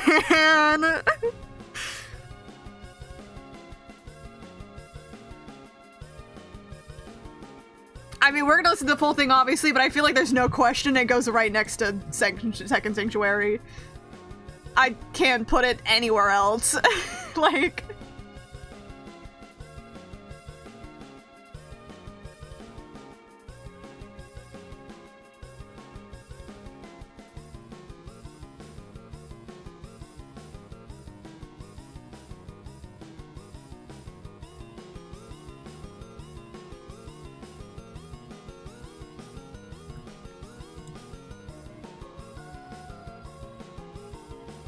Live for 100 years, Toby.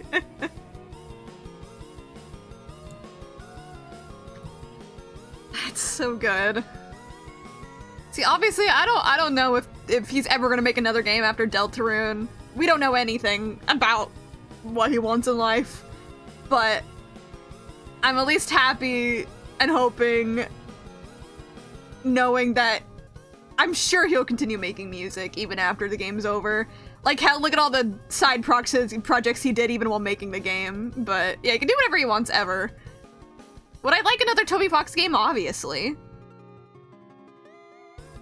God, it's so good. But the one thing I hope for is that he does continue making music.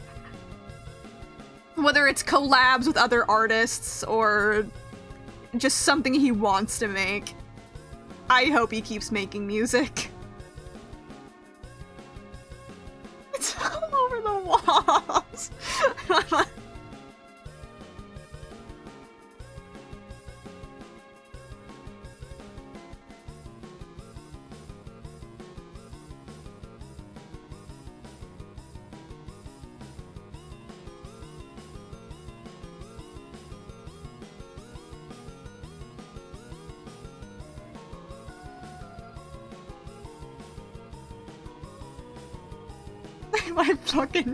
My fucking chat is just full of you sending the emotes, but it makes it look insane on my chat preview. I kinda love it.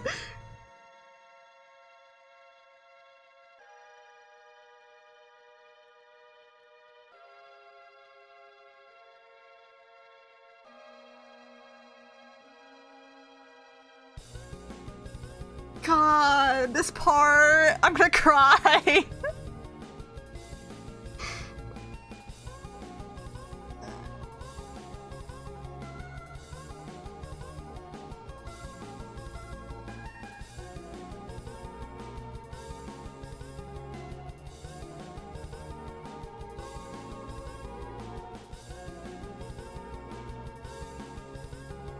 I do listen to the Undertale soundtrack and cry all the time, by the way. I usually have my at least yearly crying to the Undertale soundtrack. I think as more and more time progresses, oh, I'm gonna be bawling my fucking eyes out to this soundtrack. That last part of Third Sanctuary is life-changing. It's so life-changing. I mean, I've already cried at Deltarune. The game's not even done. Oh, I think no matter what, when Deltarune finishes, I know the game even done. I was genuinely bawling at the chapter 4 ending. I was crying, and then Sans. Anyways, I say no matter what, I think yeah, it doesn't matter if Deltarune has a good ending or bad ending. I have my hopes for what sort of ending we get. I think no matter what, it's probably gonna give us a nice, happy ending. But no matter what we get, I'm gonna be crying. It's gonna be me, like, on the last episode of Mob Psycho 100. I grew up with Mob Psycho 100, right? That final episode came out. I cried the entire time. That's gonna be me with Chapter 7 of Deltarune. We're gonna get to the ending. I'm gonna be bawling my fucking eyes out. I grew up with this game, too. I was 15 when Chapter 1 released, and I've been here since I was 15 years old. Already getting nostalgic about it, just talking about Chapter 4. Like, come on.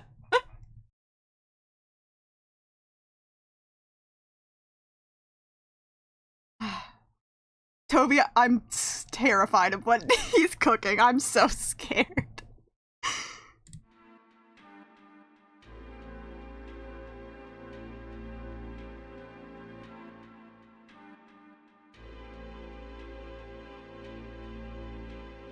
And I am still scared about there is only one ending. That was always freaked me out about what that means. But I'm still holding on hope for a good ending.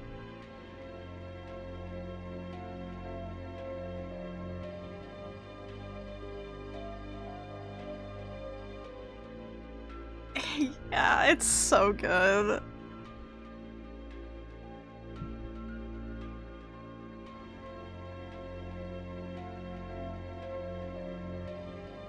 With the power of friendship.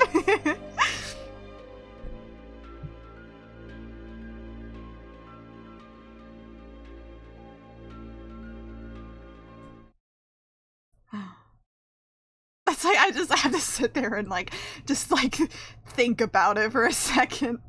Like one of those songs being like, I have to insert that in my bloodstream real quick.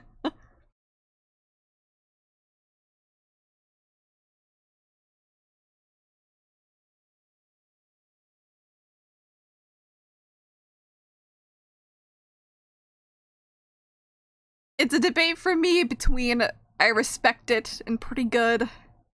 Again, as a song by itself, I don't care as much. Where it plays, I like a lot. And generally out of all the other songs where I'm not crazy about it, it's a lot better than them. I think it's nicer to listen to, if that makes sense. The bars of my enclosure. I can put this one into a pretty good. I like it. It's good. It's just nice. I love being good at words. There we go.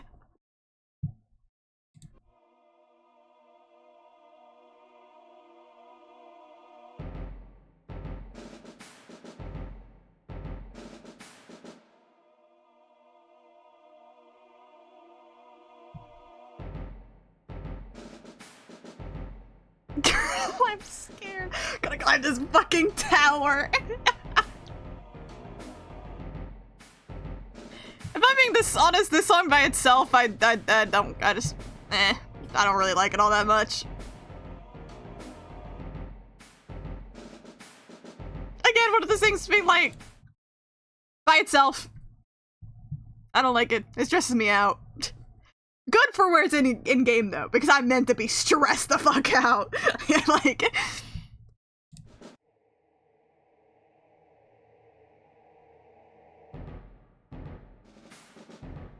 There's crumbling tower, yeah.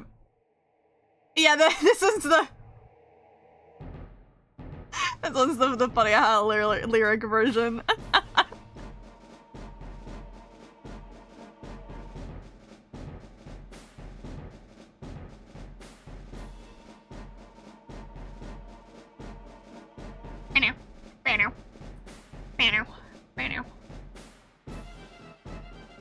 Yeah.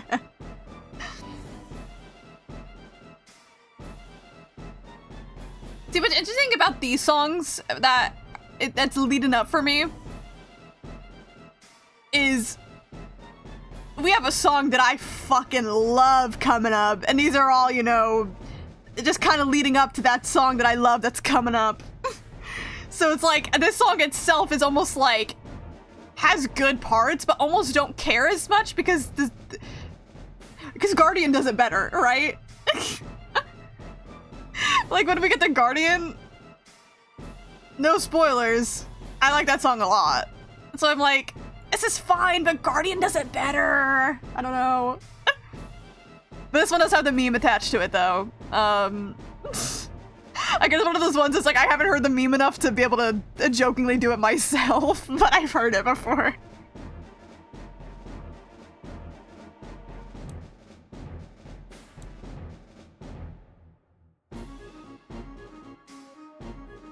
I'll say this one is definitely better than Heavy Footsteps. I think this one goes in a good old, I respect it. I don't necessarily dislike listening to it like Heavy Footsteps. Again, there's certain things in this song that I think Guardian does better, but I respect the song a lot.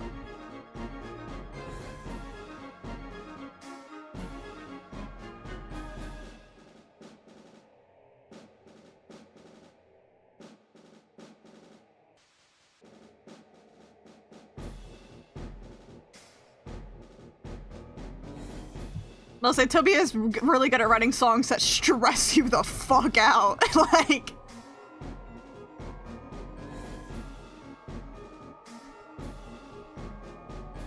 the song is just full of dread. It's so scary. Like,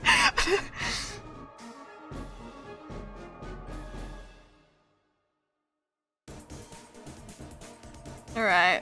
But first we gotta go with Spawn again. Like. They told. Like, again, another song, like, man, Toby knows how to fill you with dread, dude. Like, this song is so scary.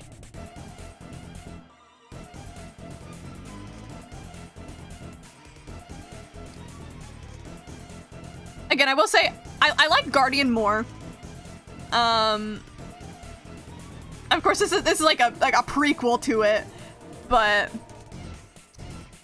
I think Spawn gets at least a pretty good.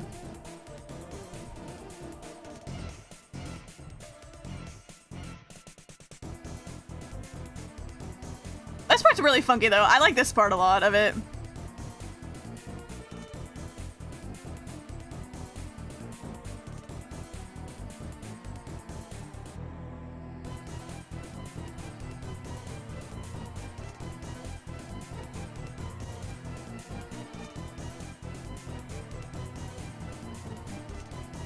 Yeah, I like that. I definitely like Spawn has a better.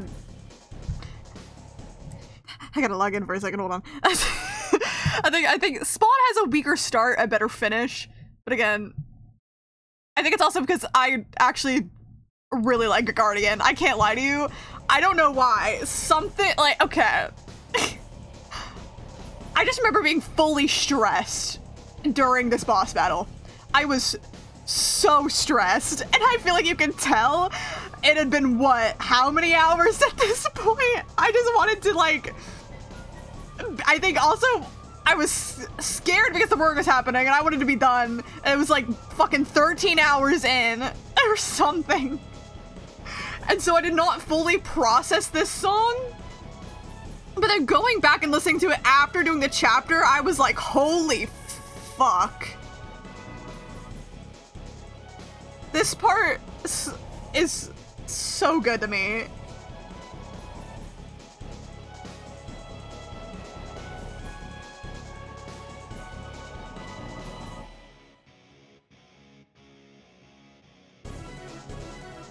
It's so good. Anyways, yeah. Straight banger.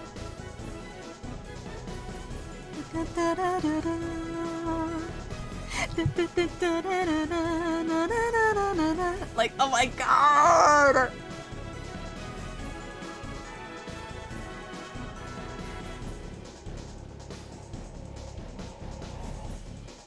I agree. Take my life force too. Live forever, man.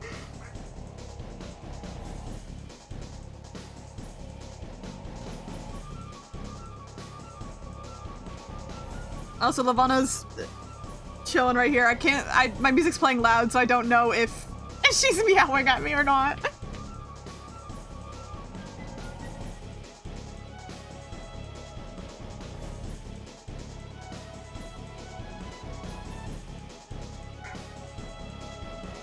Hi, Lavana.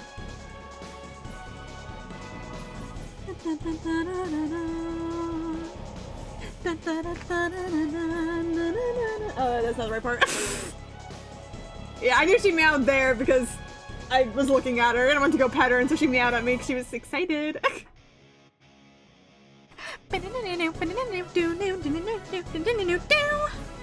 God, no, this song is just like... fuck. Honestly, one of my top favorite, like, main chapter final boss themes so far in the entire game. It's just so fucking good.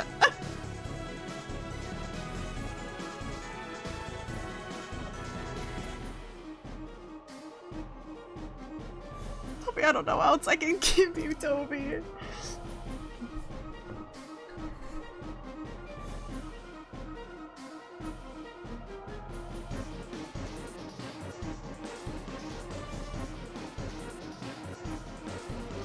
Toby Fox has like the same vibe as like Team Cherry to me, being like, why are you allowing me to give you more money for this game you gave me? I would willingly spend $8 billion for this game because I know it's worth it. Like...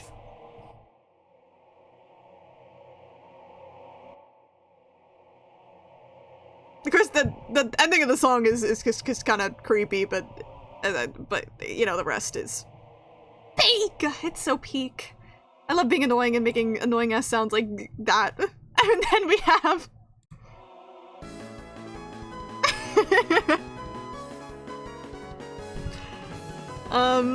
personally, this one could just go next to Hammer of Justice. They're twinning there. Yeah, this one's hype as fuck though, I can't lie. It's so hype.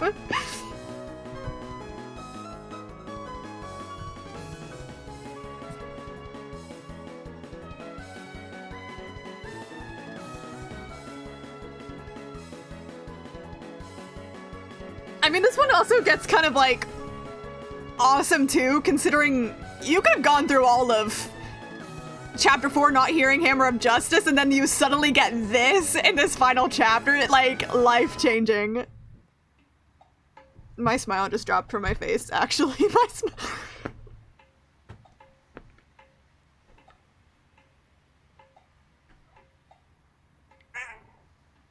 Yes, the one though.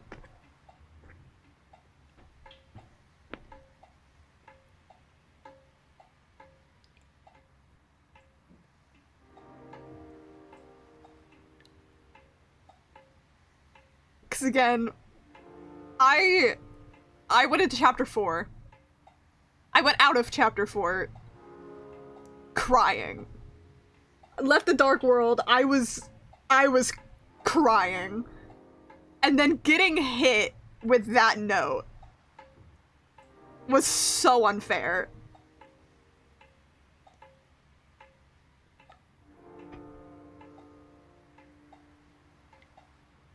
Like, I was already in a bad enough state, and then it just hit me like a truck.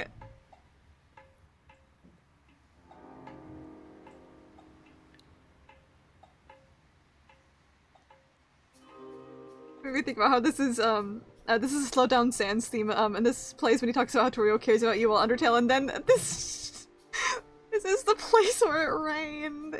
Yeah.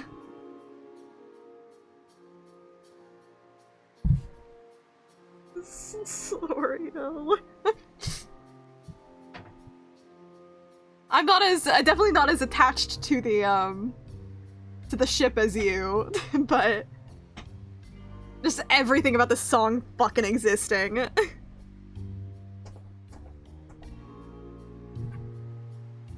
I don't know if you can hear Lavana choosing to sharpen her claws on my chair.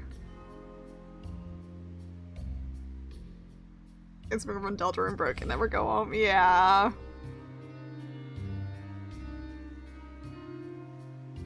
while I don't think it has as much narrative impact, and I think other people a fan of the theory are, I definitely over time have very much more adopted agreeing Sans is from Deltarune theory. Again, I know some people about it are always like, oh, that means that something really, really bad happened to Deltarune, which means he has to leave. So that means there's like a bad ending or something. And I'm like, that's a little too much using a theory to boost another theory. I do think, maybe going on to the game discussion after this, through this song, I do think we're gonna have a big ass climax in Deltarune, obviously. I've always leaned more towards either the roaring happens or starts, and then they have to like fully stop it. I could be wrong, that's just narratively wise, that's always how I always kind of felt it would be leading to. Yeah. But I think some people take the Sans left Deltarune as such more of an integral part of Deltarune and theorizing, and I'm like, I'm not that crazy about it, but I think you can still, yeah, get the angst of Sans leaving Deltarune without having to force that into the Deltarune narrative, whether or not, say, the roaring starts to happen and he just quietly leaves, or for whatever reason unknown to us he has to leave after the events of the game. And no matter what, it's just kind of sad, right? You don't need some big dramatic exit of Sans for him having to leave Deltarune to go to Undertale, if that theory's true, obviously. You don't need some big crazy exit, because even a silent one can be sad enough. This gets blown up in chapter 6, you just, well, that happened.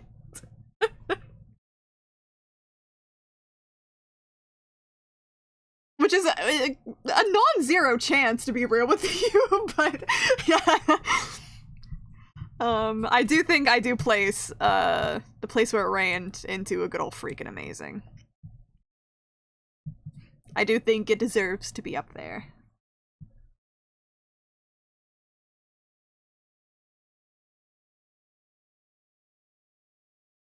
And next.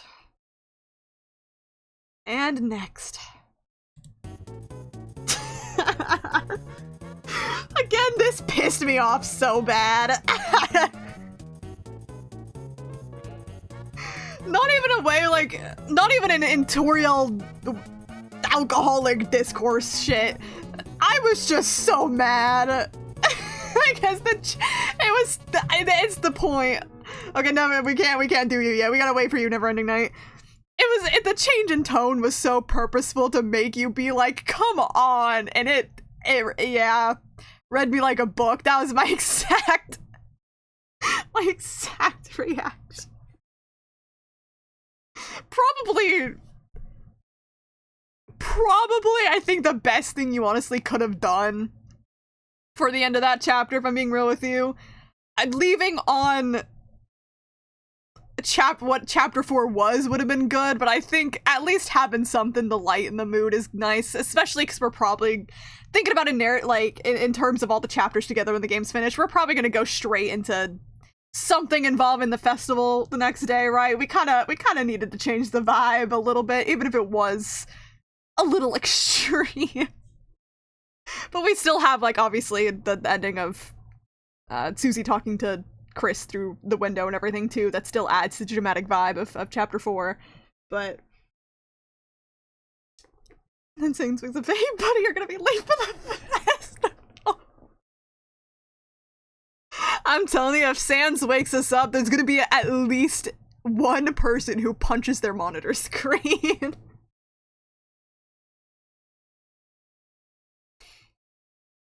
See, I keep saying I'm scared for chapter 5 because I don't know what's gonna happen. What I truly mean is I'm scared to know if Sans is gonna wake us up in the morning or not. Anyways, the old jitterbug.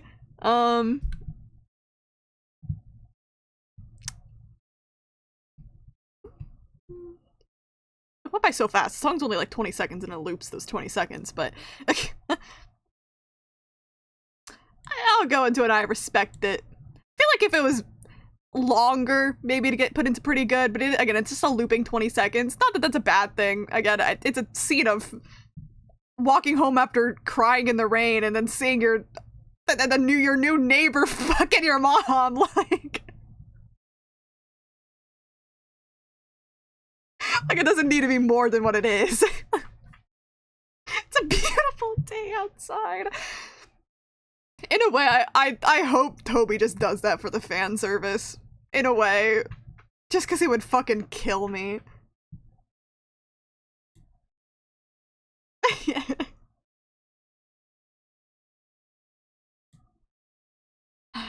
Anyways.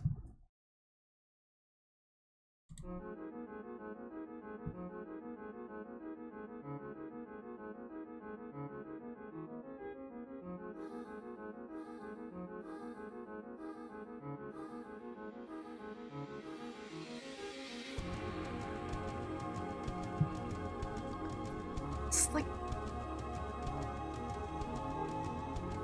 hearing this and then seeing the words "my Deltarune." Fuck. And like, I know it's just the credits song, right? And it's not necessarily too different from Dark Sanctuary.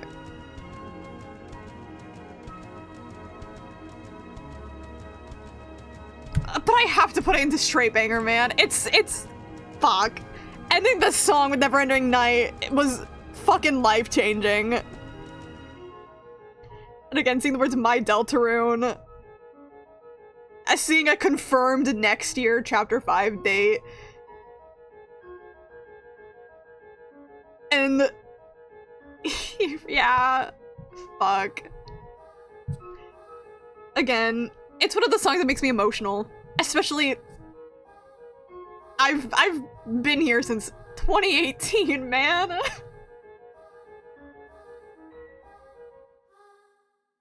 I'm not like, you know, an OG. I didn't download the super suspicious survey program. I wasn't there for that. But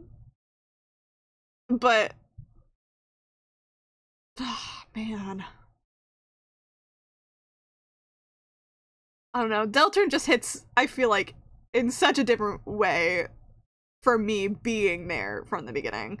Not to say, like, not in a, you guys are fake fans because you're late way. Like, I'm better than you way. It's just like, man. This game makes me emotional.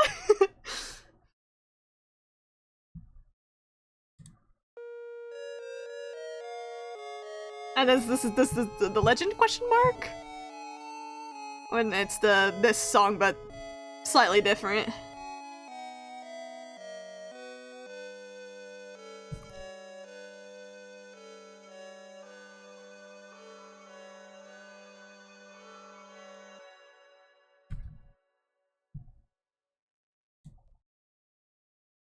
Admittedly, the ending bit is cool with the bells. It hurts my ears. I don't like that song that much. Sorry, I don't like the 8-bitness of it. Sorry.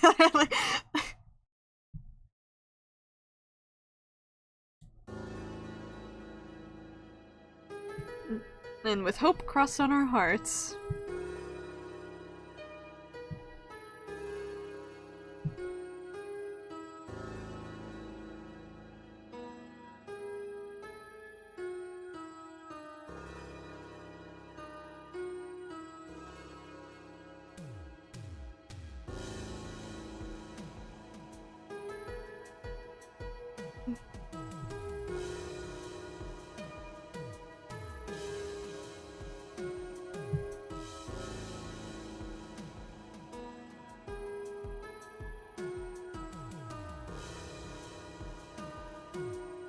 I'm just sitting here absorbing it, I can't lie.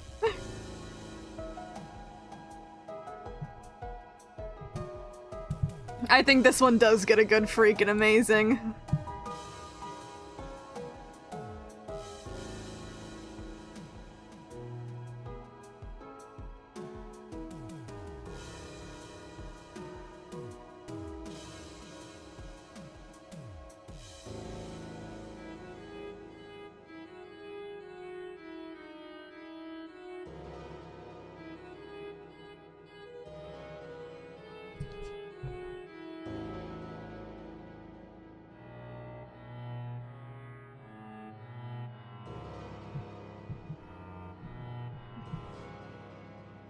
just had to sit there and listen to that one. And the vibe's gonna completely change because now we got the mics. Like, yeah, just another ones that it just makes me think. I'm like, yeah, Deltarune's gonna destroy me. And I'm so excited to be destroyed. This is just volume adjustment. I can't really bring myself to care. It's just kind of there.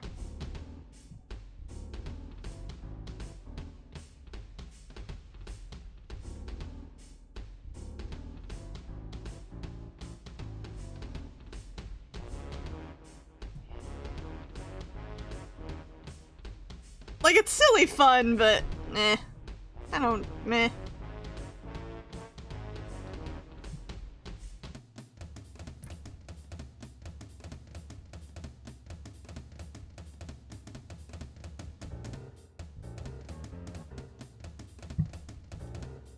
I'm cat jamming IRL right now.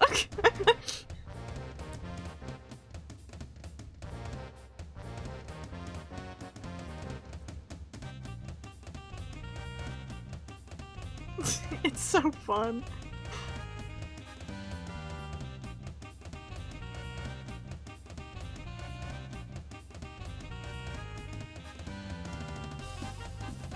God, this part's so good.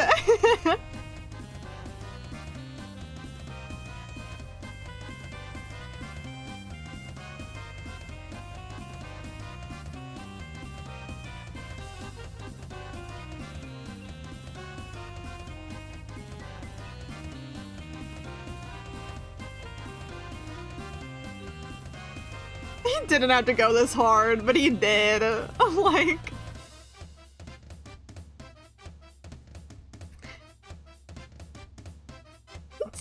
Don't hurt yourself, Toby.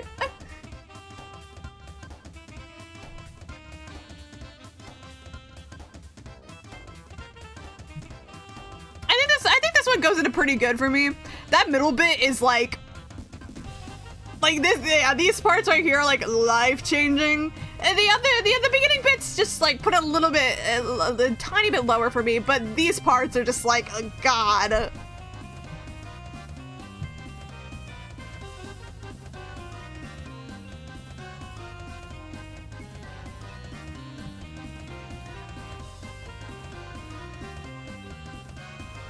It's just so fun. Straight into airwaves. Yeah, out of the minigame ones, airwaves is my favorite one.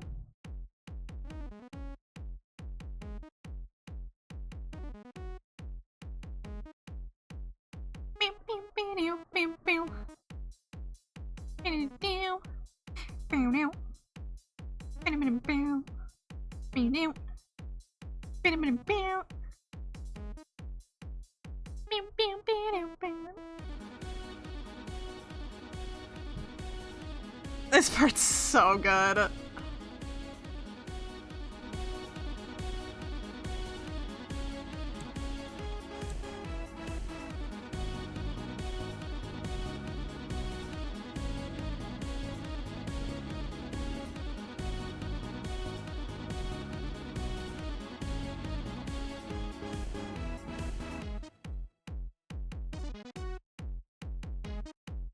Airwaves is a personal freaking amazing for me.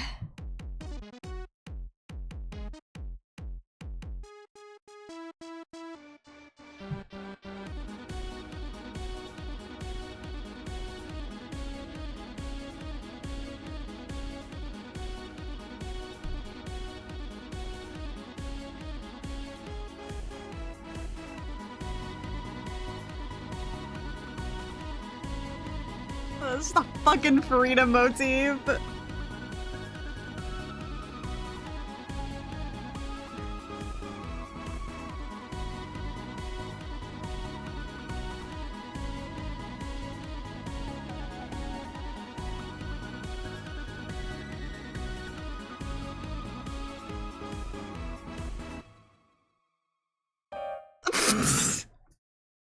have time to pause. Oh my god, stop playing Scarlet for this.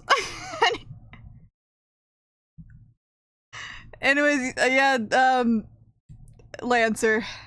That last one goes in the Lancer too.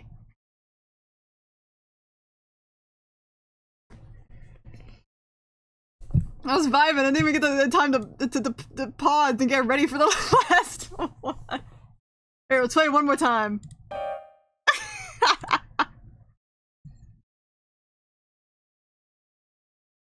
Peak. Absolute peak. We did it. Yeah, I fully expected the stream to hit 4 hours, and it did. But here... Get it. Oh, I pressed the wrong thing.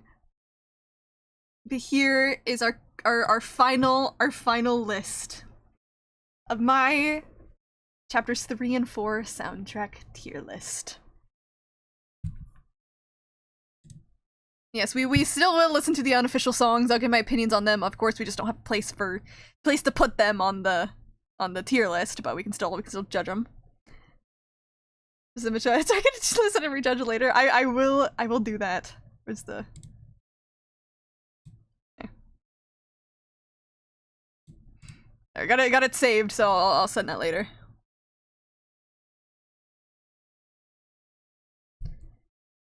Yoink.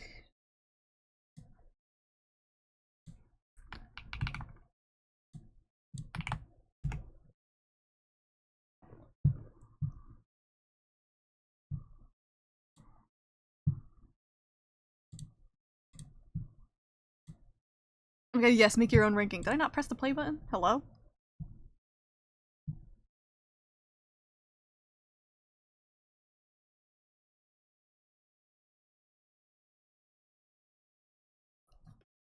Here for the Ask for Reviews to chapter 5. I'm so fucking scared.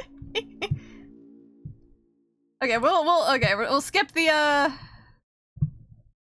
anything chapter 1 and 2. Let's go to the 3 and forward.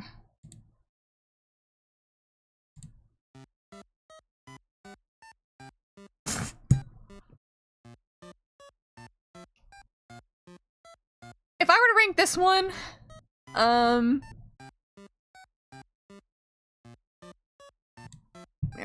adjusting my screen a little bit. It kind of felt like, am I going crazy or is this just not? Oh, it's the intro. I was like, is this just never-ending night? I forgot it starts and ends the same. For this one, it falls in the same issue, if I were to rank it, that I don't really like. I just don't really like the 8-bit. It kind of hurts my ears a little bit. You okay? You get startled? Oh my god, what the hell? Sorry, it started like raining or hailing really loud outside and it freaked out Lavana a little bit. You're okay. You're okay.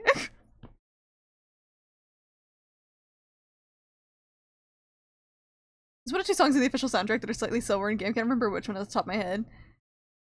I'm not gonna remember either, to be so real with you.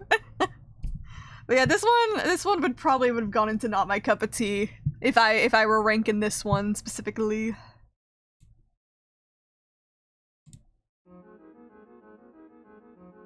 And this is the chapter 4 intro. Little song. Hi! I'm gonna listen to these and then we're gonna get you dinner, okay? Can you wait? Pause! Why is my shit struggling? Is it because I have 8,000 tabs open on my other monitor? I don't know.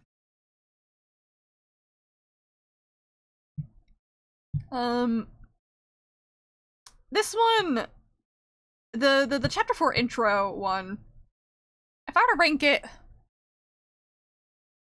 it's weird because I feel like it's good because it's yeah, I feel like maybe going to Lancer. It's good, but it's like I don't have the same impact. It doesn't feel like it has the same impact as any of the Sanctuary songs or Neverending Night. it's just kind of like, it introduces a chapter and it's really fucking cool because like, yeah, welcome to chapter 4, it's cool. But I think I don't care as much because it doesn't have the same impact. But you're like, holy shit, chapter 4. But, you know.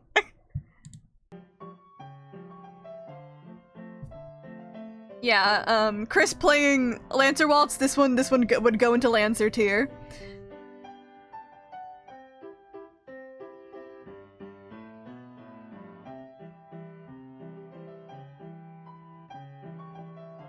I do like how this one has a lot of touches of, the acid tunnel of love.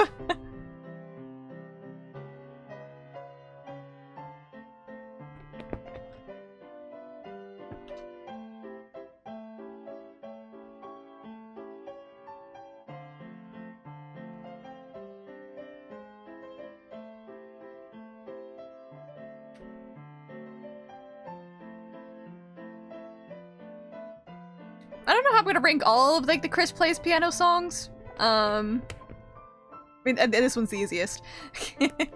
Oh, hi. Yes, Savannah, you're gonna have to wait just, like, can you wait just, like, 10 minutes or something?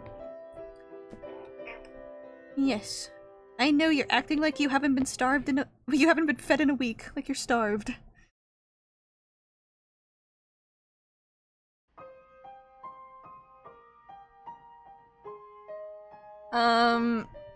The person making this video did a typo. I think it's ruined my immersion and I hate them.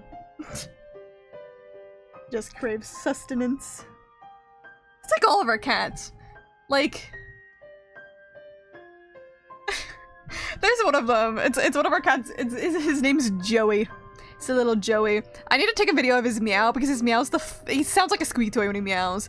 But he is such a fat ass. He's our youngest that we have here. And he's such a fat ass. And like every time I leave my room, he screams at me to feed him. But it's every time I leave my room, not even just at their feeding time. I think he only views me as a food source and he always wants me to feed him. And I'm like, dude, you're fat. Like, kind of talked through a lot of the Last Prophecy one. I feel like that one was kind of a I don't really care. It probably would have gone into a no opinion. I felt no attachment to that song. Yes, Lavanna. Oh, you're pulling on my headphones. Don't get trapped in my wire, please. You won't like that, and so I won't either. Oh, nope, you're getting yourself more tangled. There you go.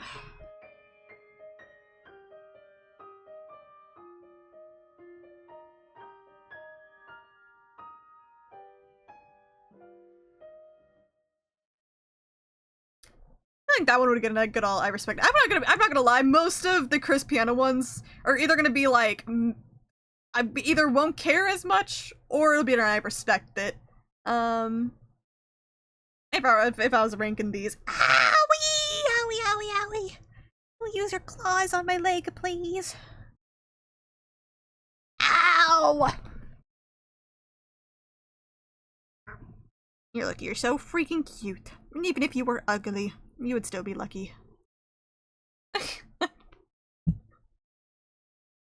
not even quite feeding time, Lavonna. I usually feed you in like around 6:30 and it's only 6:12.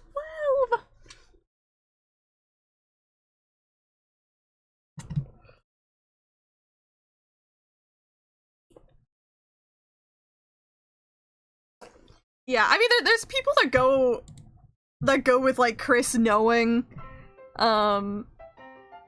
This one's a little more fun. I like this one. There's people that take Chris knowing like the soundtrack to like to get a lot of theories going about it. I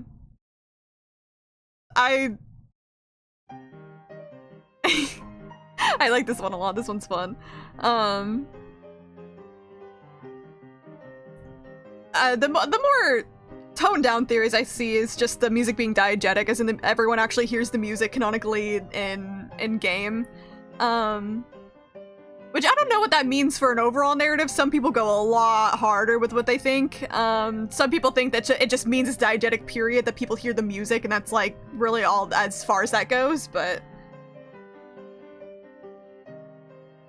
I think you're right. I do think at some point they comment on about his theme. I think it was if you play the piano in chapter 4, in that one, when you can play any other song, they have little like unique dialogue about it, I think.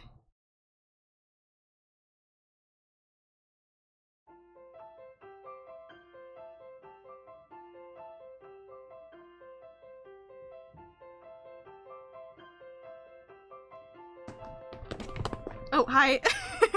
Hi, Lavana. There's a cat on my lap now. Yeah, this is the one that this is the one that I got.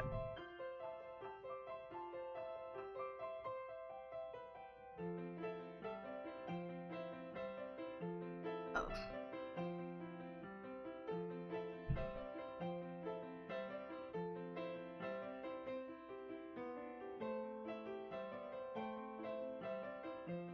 I like him. Again, I think most of the piano songs would probably go into like I respect it category. Don't feel any special way about them.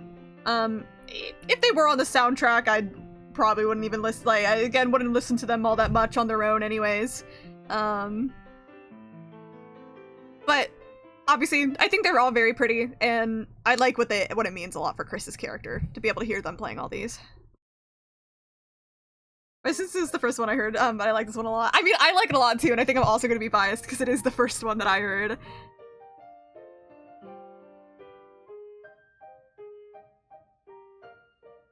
The other ones are fun, at least. The two, at least, because obviously, they're all a lot of songs that appear in game. Boo and I have talked about. I don't remember.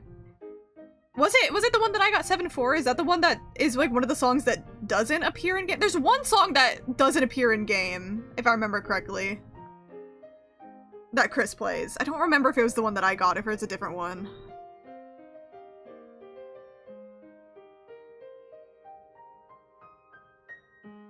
Okay, it was this one shop as well.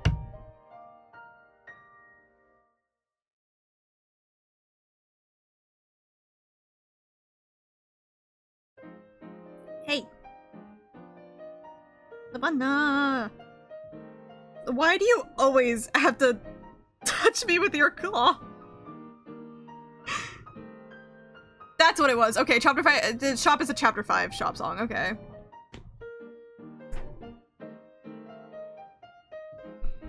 I think that's why I was like, I forgot about shop, because it's like, it is going to be in game, just isn't yet.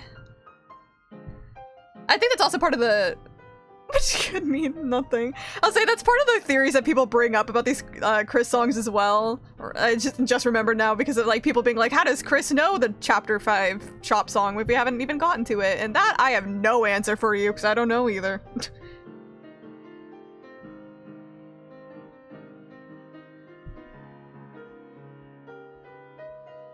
Lavana does this thing where it's like when she's laying on me and I'm petting her, she needs to like, I think she's like, I don't know if she's like trying to like pet me back, but she'll constantly like reach out to touch my arm while I'm petting her.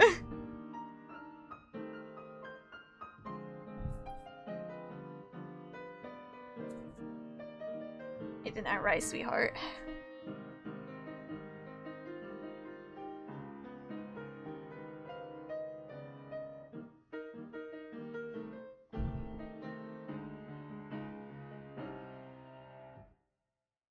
Room's one of the ones where I'm like, I'm not, definitely not my favorite, but again, they're all pretty good. I like them all. Sorry, that felt so sudden. That caught me off guard.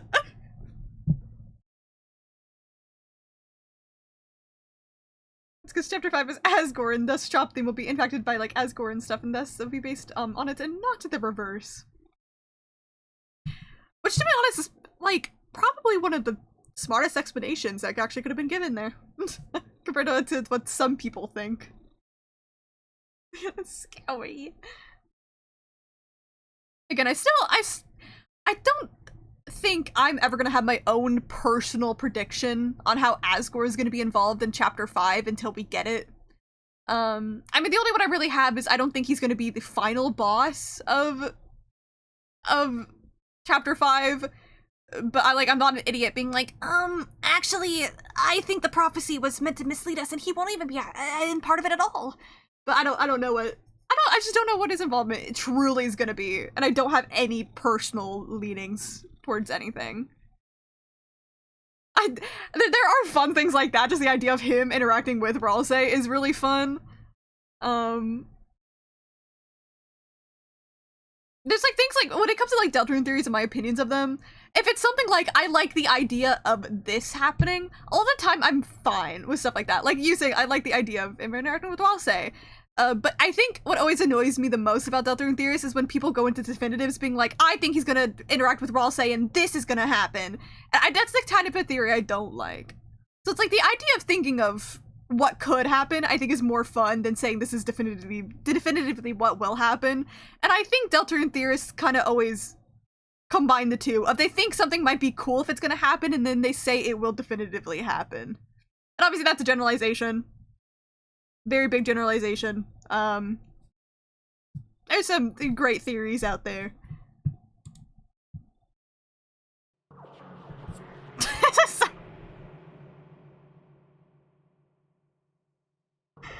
I mean, yeah, I know this is not supposed to be anything else special or anything. This one would have gone into not my cup of tea.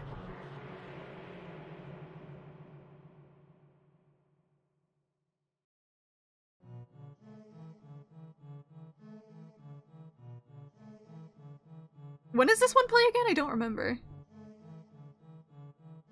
That fucking cat.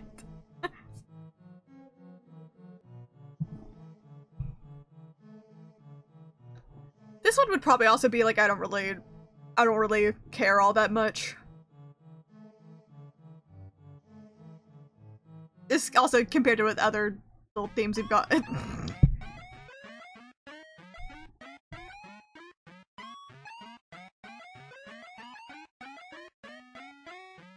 Yeah, I don't remember this one playing in game. This might have just been in the files. I don't. That one.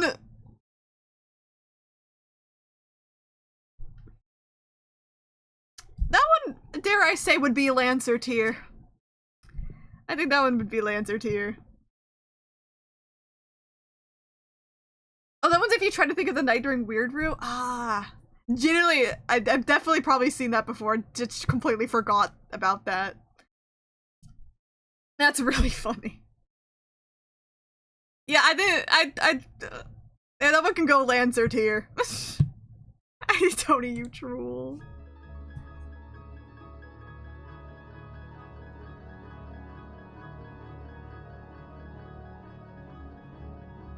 Some of these that aren't on the soundtrack, I'm like, oh, I don't remember where this exists at all. No opinion. Unfortunately, I feel like a lot of these are gonna be like kind of lower tier list. Oh, bless you. Oh my goodness.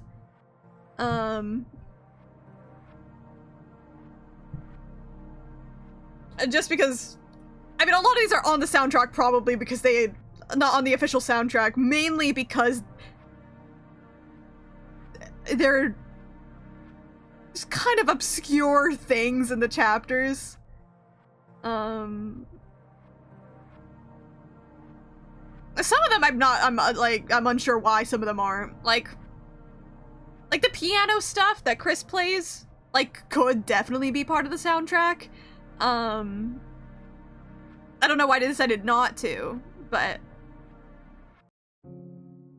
I think in a soundtrack wise, I mean, it makes sense to not have to listen to how many different songs are there? Like 7 different Chris playing piano songs, but I think we have to enter the bunker. This is just me from a narrative writing standpoint.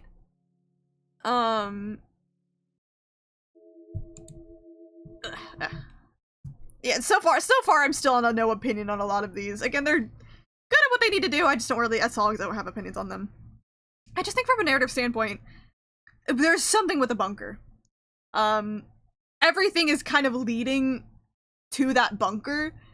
especially with the hunt for the codes and everything. The story is so focusing on the bunker. If we don't enter it, or at least have something vital to the story happen with the bunker, I feel we would have had all this build up to it for no reason. Which again, I as a writer, I trust Toby Fox to kind of give us anything satisfying. So if he decides that something else happens instead, I feel like all that build up, he'll be able to shift it to somewhere else.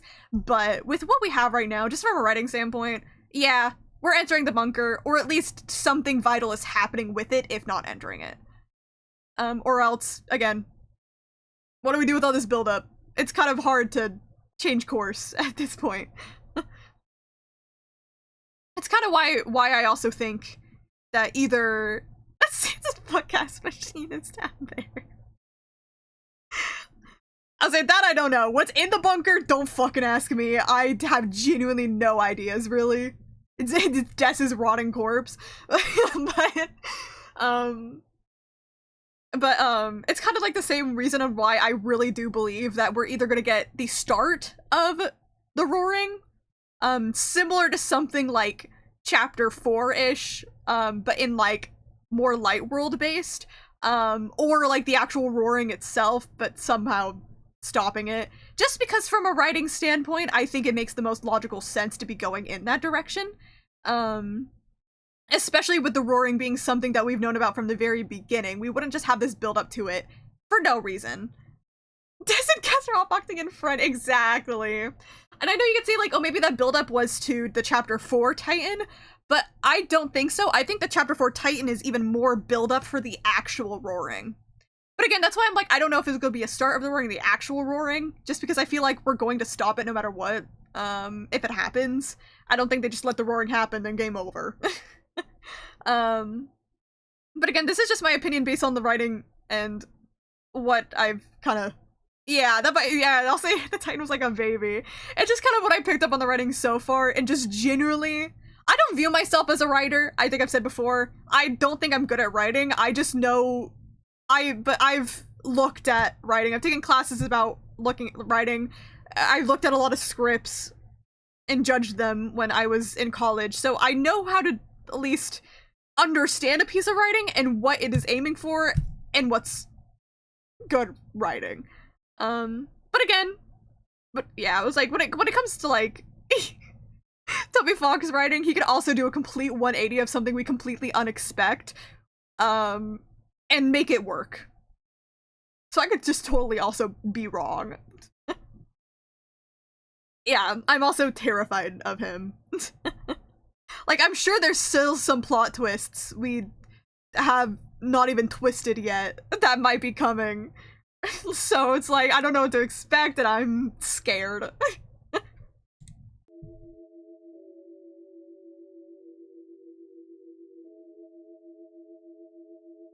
Yeah, this is generally just another... I have no real feelings towards it.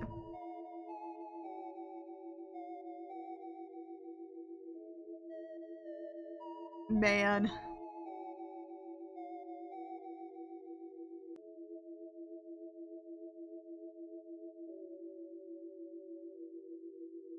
Yeah, I think I talked about before in the in the Deltarune chat, Hyperfixation Central on the server. I've talked about before my kind of dissection of Deltarune's story beats. Of course, it's like kind of like a...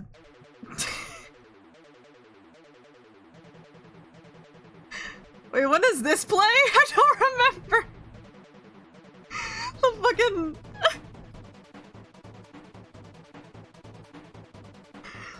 Anyways, I'm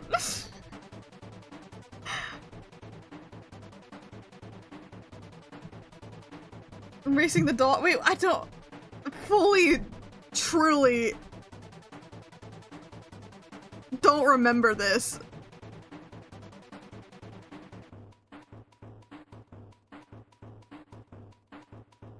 That might have been a room I didn't go to in my playthrough. I think that's what happened. Lancer tier?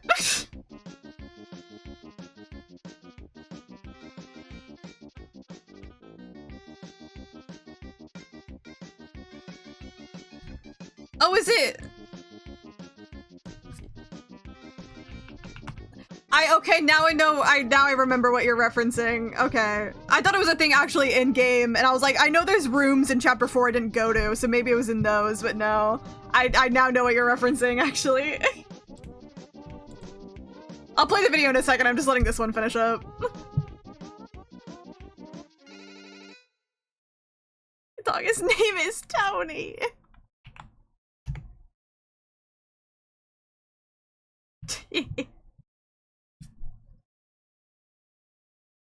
Yeah, I mean, I definitely didn't get this in my game.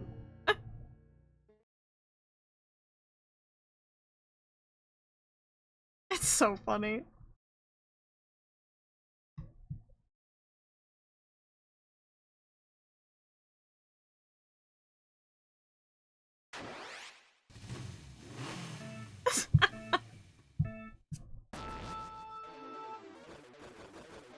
Roast chicken.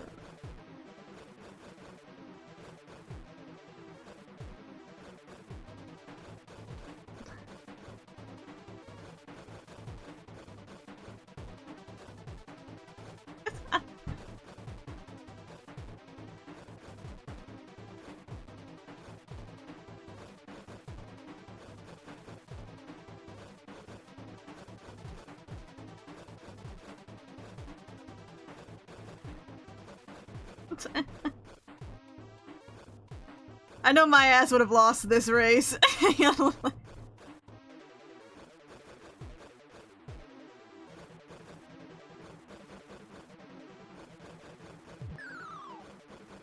Toby fucking died! No more, there's no more chapter. I forgot, I've seen this. Like, no more chapter 5, Toby is dead.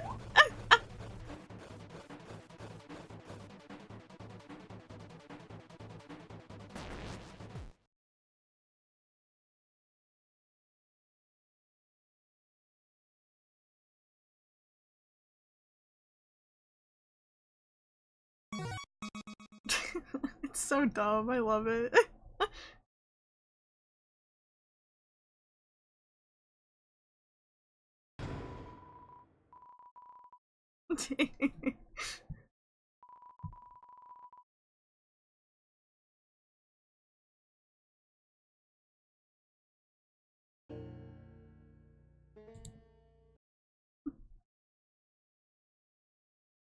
Looking at the dog dollar.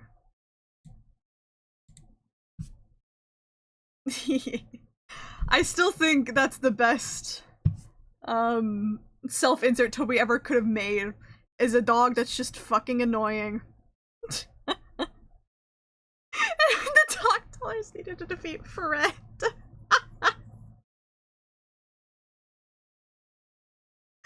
Imagine there's actually just some bullshit like that, where there actually is a friend boss fight, you just had to have kept that dog dollar on your, like, body up until, like, fucking chapter 7.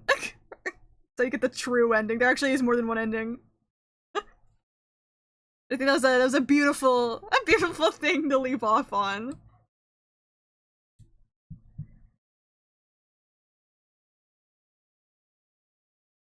Definitely was saying something earlier, and I feel like I stopped saying it, and then I can't remember what I was talking about, but there we go.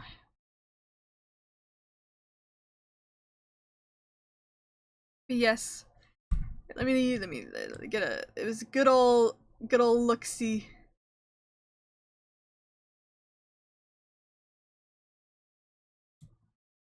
No, I don't think it was something about, was it about man?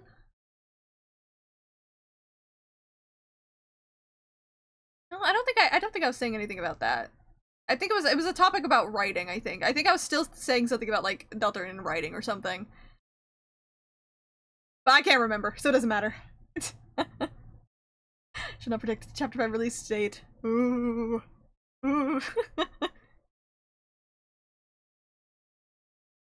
August 17th. Let's all give our guesses, and whoever is closest wins. What we win? I don't know, but we win. I'm gonna say...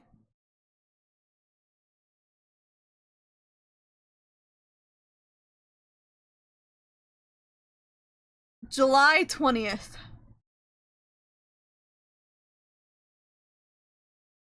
I don't even know what day of the week that is, if I'm being real with you. I just wanted an even number. Actually, I don't. I feel like actually I should have looked at day of the week for that maybe, but, you know. Who cares? July 20th.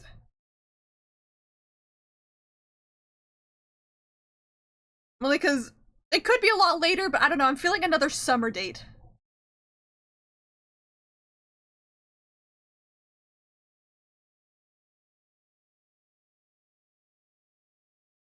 Do you have any guesses, Boot?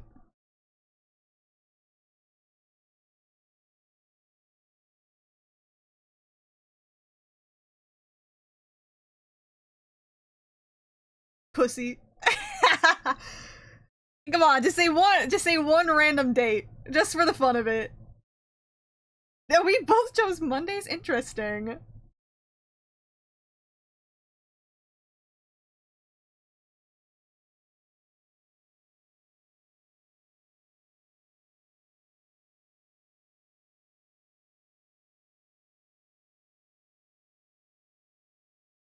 Okay. You think chapter 5 is gonna get delayed until next year? Until my birthday next year?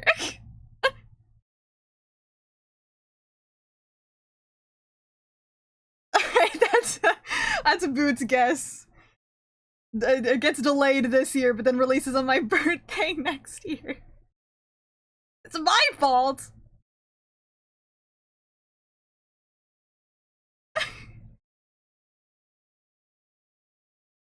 Yeah, Toby just decided himself that he wanted to give me specifically a birthday present, so that's why he decided to delay it. It's all my fault.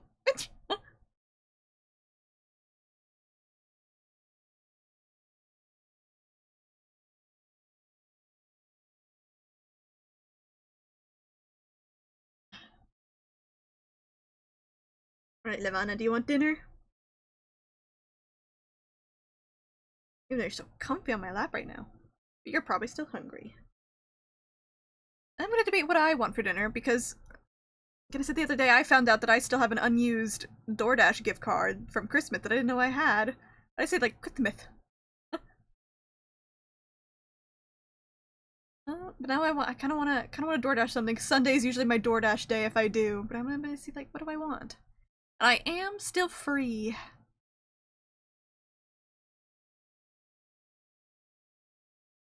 I will say, if you want to force me to play Goblin Infinitely, like I technically can, but I also have stuff to work on. Little edits and stuff. One that I at least have to finish tonight. That is my goal. At least one that I have to finish tonight, and I'm like a scene away. So it won't take crazy long, but I'm a master procrastinator. So see how it goes. And 70 Mies, according to demo data. Okay. Weird of them, from my knowledge, there was 100 in the regular one, and weird of them to lower it if that's gonna end up being like the final number in the full game. Interesting to lower it from the first one. I've still been coming up with ideas for Mies, which is unfortunate because I reached 90 the other day. Like, man, who gets kicked off?